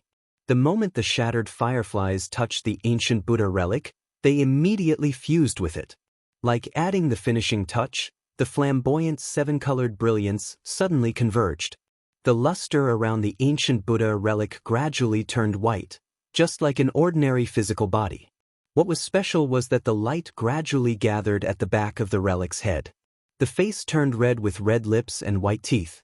Relic's eyes, which were originally closed, suddenly opened. His eyes were first filled with confusion, then clarity, and a look of great enlightenment flashed across his eyes. At the same time, a loud and clear noise resounded throughout the entire passage. Buddhist lights and Sanskrit chants resounded everywhere. Countless heavenly flowers appeared out of thin air and circled around Neli. Numerous heavenly maidens danced in the air along with countless heavenly dragons. Between the heavenly dragon and the heavenly maiden, there were countless flashes of Buddha's radiance. In the Buddha's radiance, there were illusions of small kiliacosms appearing one after another. The Buddha's radiance illuminated these illusions. In the Sanskrit chants, there seemed to be thousands of Buddhas chanting, Namo Great Wisdom Manjushri Bodhisattva. This is what I heard. For a time, the Buddha gave his tree to the Garden of Solitude in the Shiwei Kingdom, along with 8,000 monks of the great Bhikkhu, Elder Sariputra, Mahakasyapa, and so on. There were 16 bodhisattvas, mahasattvas, virtuous tribulation, 1,000 bodhisattvas, and Maitreya was at the top. There were also 1,200 bodhisattvas from the other side. The Avalokiteshvara Bodhisattva was the leader. Then the Venerable One of the world entered Samadhi at night. His Samadhi was called All Light. Once he entered Samadhi, his body would emit golden light. Its bright light shone brightly on the Jadori forest, like a golden color, circling around and illuminating the Manjushri room, turning into 7 layers of golden platforms. On each platform, there were 500 Buddha transformation altars. In front of Shirwenshu's room, 507 treasures lotus flowers were naturally born. They were as round as a wheel, with silver as the stem. Moses' mandala was its platform, and the variegated pearls were its whiskers. Its flowers illuminate the abode of the Buddha. When it exits the abode, it enters the abode of Manjushri. Amitabha, ancient Buddha Tsaili, who was now like a living person, chanted amidst the Sanskrit chanting. Return to life, true, wonderful and auspicious, I recite according to the teachings of yoga. Body, mouth, mind, karma, vajra, tathagata, 3 secret doors. Practitioners should have the heart of Samantabhadra, and teachers should receive the diamond precepts. Only by being merciful in spite of one's life can one enter the wheel of liberation. Today, my merit is complete and I can repay the Bodhisattva's body. He should be called Namo Great Wisdom Manjushri Bodhisattva. Before Manjushri Bodhisattva's voice died away, the light behind him emitted a brilliant Buddha's light. The Buddha's light soared into the sky, ignoring the roof of the Xianshui Palace and the ancient magic formation. It rushed out of the Saint River. It pierced straight through the void. Rumble. Heaven and earth shook, and the wind and clouds changed colors. Endless power of faith poured out from the Buddha's light like a waterfall. The golden body of the Manjushri Bodhisattva became even more plump and even taller. It didn't stop until it was about 8 feet tall. However, the power of faith didn't stop. It continued to gather like crystal threads and rushed into the light behind Manjushri's head. How could Monk Guzhen not know the cause and effect of this? A bitter smile appeared on his face. He put his palms together and knelt on the ground with difficulty. He had mixed feelings in his heart. Amitabha. Manjushri Bodhisattva chanted again and looked up. His eyes were filled with infinite wisdom. The Bodhisattva looked at Guzhen, who knelt on the ground and slightly raised the green lotus in his left hand. A ray of Buddha's light fell and covered Guzhen. Inside the Buddha's light, Guzhen's injuries healed at a visible speed. The power of faith that had disappeared was even more turbulent than before. Then, the Bodhisattva waved his right hand and the sword flashed in the air. The brave and invincible battle puppet was instantly shattered into pieces. The indigo lion that was curled up near Guzhen now had an indigo cloud under its feet and flew into the air. Manjushri Bodhisattva put away the green lotus and sword and stepped on the indigo lion, sitting cross-legged. The indigo lion roared in the air. As the Buddha's light rose higher, the endless power of faith continued to pour into the light. However, the Buddha's light gradually disappeared and all the strange phenomena disappeared in front of Guzhen's eyes. When the Buddha's light disappeared, Ci Hui, who had attained the Buddha's fruit of Manjushri Bodhisattva of no great wisdom, also left. Guzhen knelt on the ground and waited for a long time before he slowly got up. His dim eyes glanced at the messy tunnel and then fell on the broken battle puppet. He stared at it for a while as if he was recalling the days when he fought with Manjushri Bodhisattva. Then he raised his head and looked at the stone wall where the ancient Buddha Sarira rushed out. He said to himself in a slightly sad voice, "The Bodhi Sarira is really amazing. Since it has attained the fruit in this life, it won't fall into the reincarnation cycle and won't stay in the next life. This Ci Hui is really scheming. Since he knew that the ancient Buddha Saraira was left by him in his previous life, he waited here for his 9 lives of merit to be fulfilled. He even said that he wanted to give the ancient Buddha Saraira to me. I took the risk to enter this ancient magic formation and risked my life to get out of the tunnel.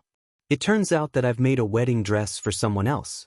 Since Ci Hui has attained the Buddha's fruit of Bodhisattva, then where is my merit?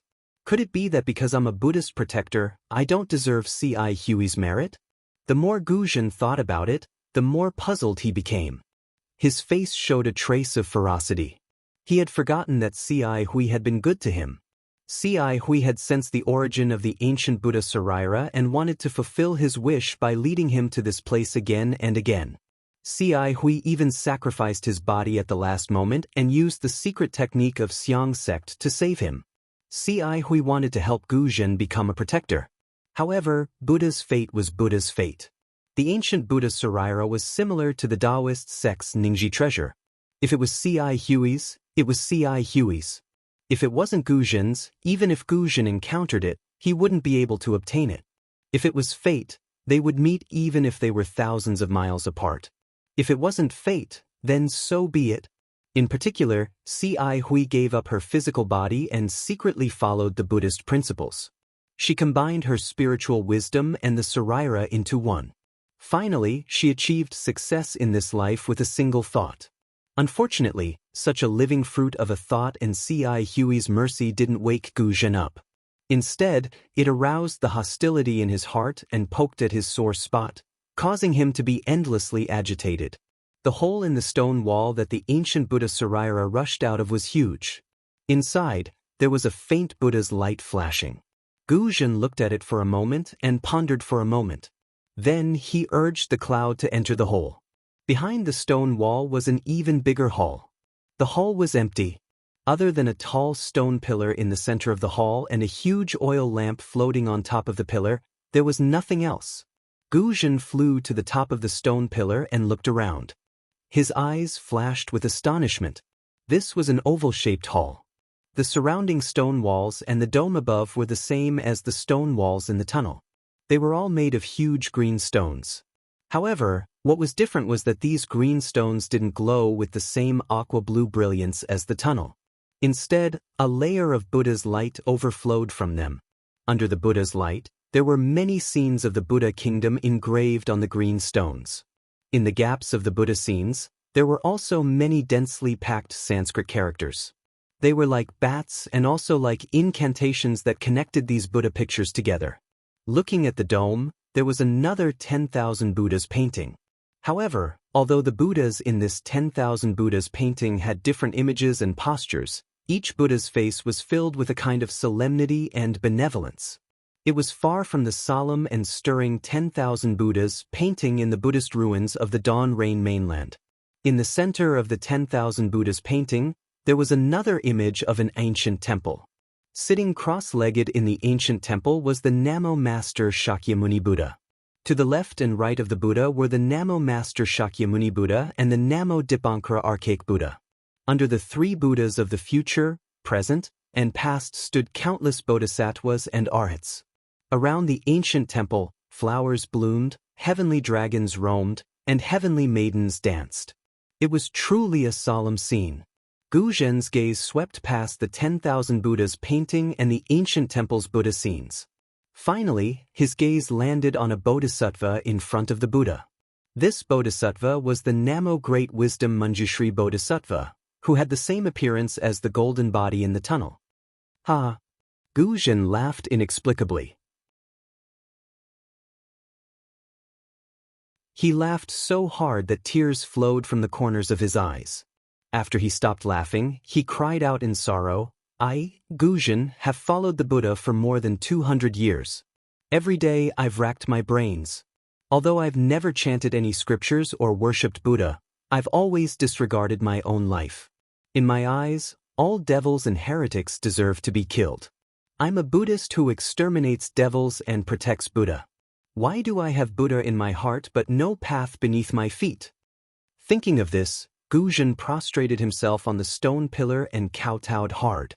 He cried, "Buddha, oh Buddha, I know this is the place where the golden body of the Namo Great Wisdom Manjushri Bodhisattva is enshrined. It's also the place where the Buddha is wise enough to see. I kowtow here sincerely.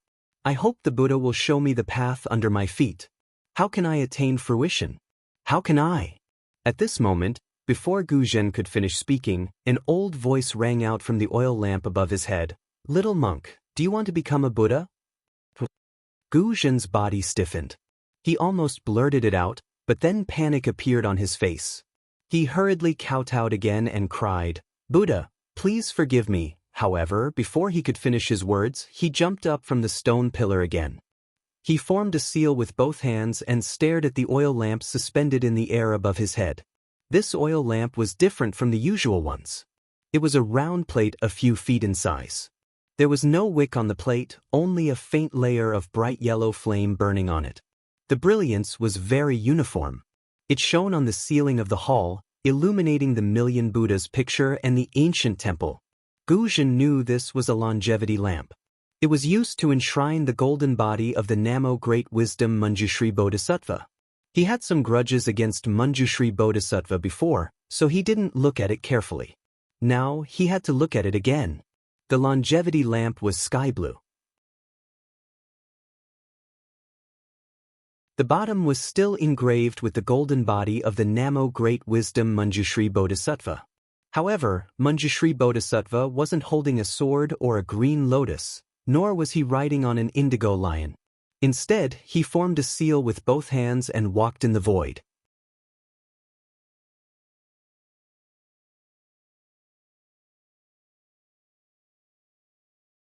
Chapter 3444.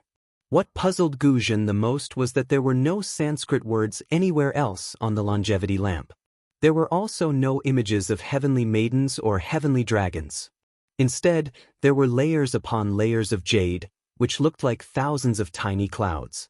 Under the blue light of the longevity lamp, the jade clouds shone with a blue brilliance. It was a rather strange sight. Guzhen rolled his eyes slightly. Following his gaze, the clouds started to float as if they were covered by the longevity lamp. "Who are you?" Guzhen had calmed down and didn't dare to move. He just stared at the longevity lamp and shouted, "Since you're here, why don't you come out to meet me?" "Sir? Pa?" The voice laughed loudly and sounded very cheerful. "Little monk, you should call me benefactor, right? You can't even keep your oral precepts. How can you become a Buddha? Besides, if I'm not dim-sighted, I think I just heard someone here resenting Manjushri, right?" Guzhen's expression didn't change as he replied blandly, "I'm a Buddhist Dharma protector. It doesn't matter if I keep my oral precepts or not. As long as I can eliminate demons and protect Buddha for Buddhism, it's a great merit." "A Dharma protector doesn't need to keep the precepts of Buddhism?" The voice asked curiously, "Why don't I know?" "Benefactor, you're not a disciple of Buddhism, are you?" Guzhen didn't answer but asked back, "You don't even know such a simple thing?" "It doesn't matter whether I'm a disciple of Buddhism or not." The voice said again, "The important thing is that the longevity hall was built by Manjushri's body. Why did he build it at the bottom of the Saint River? Why did he build it in the antiquity times? How did he know to build it to worship his Saraira? I told him all that 100,000 years ago. It is precisely because of this that this old man has been accompanying his relic here for 100,000 years. 100,000? 100,000 years? Guzhen was dumbfounded. Then, a trace of curiosity arose in his heart. "Yes, little monk. Do you think it's so easy to attain enlightenment?" Manjushri Bodhisattva was a person of great wisdom and patience. As early as 100,000 years ago, he divided his relics into one and placed it here for worship. Do you know how much loneliness Manjushri had endured after cultivating here for 100,000 years? Manjushri Bodhisattva's body did this 100,000 years ago. Do you know how many times Manjushri Bodhisattva's body reincarnated? Do you know the hardships of cultivation in the mortal world? You have only cultivated for over 200 years. What right do you have to question the Bodhisattva? Guzhen opened his mouth, but he didn't know what to say. He thought about his own suffering and then thought about C.I. Huey's previous life. She had already started her plan 100,000 years ago. He really wasn't worth mentioning. Little monk, cultivation is about cultivating the heart, not the body. All the hardships are the tribulations that Buddha imposed on you. Your jealousy, envy, and hatred are all obstacles to your cultivation. If you can't get rid of these obstacles, even if I tell you the secret of Manjushri Bodhisattva's enlightenment and let you divide a Saraira to worship here, you still can't attain enlightenment. The voice was so harsh that Guzhen's face turned green and red. Amitba, thank you, senior. Suddenly, Guzhen put his palms together and bowed. I know I'm wrong. From now on, I'll cut off the anger in my heart and focus on Buddha's way. Good. The voice was very happy. If you have such thoughts, I'll do you a great service. After saying that, Guzhen didn't say anything else. He moved his body and flew toward the gap in the stone wall. It seemed that he intended to leave.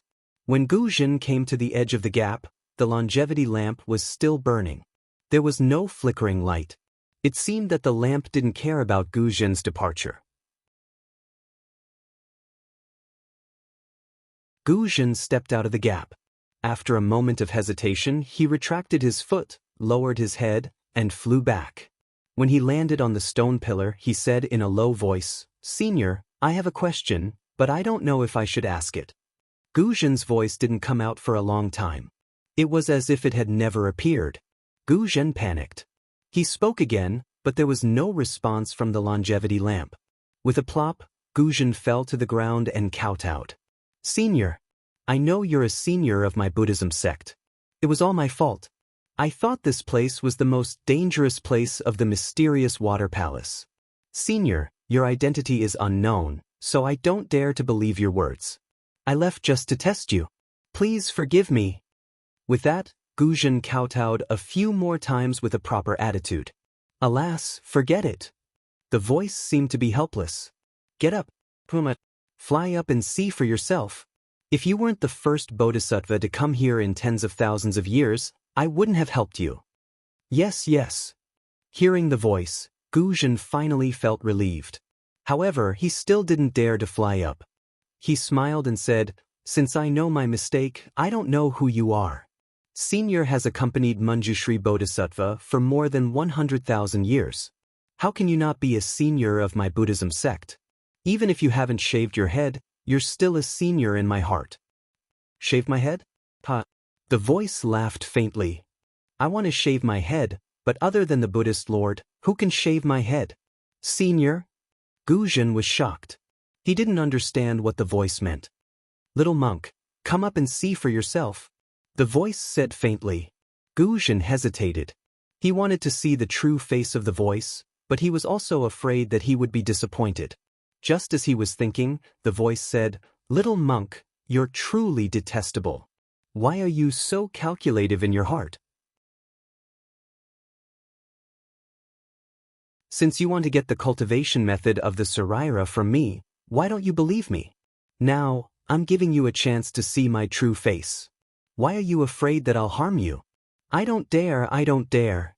Guzhen trembled slightly and said with a smile, I'm not doubting you, senior. I'm just thinking. I'm a Buddhist Dharma protector. I can't condense the Saraira. Without the Saraira, they can't contain the karma. All my karma and merits can't follow me to reincarnation. How can I put the Saraira here?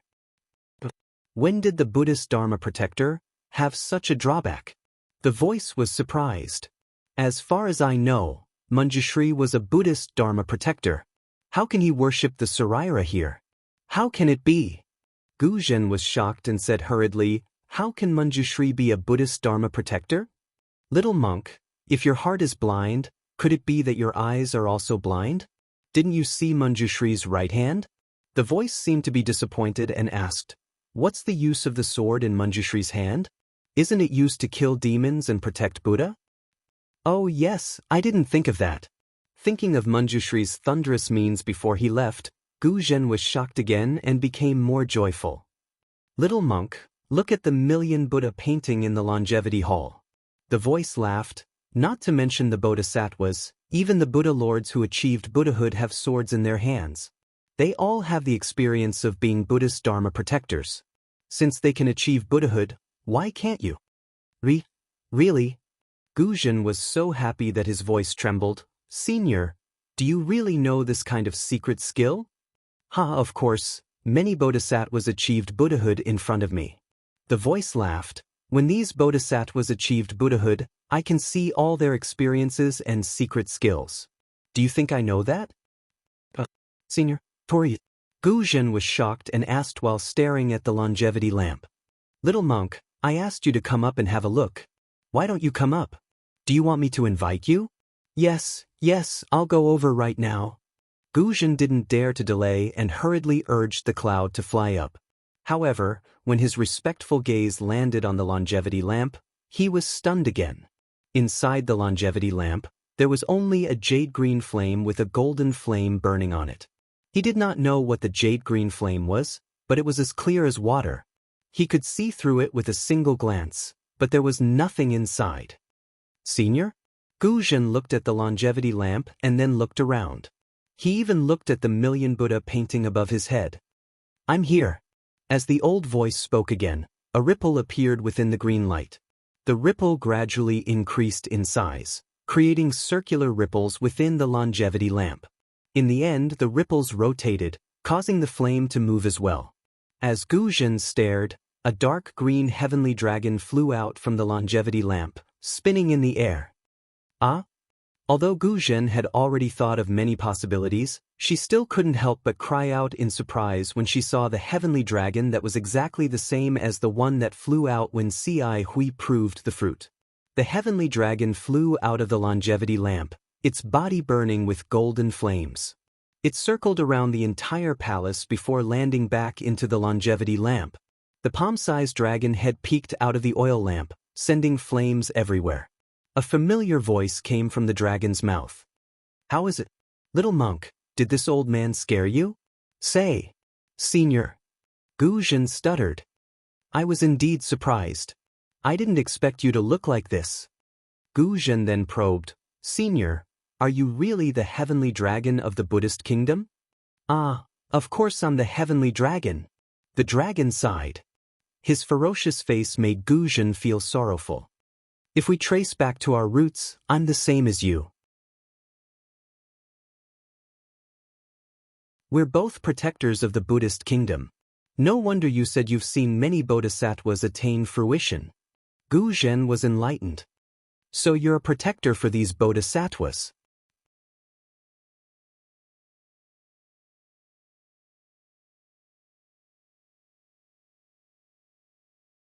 Chapter 3445.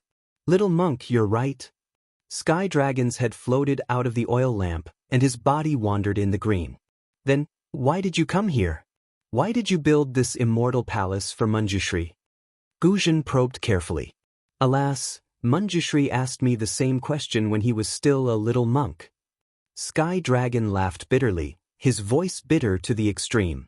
This old man remembers clearly that this old man was protecting an Arhat Buddha fruit that day, but that Arhat's cultivation was not enough and he was attacked by the heavenly demon. I, Sky Dragon, was ordered to protect him, but this old man accidentally fell into the heavenly demon's trap and entered the void crack. Moreover, this crack in the void is very strange. By the time I broke free, I had already arrived at the Pure Land world. I was a Sky Dragon of the Buddha kingdom, so I couldn't survive in the mortal world. When I was about to vanish, I met the little monk who had just cultivated to the stationary spirit realm. At this point, Sky Dragon's voice was a little long, as if he was recalling the past 100,000 years. Guzhen didn't dare to disturb him, so he listened quietly. His heart was in turmoil again. What the Sky Dragon said was unimaginable. In the hands of Manjushri, a monk in his previous life who had cultivated to the 8th level of Yuanli, there was a pious heart jade, which was the thing inside the oil lamp that Guzhen saw. Guzhen had never heard of this pious heart jade, but this pious heart jade could accommodate the Sky Dragon and prevent him from dissipating in the Pure Land world. Sky Dragon suggested to the monk to use the Immortal Palace to worship the monk Sarira to repay his kindness and to return to the Buddha kingdom. Of course, The Saraira needed to be nourished by the power of faith. The monk chose the Sage River under Sky Dragon's suggestion. Although the monk had reached the 8th level of primary energy, he didn't have the ability to open a Buddhist formation under the Sage River to build the Immortal Palace. Therefore, he invited a Taoist expert to join him and set up a formation under the Sage River. The Immortal Town was on one side of the mysterious Water Palace, which was specially used to worship the Saraira of Manjushri and accumulate the power of faith for the later generations of Manjushri to come here. The benefit of the Sky Dragon was that it could survive at the bottom of the Sage River. When the Manjushri Bodhisattva attained fruition, it would see if it had a chance to return to the Buddha kingdom. The result was just as Guzhen had expected. Tianlong's Buddhist secret art was correct. The monk who was the protector of the Dharma in the past was now reincarnated as Zihui. Finally, after 100,000 years, he attained the Buddha fruit of Namo Great Wisdom Manjushri Bodhisattva and had the opportunity to forge the 8-Zhang golden body of Bodhisattva. But what made Sky Dragon depressed was that after 100,000 years of waiting, it did not bring him a good opportunity. When Manjushri Bodhisattva achieved fruition, although Sky Dragon had already found the path to the Buddhist kingdom, he still did not have time to enter. You know what? Namo Wise Manjushri Bodhisattva's last look at the Temple of Immortals was for me. Sky Dragon said sadly, it was a kind of helplessness, a kind of apology, and a kind of sadness. After all, this old man has helped him so much. He has attained enlightenment, but this old man cannot return to the Buddhist kingdom.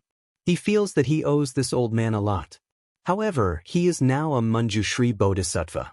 If he wants to cut off his mortal ties, he can no longer help me. But although he has left me another hope. Seniority, are you talking about this disciple? Guzhen could not believe it, so he asked tentatively. Sky Dragon smiled. If it's not you, who else can it be? If it's not you, would this old man tell you so much? If it's not you, based on your temperament, would this old man tell you the secret method of achieving fruition?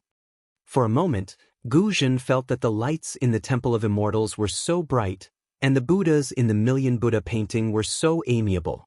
His chest was filled with joy. Little monk. Sky Dragon's words came at the right time. Don't be happy too early. This old man can only tell you the secret method of achieving fruition, and even help you keep the Saraira. But the one who really needs to cultivate is yourself. And you also need to cultivate for at least 100,000 years like Manjushri Bodhisattva. Think about your temperament. How confident do you think you are? Yes, this disciple understands. Sky Dragon said with difficulty. The more difficult it was, the less Guzhen's doubts were. He hurriedly smiled and said, this disciple can't compare to Bodhisattva's previous life. But this disciple's heart towards Buddhism is not inferior to Bodhisattva's. Not to mention 100,000 years, even if it's 200,000 years, this disciple will not let go of even the slightest chance of achieving fruition. You're worth teaching. Sky Dragon seemed to be very gratified. His dragon head swayed in the oil lamp. Manjushri Bodhisattva was just as determined back then. Alas, the situation now is so similar to back then. It's just that. Sky Dragon stopped here and dived his head into the pious heart jade, not showing his head for a long time. Guzhen, who was beside the Immortal's lamp, became a little impatient. Sky Dragon showed his head again. Guzhen asked impatiently, is there something you're worried about, senior? Or this disciple can't be cultivated? Alas, it's not like that. Sky Dragon sighed and said, this has nothing to do with you, it's this old man's problem. I'm afraid I can't wait until the day you achieve fruition. Thinking about this old man's interest is waning. Guzhen was shocked and hurriedly asked, Senior, what's going on? Can this disciple do his best for Senior? Hee, little monk, forget it. You're only at the Lotus Realm now. You're still far from what I expected. The Sky Dragon shook his head. His voice sounded especially lonely in the spacious hall. Guzhen frowned slightly and suppressed his wildly beating heart. After thinking for a while, he raised his eyebrows and asked tentatively, Senior, are you worried about this pious heart jade? Alas, that's right. Sky Dragon sighed again. Little monk, you're quite considerate. This pious heart jade is what sustains this old man's life. Although I still have a lot of it, I don't know if it can last for 100,000 years. 100,000 years, little monk, not 10 years, 100 years, or even 10,000 years. Senior, why don't you extinguish the flame of the pious heart jade? Gu Zhen said regretfully. If it could be extinguished, wouldn't Sky Dragon have extinguished it long ago? Why wait until now? As expected, Sky Dragon said with a smile, the pious heart jade is a rare item in this world. The reason you don't know about it is because no one in the Pure Land knows its use. This pious heart jade is only useful to me when it's lit. If it's extinguished, I won't exist in this world anymore. Therefore, Manjushri Bodhisattva forged this longevity lamp and lit it day and night in this longevity hall. Senior, don't worry. Gu Zhen blurted out almost without hesitation, as long as this disciple escapes from the mysterious water palace, I'll definitely travel all over the 3 great continents to help Senior find this pious heart jade. Hee, little monk, this old man appreciates your kind intentions. If this pious heart jade could be obtained with human strength, why would this old man wait until now? Sky Dragon smiled faintly and shook his head in the pious heart jade. Then, where can I go to get it? Or how can I get it? Gu Zhen asked without hesitation. Senior, as long as you tell me, this disciple will definitely think of a way. This. Sky Dragon seemed to hesitate. After a while, he said, Little monk, Manjushri Bodhisattva mentioned this to me in his past life. There's a place in the Pure Land where the pious heart jade can be found. However, with his spirit-halting realm, he doesn't dare to rashly go there. Hee, don't worry, Senior. Gu Zhen immediately understood and said with a smile, with Senior's help, even if this disciple can't reach that place now, this disciple still has tens of thousands of years left. This disciple doesn't believe that this disciple can't reach the spirit-halting realm by the time the pious heart jade in this longevity hall is exhausted.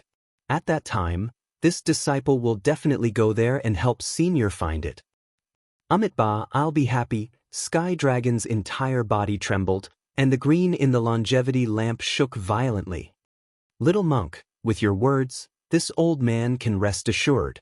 If you can help this old man find the pious heart jade, this old man will help you attain fruition. Good. This disciple is willing to listen to Senior's instructions. Gu Zhen hastily called out. Ha! Sky Dragon laughed. Little monk, this old man will make a promise with you today. This old man will help you condense a relic, and you can leave it here, just like Manjushri did 100,000 years ago. Just like before, this old man will help you gather the power of faith. This old man will also teach you the Buddhist kingdom's secret arts and abilities, helping you reach the spirit-halting realm earlier. As for you, after leaving the profound water palace, you must help this old man find the pious heart jade.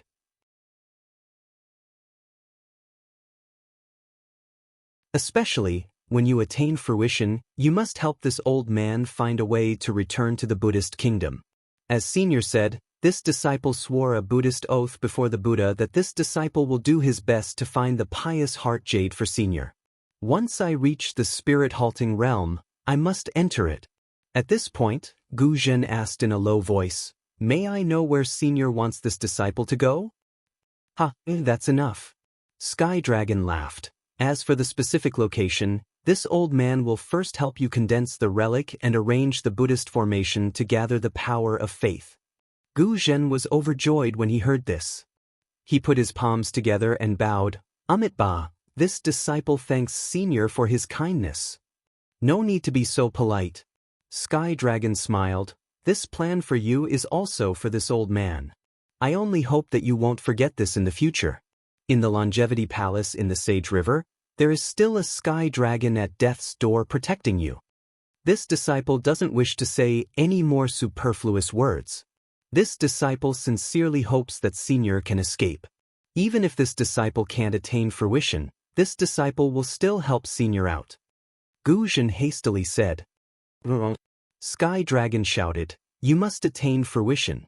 Otherwise, how can this old man possibly escape? You are now one with this old man. Yes, yes, this disciple understands, this disciple understands.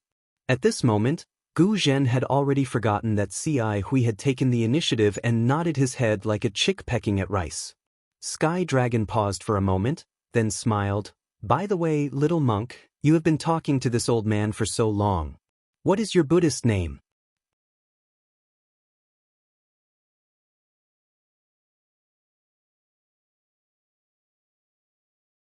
Chapter 3446. Disciple's Dharma name is Gu Zhen. Gu Zhen answered happily. Good Gu Zhen. I've spoken so much nonsense. Now, I'll use the Buddhist kingdom's secret technique to condense a relic for you. Sky Dragon said solemnly, however, I'll need to use the Buddhist kingdom's grand technique to extract your karma from the 6 paths of reincarnation. Without the Buddhist kingdom's Buddhist treasure, it won't succeed. Disciple understands. Gu Zhen naturally knew how difficult it would be. He also knew that Sky Dragon must have a way. After all, Manjushri Bodhisattva's mistake was a good example. Thus, he only answered and waited for Sky Dragon to speak. As expected, Sky Dragon said flatly, when I condensed the relic for Manjushri Bodhisattva, I used a Daoist sex artifact. It's in the mysterious water palace on the other side. Gu Zhen was stunned. His eyes darted around and he said in a low voice, Senior, are you talking about the immortal artifact in the mysterious water palace? Immortal artifact? Yes. In your eyes, it's the Daoist sect's so-called immortal artifact from the immortal world. Sky Dragon was stunned and then nodded. In my eyes, it's just a Dharma artifact. But Disciple heard that the immortal artifact was used to suppress something. Moreover, besides Ci Hui, there were 2 other people who entered the mysterious water palace before me. One of them was a woman who came here to see if the person she was looking for was suppressed under the immortal artifact. That's a false rumor. Sky Dragon laughed. That immortal artifact wasn't suppressing anything or anyone. Think about it. If that immortal artifact was suppressing something, could the person she was looking for be suppressed there? If the person she found could be suppressed there, could the immortal artifact still be called an immortal artifact? That immortal artifact was brought here to condense a relic for Manjushri Bodhisattva's predecessor. When Manjushri Bodhisattva's friend joined forces with him to set up the ancient formation, they also built the mysterious water palace. After an unknown number of years, that expert from the Dao sect returned to the Darkwater Palace and entered into closed-door cultivation for 10,000 years before he ascended. I was by his side when he ascended. Unfortunately, he headed to the Dao sect's immortal world and not the Buddhist sect's Buddhist kingdom. That's why I couldn't find a place I was familiar with even after searching for a long time. After that person ascended, for some unknown reason, he left the mystic artifact, the immortal artifact, in the profound water palace. Perhaps it was left for a fated person. Little monk Gu Zhen, are you the fated one? At this point, Sky Dragon chuckled. How strange. Who knows how many people had entered the profound water palace over the years? Forget the profound water palace, even the longevity palace had quite a number of people. However, they had either died here or returned with broken halberds. Not a single one of them had obtained this item. Little monk, you're really lucky to have met this old man here. Based on this old man's previous experience of using this item, you can easily take it away. But, little monk, don't be greedy. You can use this item in your current life. You'll have to return it to me when you return to the West. This old man might have other uses for it. Senior, you think too much. Gu Zhen laughed. Even if it's an immortal artifact, it belongs to the Dao sect. I'm the Buddhist sect's Dharma protector. What can I do with it? It's up to you. If you want to use it, take it. If you don't want to use it, just put it somewhere far away after this old man condenses your Saraira. Sky Dragon was getting impatient. This is your own choice. It has nothing to do with me. Yes, I understand. Gu Zhen's doubts were all gone.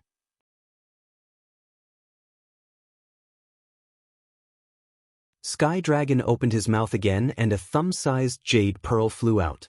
He said with a smile, this is the secret technique to control the mystic artifact. That person told Manjushri about it. Now, this old man will tell you. Not to mention the Buddhist sect's divine ability, this Buddhist secret technique can also control the immortal world's mystic artifacts. Guzhen took the jade pearl and looked at it. The jade pearl seemed to be able to suck in his soul. He frowned and said, "Senior, how do I use this?" "This is a Buddhist treasure refined by Manjushri. You only need to use your Buddhist sense to check it," Sky Dragon said with a smile. Guzhen tried to release his Buddhist sense. Sure enough, after a moment, Guzhen's face showed surprise. He asked curiously, "Senior, is this enough? Isn't this too simple?" How would this old man know? Sky Dragon smiled bitterly. This was used by Manjushri in the past. But he was in the stationary spirit realm. You're only in the lotus formation realm. I'm afraid you'll have to use more psyche power. Of course, if you can't get the mystic artifact this time, then this old man can't condense your Sarira. You can try again when you're in the stationary spirit realm. Yes, I understand. I'll try. If it doesn't work, then I'll have to wait for the next time. Guzhen had already lost his confidence. The record in the Jade Pearl was too simple. He felt that it must be done by a Buddhist master in the stationary spirit realm. Sky Dragon saw this and comforted him. "It's okay, Guzhen. Go and try. Give yourself some hope. Maybe you'll get a surprise?" "Yes, this disciple will go now." Guzhen forced himself to stay alert. He was so close to eating a delicious vegetarian meal. Suddenly, someone asked him for money. But he didn't have a single copper coin in his 100 treasures pouch. "Sigh, poor little monk." Sky Dragon sighed. "This old man shouldn't have given you so much hope." Sky Dragon's figure disappeared into the jade pearl. The jade liquid in the longevity lamp began to rotate. The faint flame also rotated at the same time. Not long after, a small whirlpool appeared in the jade liquid. The whirlpool became bigger and bigger, gradually reaching the bottom of the lamp. At the same time, the flame gradually condensed into a swastika character in the air. Waves of faint Sanskrit chants spun faster and faster. "Go!" A mantra that sounded both Daoist and Buddhist rang out. The swastika character rushed into the whirlpool and hit the bottom of the longevity lamp. The bottom of the longevity lamp emitted a slight rumbling sound. The layers of clouds under the lamp seemed to have come to life and floated to the top of the pillar. PFFF, PFFF, PFFF. There were 81 consecutive sounds. Then, the sound of a bell rang in Guzhen's ears. Golden light flashed in front of Guzhen and an entrance appeared on the pillar. A long flight of stairs appeared at the entrance. "Once you get that magic item, you'll be able to condense a relic." Sky Dragon's voice was a bit hoarse. He didn't show his head from the jade pearl. Guzhen was full of joy. He landed at the entrance of the pillar and bowed. "This disciple understands. This disciple will be back soon." Guzhen waited for a while but didn't hear Sky Dragon's voice. He knew that Sky Dragon was too tired and didn't want to wait any longer. He looked at the stairs and quickly walked down. After Guzhen left, the longevity hall regained its tranquility. The longevity lamp continued to burn dimly. It was as though Guzhen had never appeared in the first place. There were so many stairs under Guzhen's feet that he couldn't see the end of them. However, he was in such a good mood that he didn't care how far the stairs were. He knew that as long as he walked down step by step, there would be an end to the stairs. At the end, he would be able to fulfill his wish of condensing a relic in his lifetime. According to Guzhen's knowledge, condensing a relic was very simple for arhats who practiced Buddhist magic because the relic was the foundation of their cultivation. As long as they could step into the dust realm, they would be able to condense a relic. In the future, their Rugu and Bright Pool realms could be reflected in the relic. Different Buddhist mantras had different effects. Some could transform into different golden bodies in different realms, and some could trigger different Buddhist divine abilities in different realms, such as heavenly vision, heavenly hearing, and so on. For ordinary monks who didn't practice Buddhist magic, they could also condense a relic if they were proficient in Buddhist Dharma and Zen theory. However, this kind of relic could only be condensed after the monk had passed away. In other words, after the monk had finished his mortal life. The condensation of this kind of relic depended on Buddhist secret magic. The monk couldn't do it by himself. Of course, this was common sense. There were exceptions. Occasionally, there would be senior monks who were proficient in Buddhist Dharma but not Buddhist magic who condensed a relic. However, Guzhen also knew that for a guardian like him, even if he was in the Lotus realm, he couldn't condense a relic. This was because he had too many evil creatures in his hands. The resentment of the creatures he killed was enough to drown his relic, making it impossible for him to go further on the path of Buddhist magic. For this reason, in the Buddhist magic, the mantras for the guardians to practice did not allow the bodhisattvas to condense a relic from the beginning. This prevented the karma of killing creatures from affecting the cultivation of later generations. If he wanted to condense a relic, there was only one way. That was to ask a Buddhist master to condense a relic for him like ordinary monks when he passed away. However, the possibility of this kind of relic was too small. He didn't practice Buddhist Dharma and couldn't eliminate the karma. The resentment of the creatures who died in his hands would not only destroy his relic, but also implicate the senior monk who performed the magic. No guardian would ask others to do this, and no one would do this for a guardian. These were all known by the guardians at the beginning of their cultivation. However, the sky dragon who had just descended from the Buddhist kingdom gave Guzhen hope. The Manjushri Bodhisattva, who was also a guardian in his previous life, gave Guzhen hope.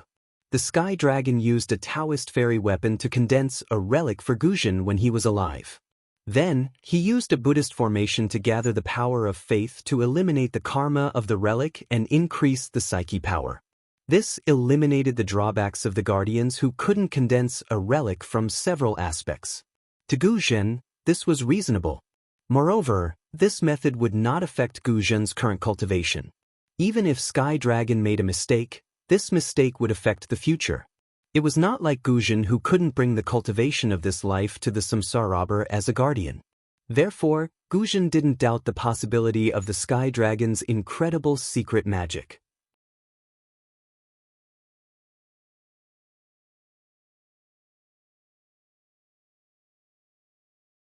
Chapter 3447. In particular, in Guzhen's heart, the Sky Dragon had accompanied Manjushri's Saraira in the longevity lamp for more than 100,000 years. The imperceptible influence between him and the Saraira was quite profound. Guzhen did not believe that the Sky Dragon would do anything wrong. Because if the Sky Dragon did anything wrong, how could the Saraira have allowed it to live until now? The only thing that made Guzhen feel uneasy was the fairy weapon of the mysterious water palace. However, the fairy weapon was related to his Saraira and had nothing to do with the Sky Dragon. Even if the Sky Dragon was suppressed by the fairy weapon, it was still the fairy weapon of the Taoist sect. The Sky Dragon was also the Sky Dragon of the Buddhist kingdom. If he took away the fairy weapon and released the Sky Dragon, wouldn't it be a great merit? When he thought of this, Guzhen, who originally did not have any good impression of the Tao sect, removed even the last trace of it. He raised both of his hands into the air and appeared to be stretching his waist. Then, he pulled himself together and swiftly descended the stairs. He seemed to be able to see the scene of him, who had condensed the Saraira, attaining nirvana 100,000 years later. He did not know how many steps he walked down, but when he turned a corner, he saw a small arched bridge in front of him. Under the bridge, streams of extremely pure water-based yuan qi of heaven and earth condensed into water and flowed.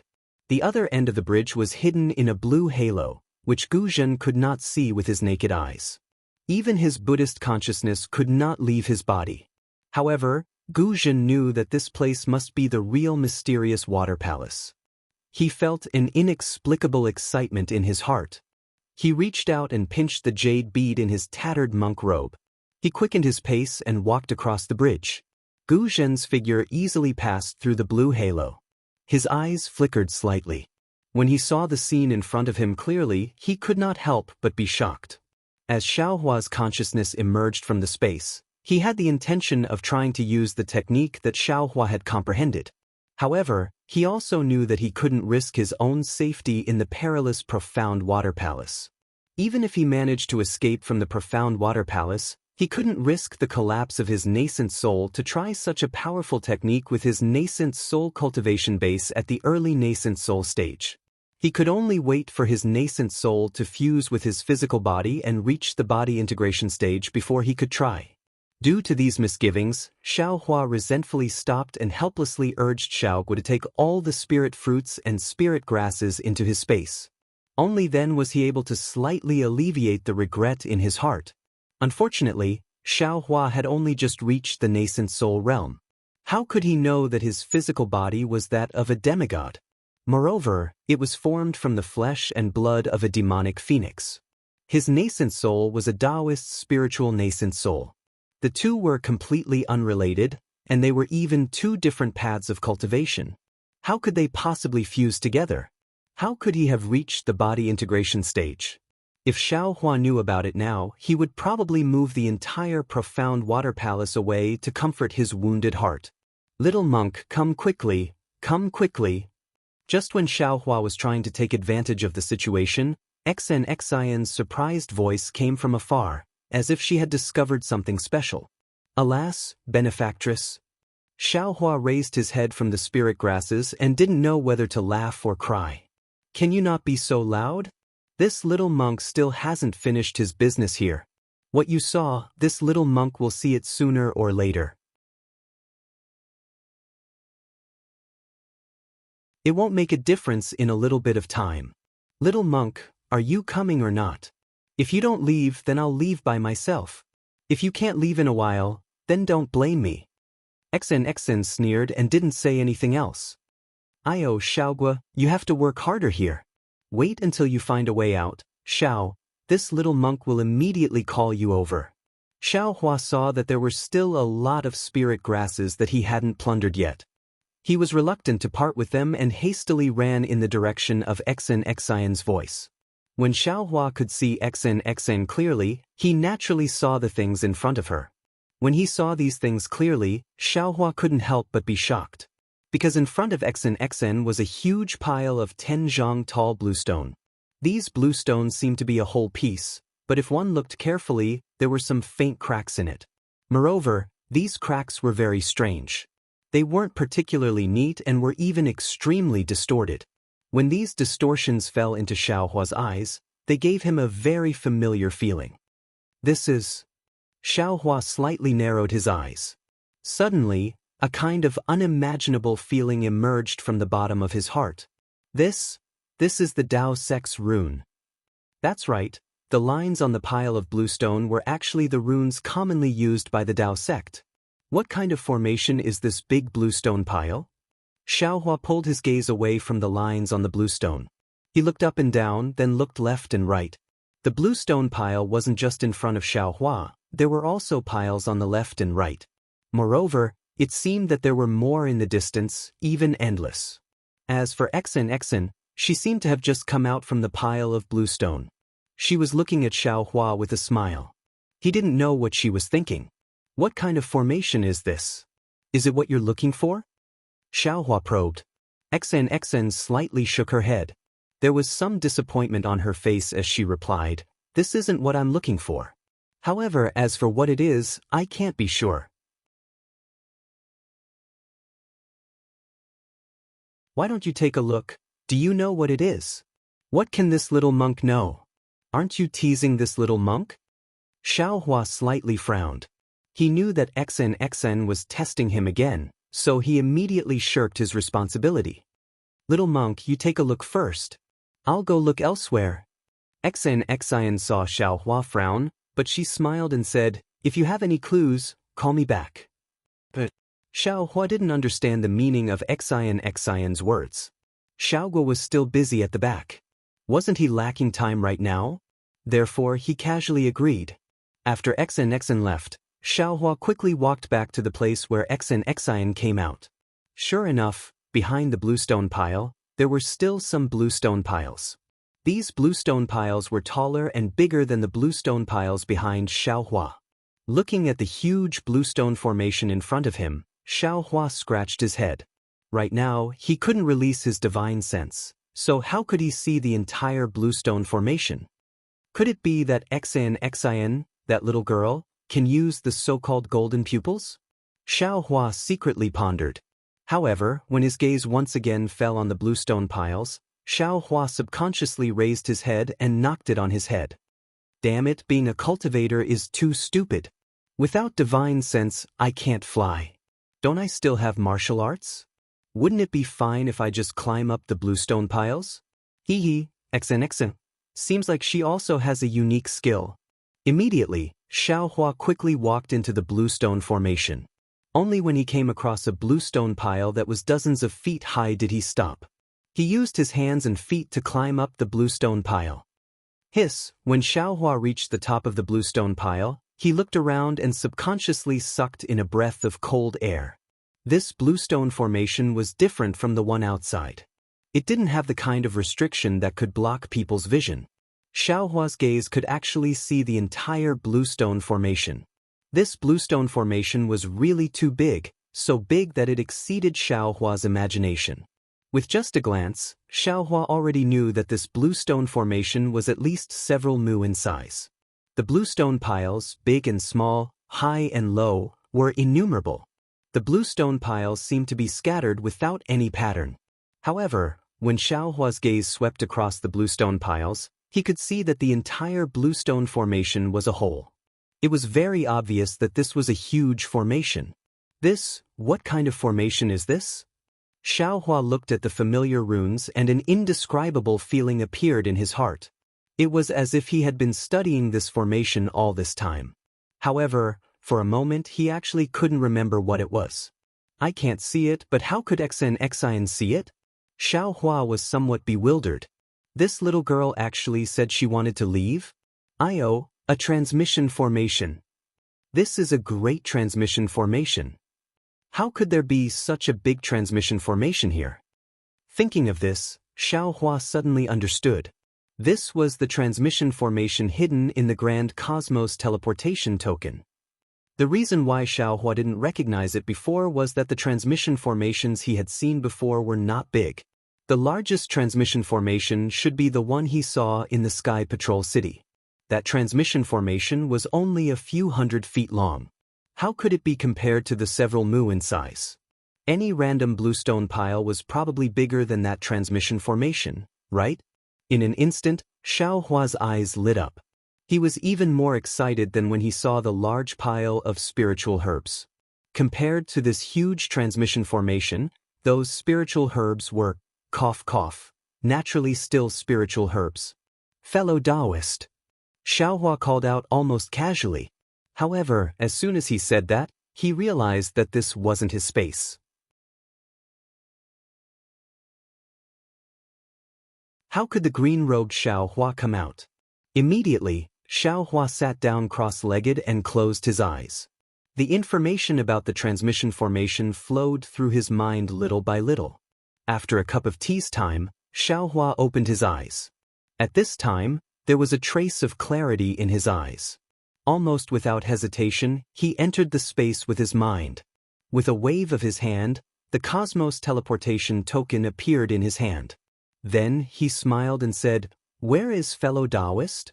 Fellow Daoist just left. What's the matter now? The green-robed Xiao Hua appeared in front of Jade Archive Xiao Hua very lazily. The expression on his face was as lively as the soul cultivator Xiao Hua's. Would fellow Daoist be willing to go out with I? Jade Archive Xiao Hua asked with a smile. Very strangely, the green-robed Xiao Hua's face suddenly showed a kind of excitement. Even Jade Archive Xiao Hua was very excited. Didn't fellow Daoist promise to let that person go out first? The green-robed Xiao Hua pointed up with his hand. Obviously, he was talking about the soul cultivator Xiao Hua. Jade Archive Xiao Hua smiled and said, "That was then and this is now. Today is fellow Daoist's turn to work. Naturally, I'll ask fellow Daoist to go out for a walk." Good, the green-robed Xiao Hua clapped his hands and said, "I'll listen to fellow Daoist's instructions. Come out with I." Jade Archive Xiao Hua nodded and pulled the green-robed Xiao Hua out of the space with his left hand.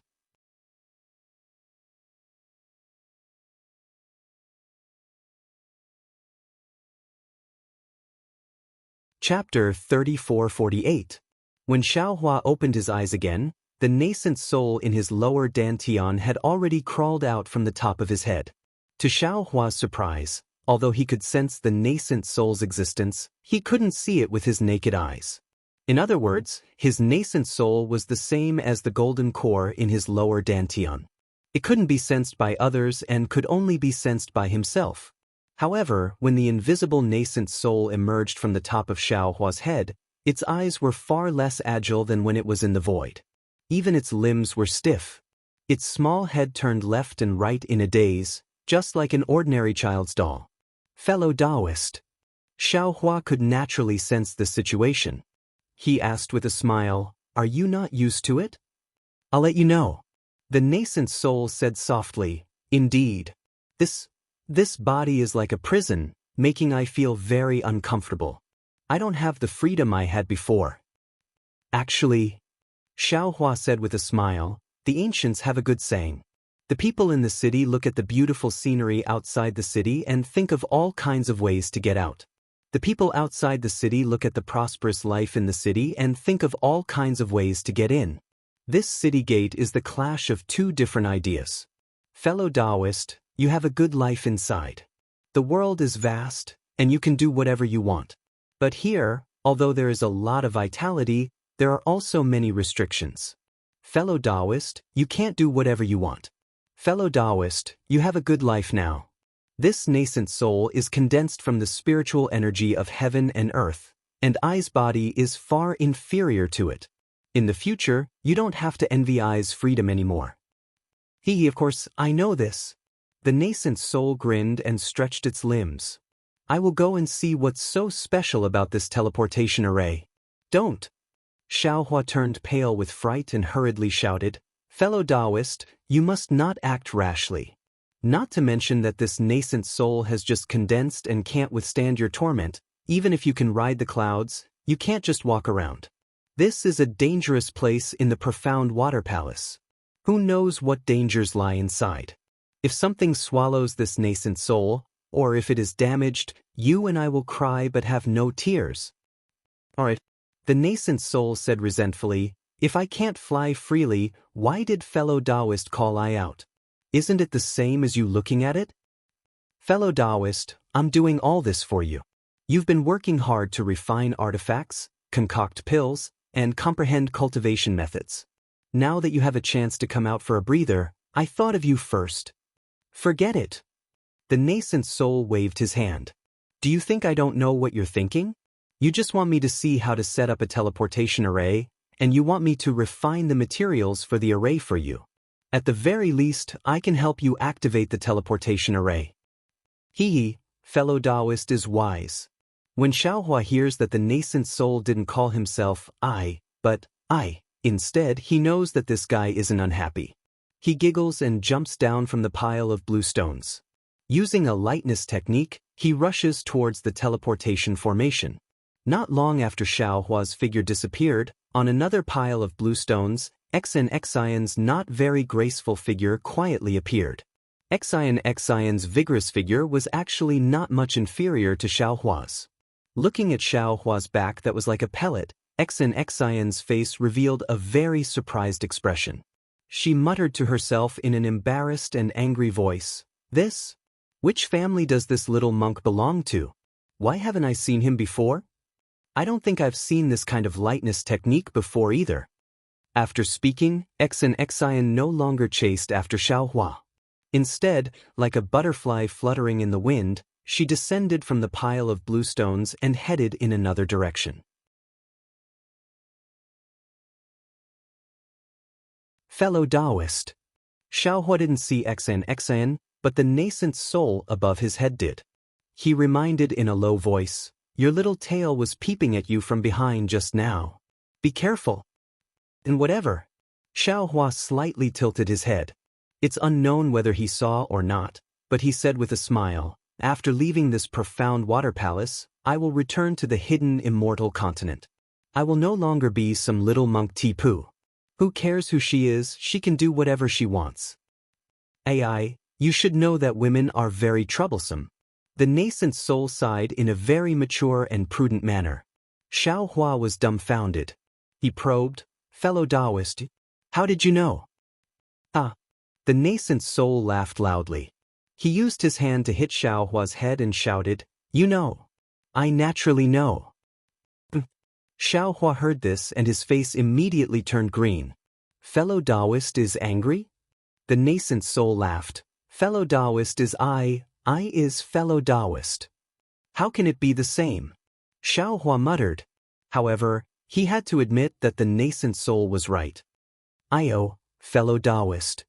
Just when Xiao Hua was somewhat distracted, the nascent soul cried out, "Quickly look over there."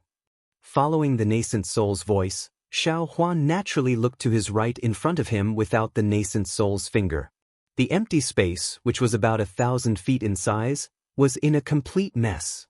The originally orderly piles of bluestone were now scattered on the ground. The huge bluestone had also been smashed, and pieces of it the size of a fist were scattered all over the place. Xiao Hua's face was somewhat gloomy.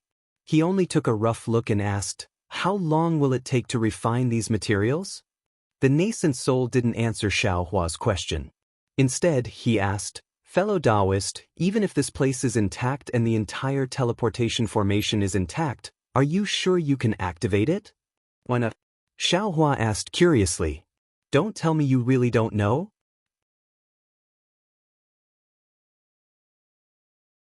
The nascent soul asked again.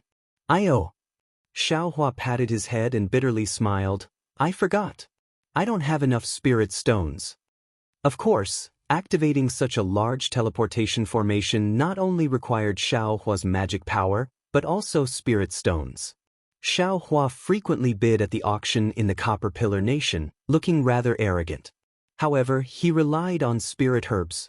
In fact, Xiao Hua had left most of his spirit stones in the Myriad Thunder Valley when he left the Imperial Thunder Sect.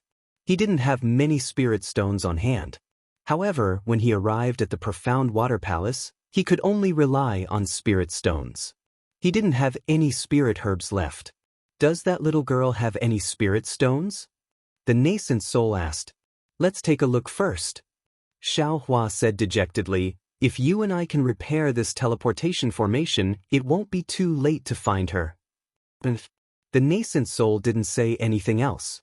Xiao Hua wasn't just looking around aimlessly. He ran deeper into the teleportation formation's core while studying the real teleportation formation with the nascent soul. He compared what he saw with his own comprehension. Therefore, his speed was quite fast at first, but towards the end he became slower and slower. It wasn't until an hour later that he arrived at the center of the teleportation formation, an empty space that was several hundred feet wide. To Xiao Hua's disappointment, this place was also a mess. Fist-sized fragments could be seen everywhere.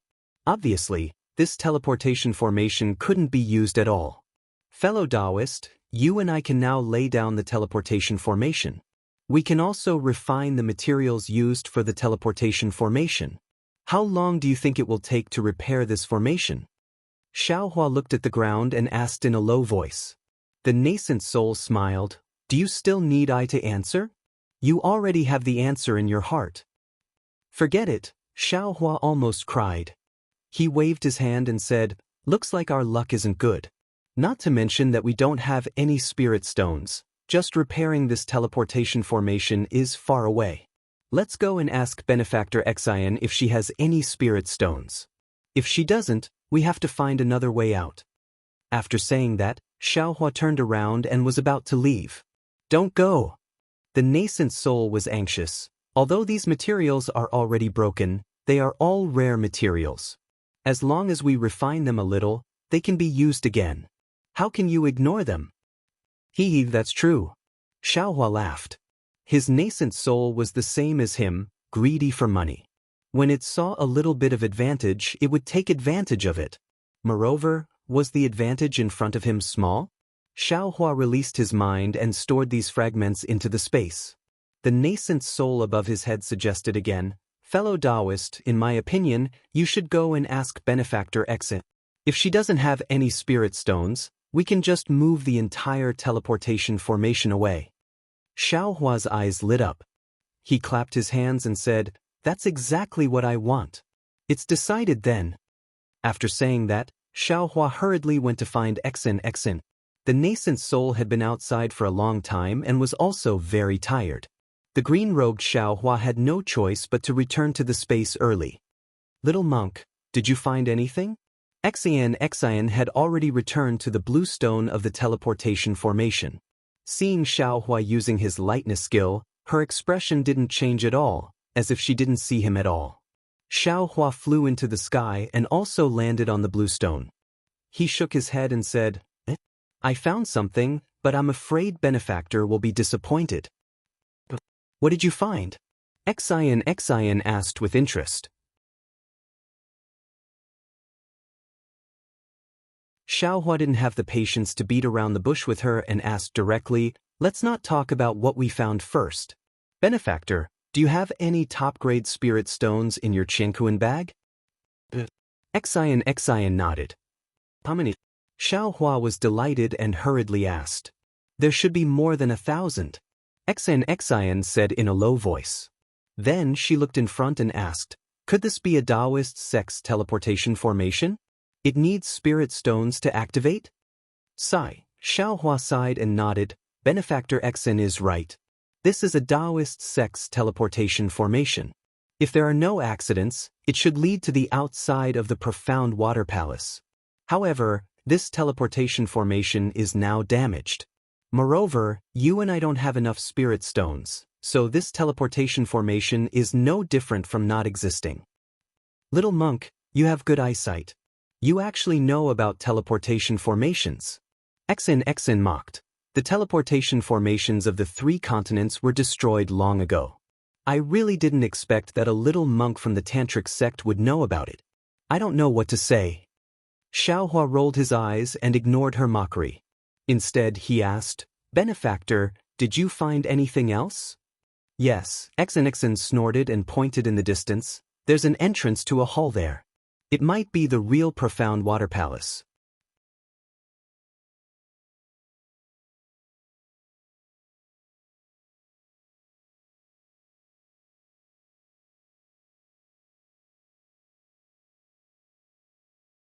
However, the other end of the balcony was covered by the blue light of the sky. It was as if there was an extra section that appeared out of thin air. What was special was that other than the white jade stairs in front of Xen, there was also a building above the stairs that looked like a corridor. In the middle of the building, there was a rather large bulge that looked a little out of place. However, no one would dare to underestimate any strange place in the dangerous profound water palace. As soon as Xiaohua set foot on the steps, he had already felt somewhat uneasy. He had a feeling that there would be some trouble inside the balcony. Nu Tanyue. Xiaohua couldn't help but whisper, is there no other entrance besides this balcony nearby? If there is, Xiao Xing can go look for it himself. Xian didn't turn her head. She said coldly, when Xiao Xing found this place with great difficulty, some people were still filling their pockets. Do you think some people have the right to ask where to go? Of course not. Xiaohua said vehemently, this is all thanks to Xen Tanyue. Who dares to say no? Xian didn't expect Xiaohua to answer like this. She snorted coldly and said no more. However, after Xiaohua took a few more steps, he thought of something and hurriedly whispered, by the way, Xiao Xing has made a strange discovery. Would Nu Tanyue like to hear it? If Xiaohua had only said that he had a question, or if he had something to say, Xian might have blocked him with a sentence, not allowing Xiaohua to speak. However, Xiaohua said that it was a strange discovery. Xen couldn't help but say, let's hear it. Did Xen Tanyue notice it? We're not the first to arrive at the profound water palace. There must be many others before us. Of course, Xen replied grumpily, the ancient array under the Sage River isn't unknown to begin with. It's just that many people come in and few go out. It's long become a dangerous place. Very few people have come here in the last 1,000 years.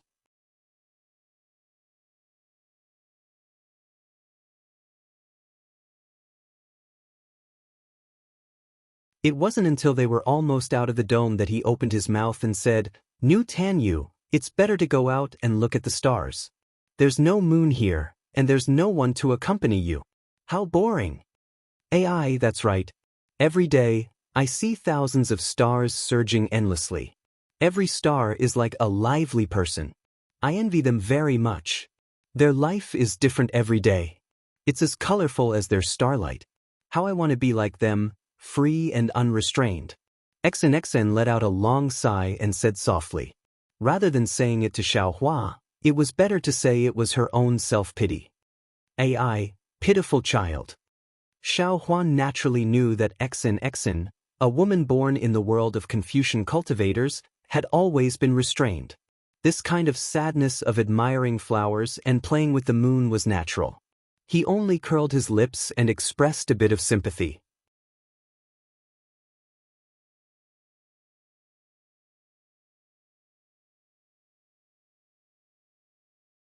Chapter 3450.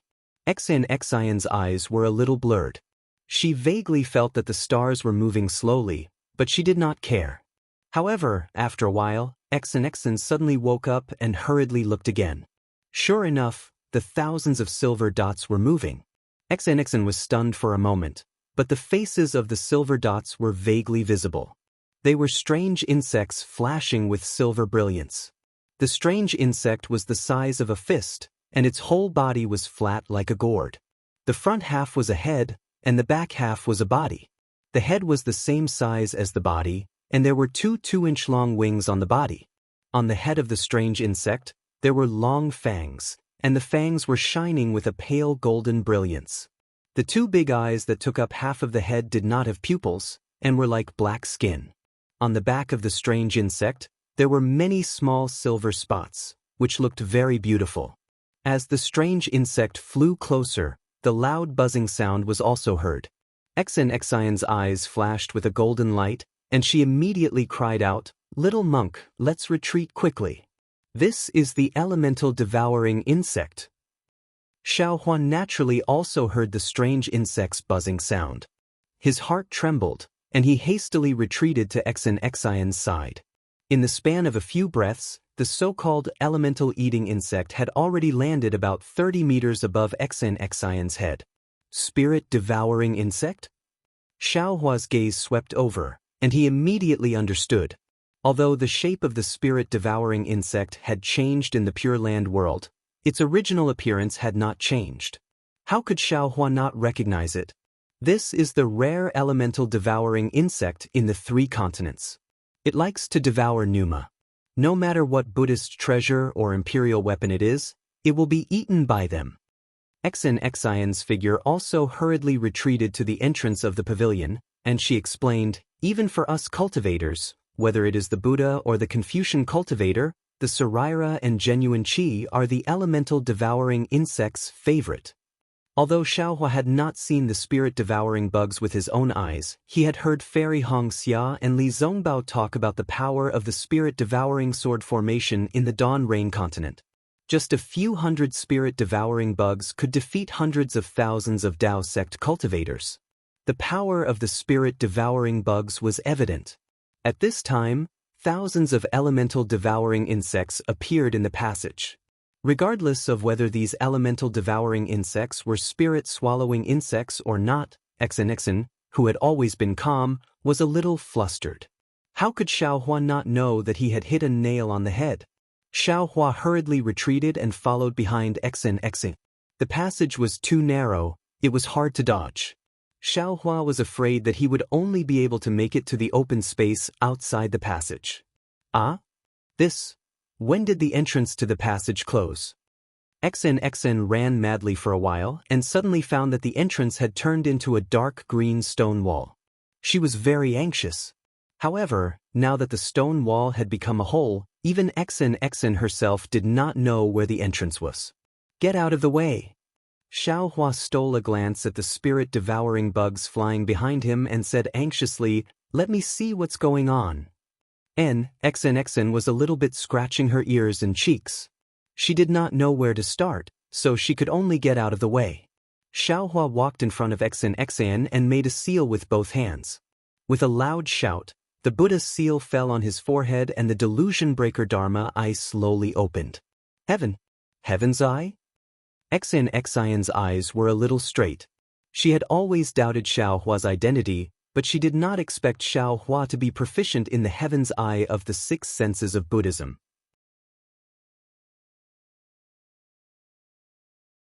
Swish! Just when XNXN was puzzled, there was a sound like raindrops behind her. XNXN hurriedly looked back again, only to see thousands of elemental devouring bugs swarming over like frightened bees. XNXN looked at Xiao Hua's slightly short figure and gritted her teeth. She threw the soft sword in her hand and made a sword sign. The soft sword immediately turned into a waterfall and rushed toward the swarm of bugs. Woo! Like a gust of wind, where the soft sword passed, dozens of elemental devouring bugs fell to the ground. Except for a few elemental devouring bugs that were still struggling to fly, the other elemental devouring bugs were dying on the ground and could no longer fly. Seeing this, XNXN, whose heart had been in her mouth for a long time, could not help but breathe a sigh of relief. Obviously, these elemental devouring bugs were different from the rumors. "Little monk, don't worry, take your time," XNXN said with a smile. "The elemental devouring bugs here seem to be different from what I thought. They are not very difficult to deal with." At this moment, Xiao Hua didn't have the time to pay attention to XNXN's words. In his eyes, there was a vast ocean of blue. Within this ocean of blue, there were many runes flowing like water. From time to time, these runes would collide with each other and unexpectedly produce an even stronger brilliance. Within this brilliance, new runes would appear. What kind of Dharma array is this? It can actually move and change on its own? Xiao Hua was greatly alarmed. At this time, he was no longer in a hurry to find the entrance in this seamless Dharma array. He hurriedly looked at other places. The more Xiao Hua looked, the more alarmed he became. This Dharma array was far beyond his imagination. The entire passage was a complete whole. The countless water-based world energy of heaven and earth seemed to be endlessly pouring into it. As the world energy flowed, the runes of the entire passage's Dharma array also changed.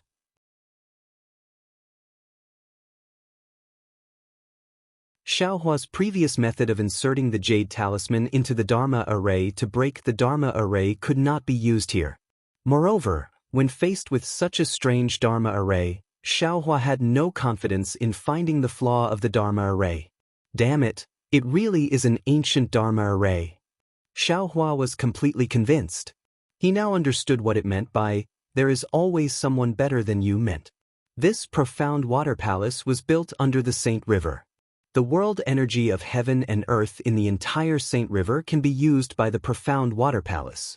If I can't find the flaw of the Dharma array and forcefully break it, it's tantamount to going against the entire Saint River. Clang! Just as Xiao Hua was deep in thought, another golden sound came from behind him, resounding through the entire passage. Xiao Hua knew that XNXN had activated her sword. However, since XNXN didn't say anything, he didn't turn around either. He activated his Dharma eye again, and a faint silver-white beam of light shot out from his Dharma eye.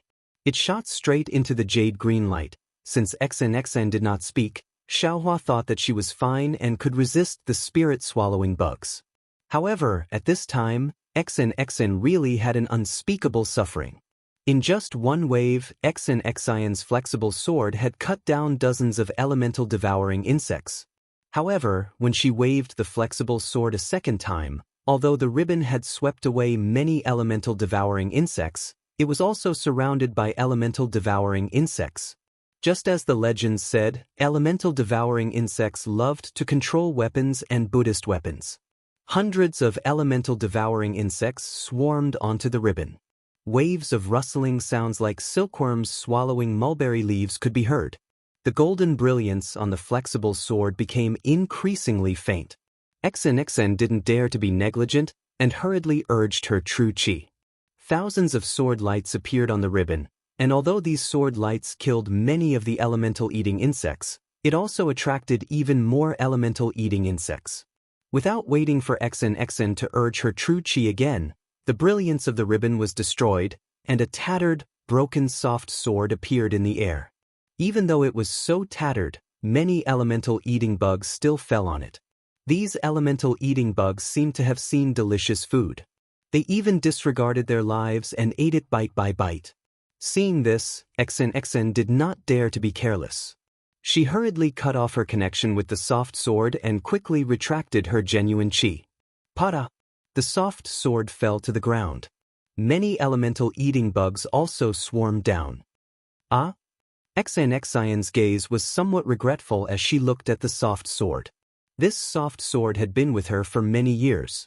In her heart, she was quite reluctant to part with it. However, when her gaze fell, she could not help but be shocked. She saw that on the ground, besides the broken sword, there were also a few struggling elemental eating bugs scattered around the broken sword. The elemental eating bugs that were killed by Xianxia earlier had disappeared without a trace. Xianxia was shocked. Hundreds of elemental eating bugs swarmed towards Xianxia. Xianxia could now clearly see the fangs of the closest elemental eating bug. Xianxia hurriedly stretched out her hand and was about to pull out the golden hairpin from her hair bun. However, after her hand touched the golden hairpin, she hesitated slightly and moved her hand away. Then she patted the top of her head. King! It was the sound of a golden chime that Xiaohua heard.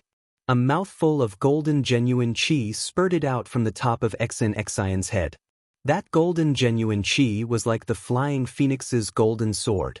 Following the spurting of the golden genuine qi, Xianxia's body gradually changed. Her previously white skin now turned pale gold.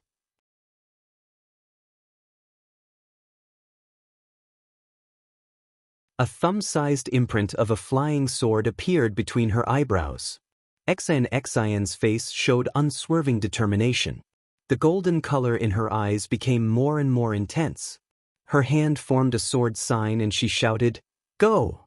The flying sword flapped its wings. Strands of sword light turned into small swords and flew towards the elemental eating bugs. Rumble!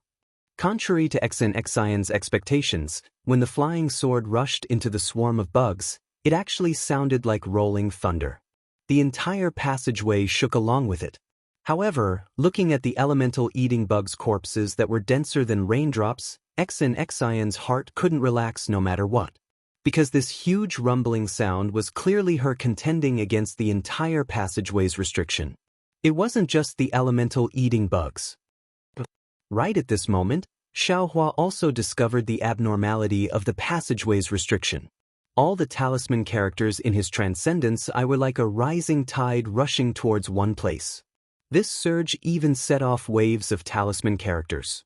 The silver-white brilliance in Xiaohua's transcendence was originally on the verge of being scattered by the jade tide. Now it was even more inferior. Surprised, Xiaohua unconsciously looked towards Xianxia. He saw a golden whirlpool that looked like a sea of swords fiercely rotating not far away. A strand of golden thread rushed out from this whirlpool. One end of the golden thread was in the shape of a huge flying phoenix. Surrounding the flying phoenix were densely packed small dots. These small dots were dark green in color. However, on top of this dark green, there were also strands or bits of silver white.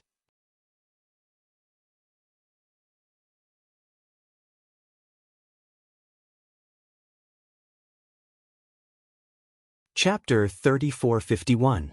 Just when Xiaohua was about to close his Dharma eyes, a silver ball of light that looked like a flying phoenix caught his attention. Xiaohua was rather surprised. "Oh, what is this?" However, before he could take a closer look, Xianxia's anxious voice sounded, "Little monk, I can't hold on for too long. If you can't find the entrance, then we can only go inside." "Okay, Xianxia, let's hurry and fly forward." Xiaohua hurriedly closed his Dharma eyes. Currently, his Dharma eyes were refining the essence of the void-penetrating beast, so he didn't feel any fatigue using his Dharma eyes. Xianxia lightly reprimanded, and the flying phoenix sword in midair once again expanded. The small sword in the light feather frantically stabbed out, clearing the passage in front of Xianxia and Xiaohua. Xianxia didn't dare to be negligent. She waved her hand and said, "Let's go." Her figure floated up first. She was actually also using the light body technique. Xiaohua understood that XN was afraid of attracting the attention of the elemental-eating insects and didn't dare to let her true qi leak out. That was why she used the light body technique. Thus, he also hurriedly used the ethereal steps and followed behind XN. Wang. XN had only flown 100 feet when another loud rumbling sound rang out. A group of elemental devouring insects that were even larger than the previous one flew out from the restriction of the passageway and pounced towards XN and Xiaohua. Kill, XN sneered. The flying phoenix sword flying above her head once again streaked across the air, and layer after layer of elemental-eating insects fell down. However, XN clearly saw that the number of elemental-eating insects killed by this sword was 40% less than before. If XN could see it, how could Xiaohua not know? XN Tanyue, these elemental-eating insects seem to be related to the formation. It's not easy for us to tangle with them. Let's leave. Xiaohua whispered. XN opened her mouth. Her voice was like a golden chime, very cold. Only you know. Do you think I can't see it? If you don't speak, I won't know if you're mute. Hurry up and run. Xiaohua shrunk his neck. He didn't know why XN was so cold. The ethereal steps under his feet sped up again. Xiaohua and XN's wish was beautiful, but the elemental-eating insects became more and more powerful. In the end, half of XN's gold origin flying sword was actually eaten by elemental-eating insects. A pitiful flying phoenix weakly struggled in midair. Damn it! XN roared, and the flying phoenix let out a long cry. The cry was so loud that it sounded like it was crying blood, as if it was about to undergo nirvana. Upon seeing this, Xiaohua exclaimed in shock. XN, what are you doing? As he spoke, the green light between his eyebrows shone brightly. Numerous green seal characters that XN did not understand appeared like a swarm of bees, and layers of lightning appeared in the air. However, before the lightning completely appeared, all the element-eating insects in the passage immediately went berserk. Each and every one of them was more excited than if they had eaten spirit herbs, and they rushed towards Xiaohua and XN. Boom! The golden phoenix condensed into a slender flying sword, and suddenly streaked across the air, killing dozens of elemental insects, and then turned into fireflies and disappeared. XN's faint voice sounded. Of course it's to kill the elemental devouring bugs. What do you think I'm going to do? Before XN could finish, XN suddenly covered her head with her hands and screamed in pain. As for Xiaohua, his entire Naiwen Gong was also splashing with golden light. The elemental insects actually launched a divine ability similar to Soul Stab under Xiaohua's lightning and thunder technique. Xiaohua is alarmed and hastily withdraws the green light from between his eyebrows.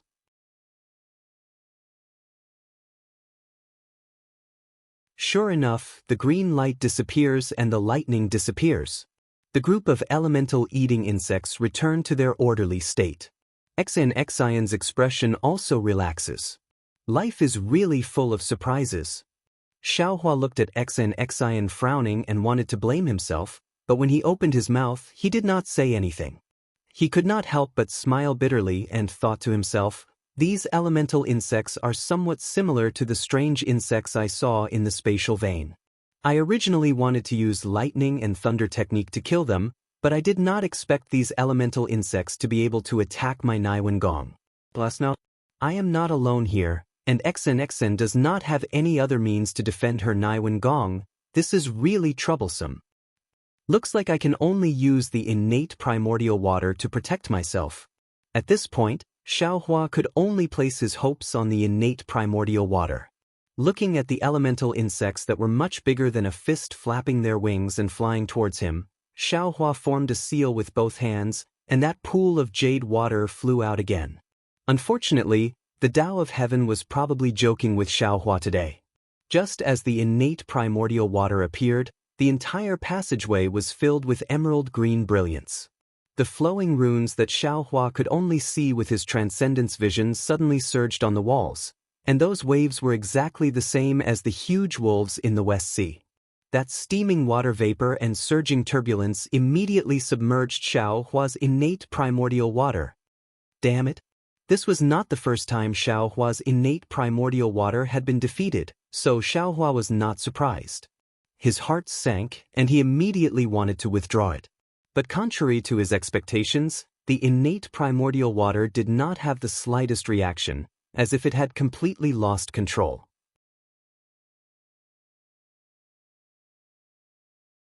Damn it, this is what it means to throw a meat bun at a dog. There is no return. Xiaohua was rather distressed, but he immediately became vigilant. Putting away the primordial water bottle, he hastily looked up. Sure enough, those runes that were originally emitting emerald brilliance had almost turned transparent after receiving the innate primordial water. This transparency rapidly spread throughout the entire passageway, and immediately, even more elemental insects appeared from the depths of the formation. We've poked a hornet's nest. Xiaohua turned pale with fright, and hastily shouted, "Xn, quickly run!" After Xian's gold essence failed, she was originally walking behind Xiaohua. Her lightness technique was clearly inferior to Xiaohua's, so even if Xiaohua took the time to counterattack, she still could not catch up. At this moment, the innate primordial water overplayed its purpose, causing even more elemental insects to fly out, and Xian was the first to bear the brunt of these elemental insects' attack. Now Xian was really panicking. The sword light around her body surged again, and her right hand once again placed on the golden hairpin. Xian's sword light did not move, but with this move, the elemental insects that had just flown out bared their fangs and brandished their claws and pounced towards her. "If I don't show my power, you'll think I'm a sick cat." Xiaohua clapped his hands, as if he was about to use the hand of yuanying, but after hesitating for a moment, he took out the wishful steel rod from his space. Even when he took out the wishful steel rod, Xiaohua's brows slightly wrinkled. Although Xian Chang's strange insects were called elemental insects, and these elemental insects were indeed slightly different from the spirit-swallowing bugs, Xiaohua still had more than a dozen spirit-swallowing bugs, gold-swallowing bugs, wood-swallowing bugs, and so on in the sword tomb. Xiaohua did not know if these spirit insects would listen to him now, but looking at these thousands of elemental insects, Xiaohua also understood that 2 hands were no match for 4 fists. Not to mention the spirit-swallowing bugs, even Little Black and Little Yellow were unlikely to be the opponents of these insects. Little Yellow and Little Black were Xiaohua's own boy. In such a dangerous situation in the void, Xiaohua was reluctant to let them out, let alone let them take risks at this time. Since he took out the wishful steel rod, Xiaohua's whole body surged with golden light, and the divine power of the celestial body was once again displayed.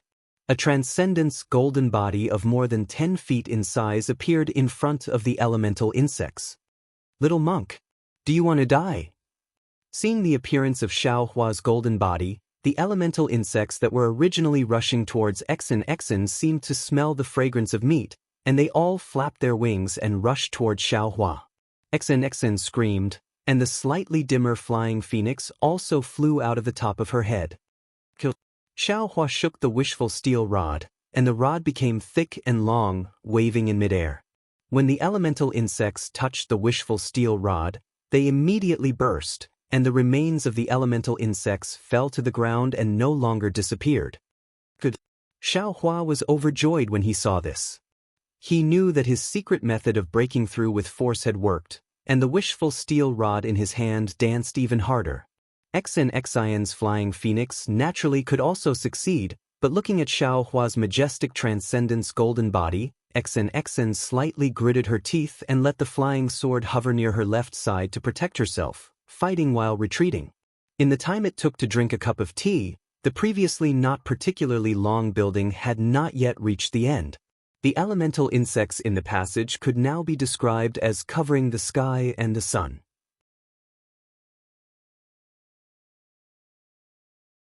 Not only did Xiaohua's wishful steel rod not know when, but there were already a few elemental insects that were vigorously biting, and there were also no less than 100 elemental insects on Xiaohua's golden body.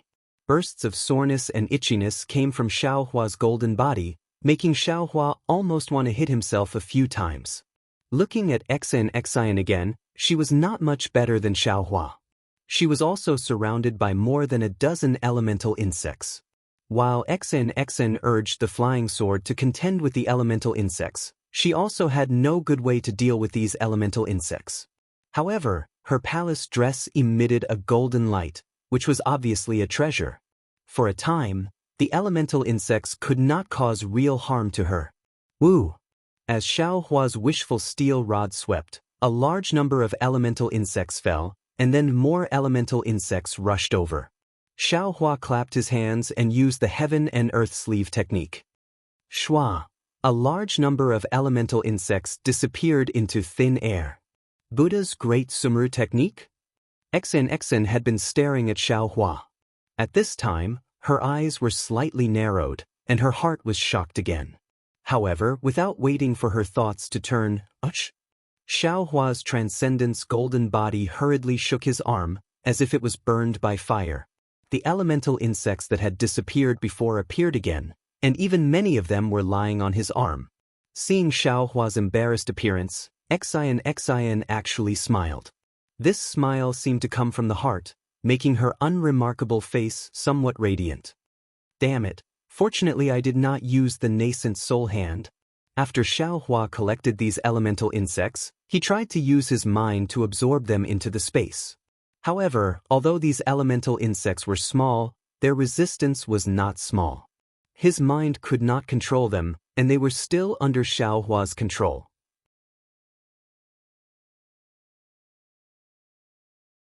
Xiao Hua really felt like he was trying to steal a chicken only to end up losing the rice used to lure it. Alas, no wonder sword cultivators use sword pouches to collect the spirit-swallowing insects.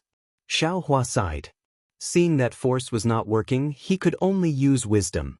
But at this time, XN raised her head and shouted, "Little monk, quickly rush forward. Don't care about these elemental insects, first find the exit of the passage. Your transcendent's golden body is huge enough for them to swallow, and I will also send out my true qi. Now we can only choose to cut our losses." You're tuning in to the Wang Lin's Journey YouTube channel. Don't forget to subscribe and join us on this journey to catch the most captivating stories.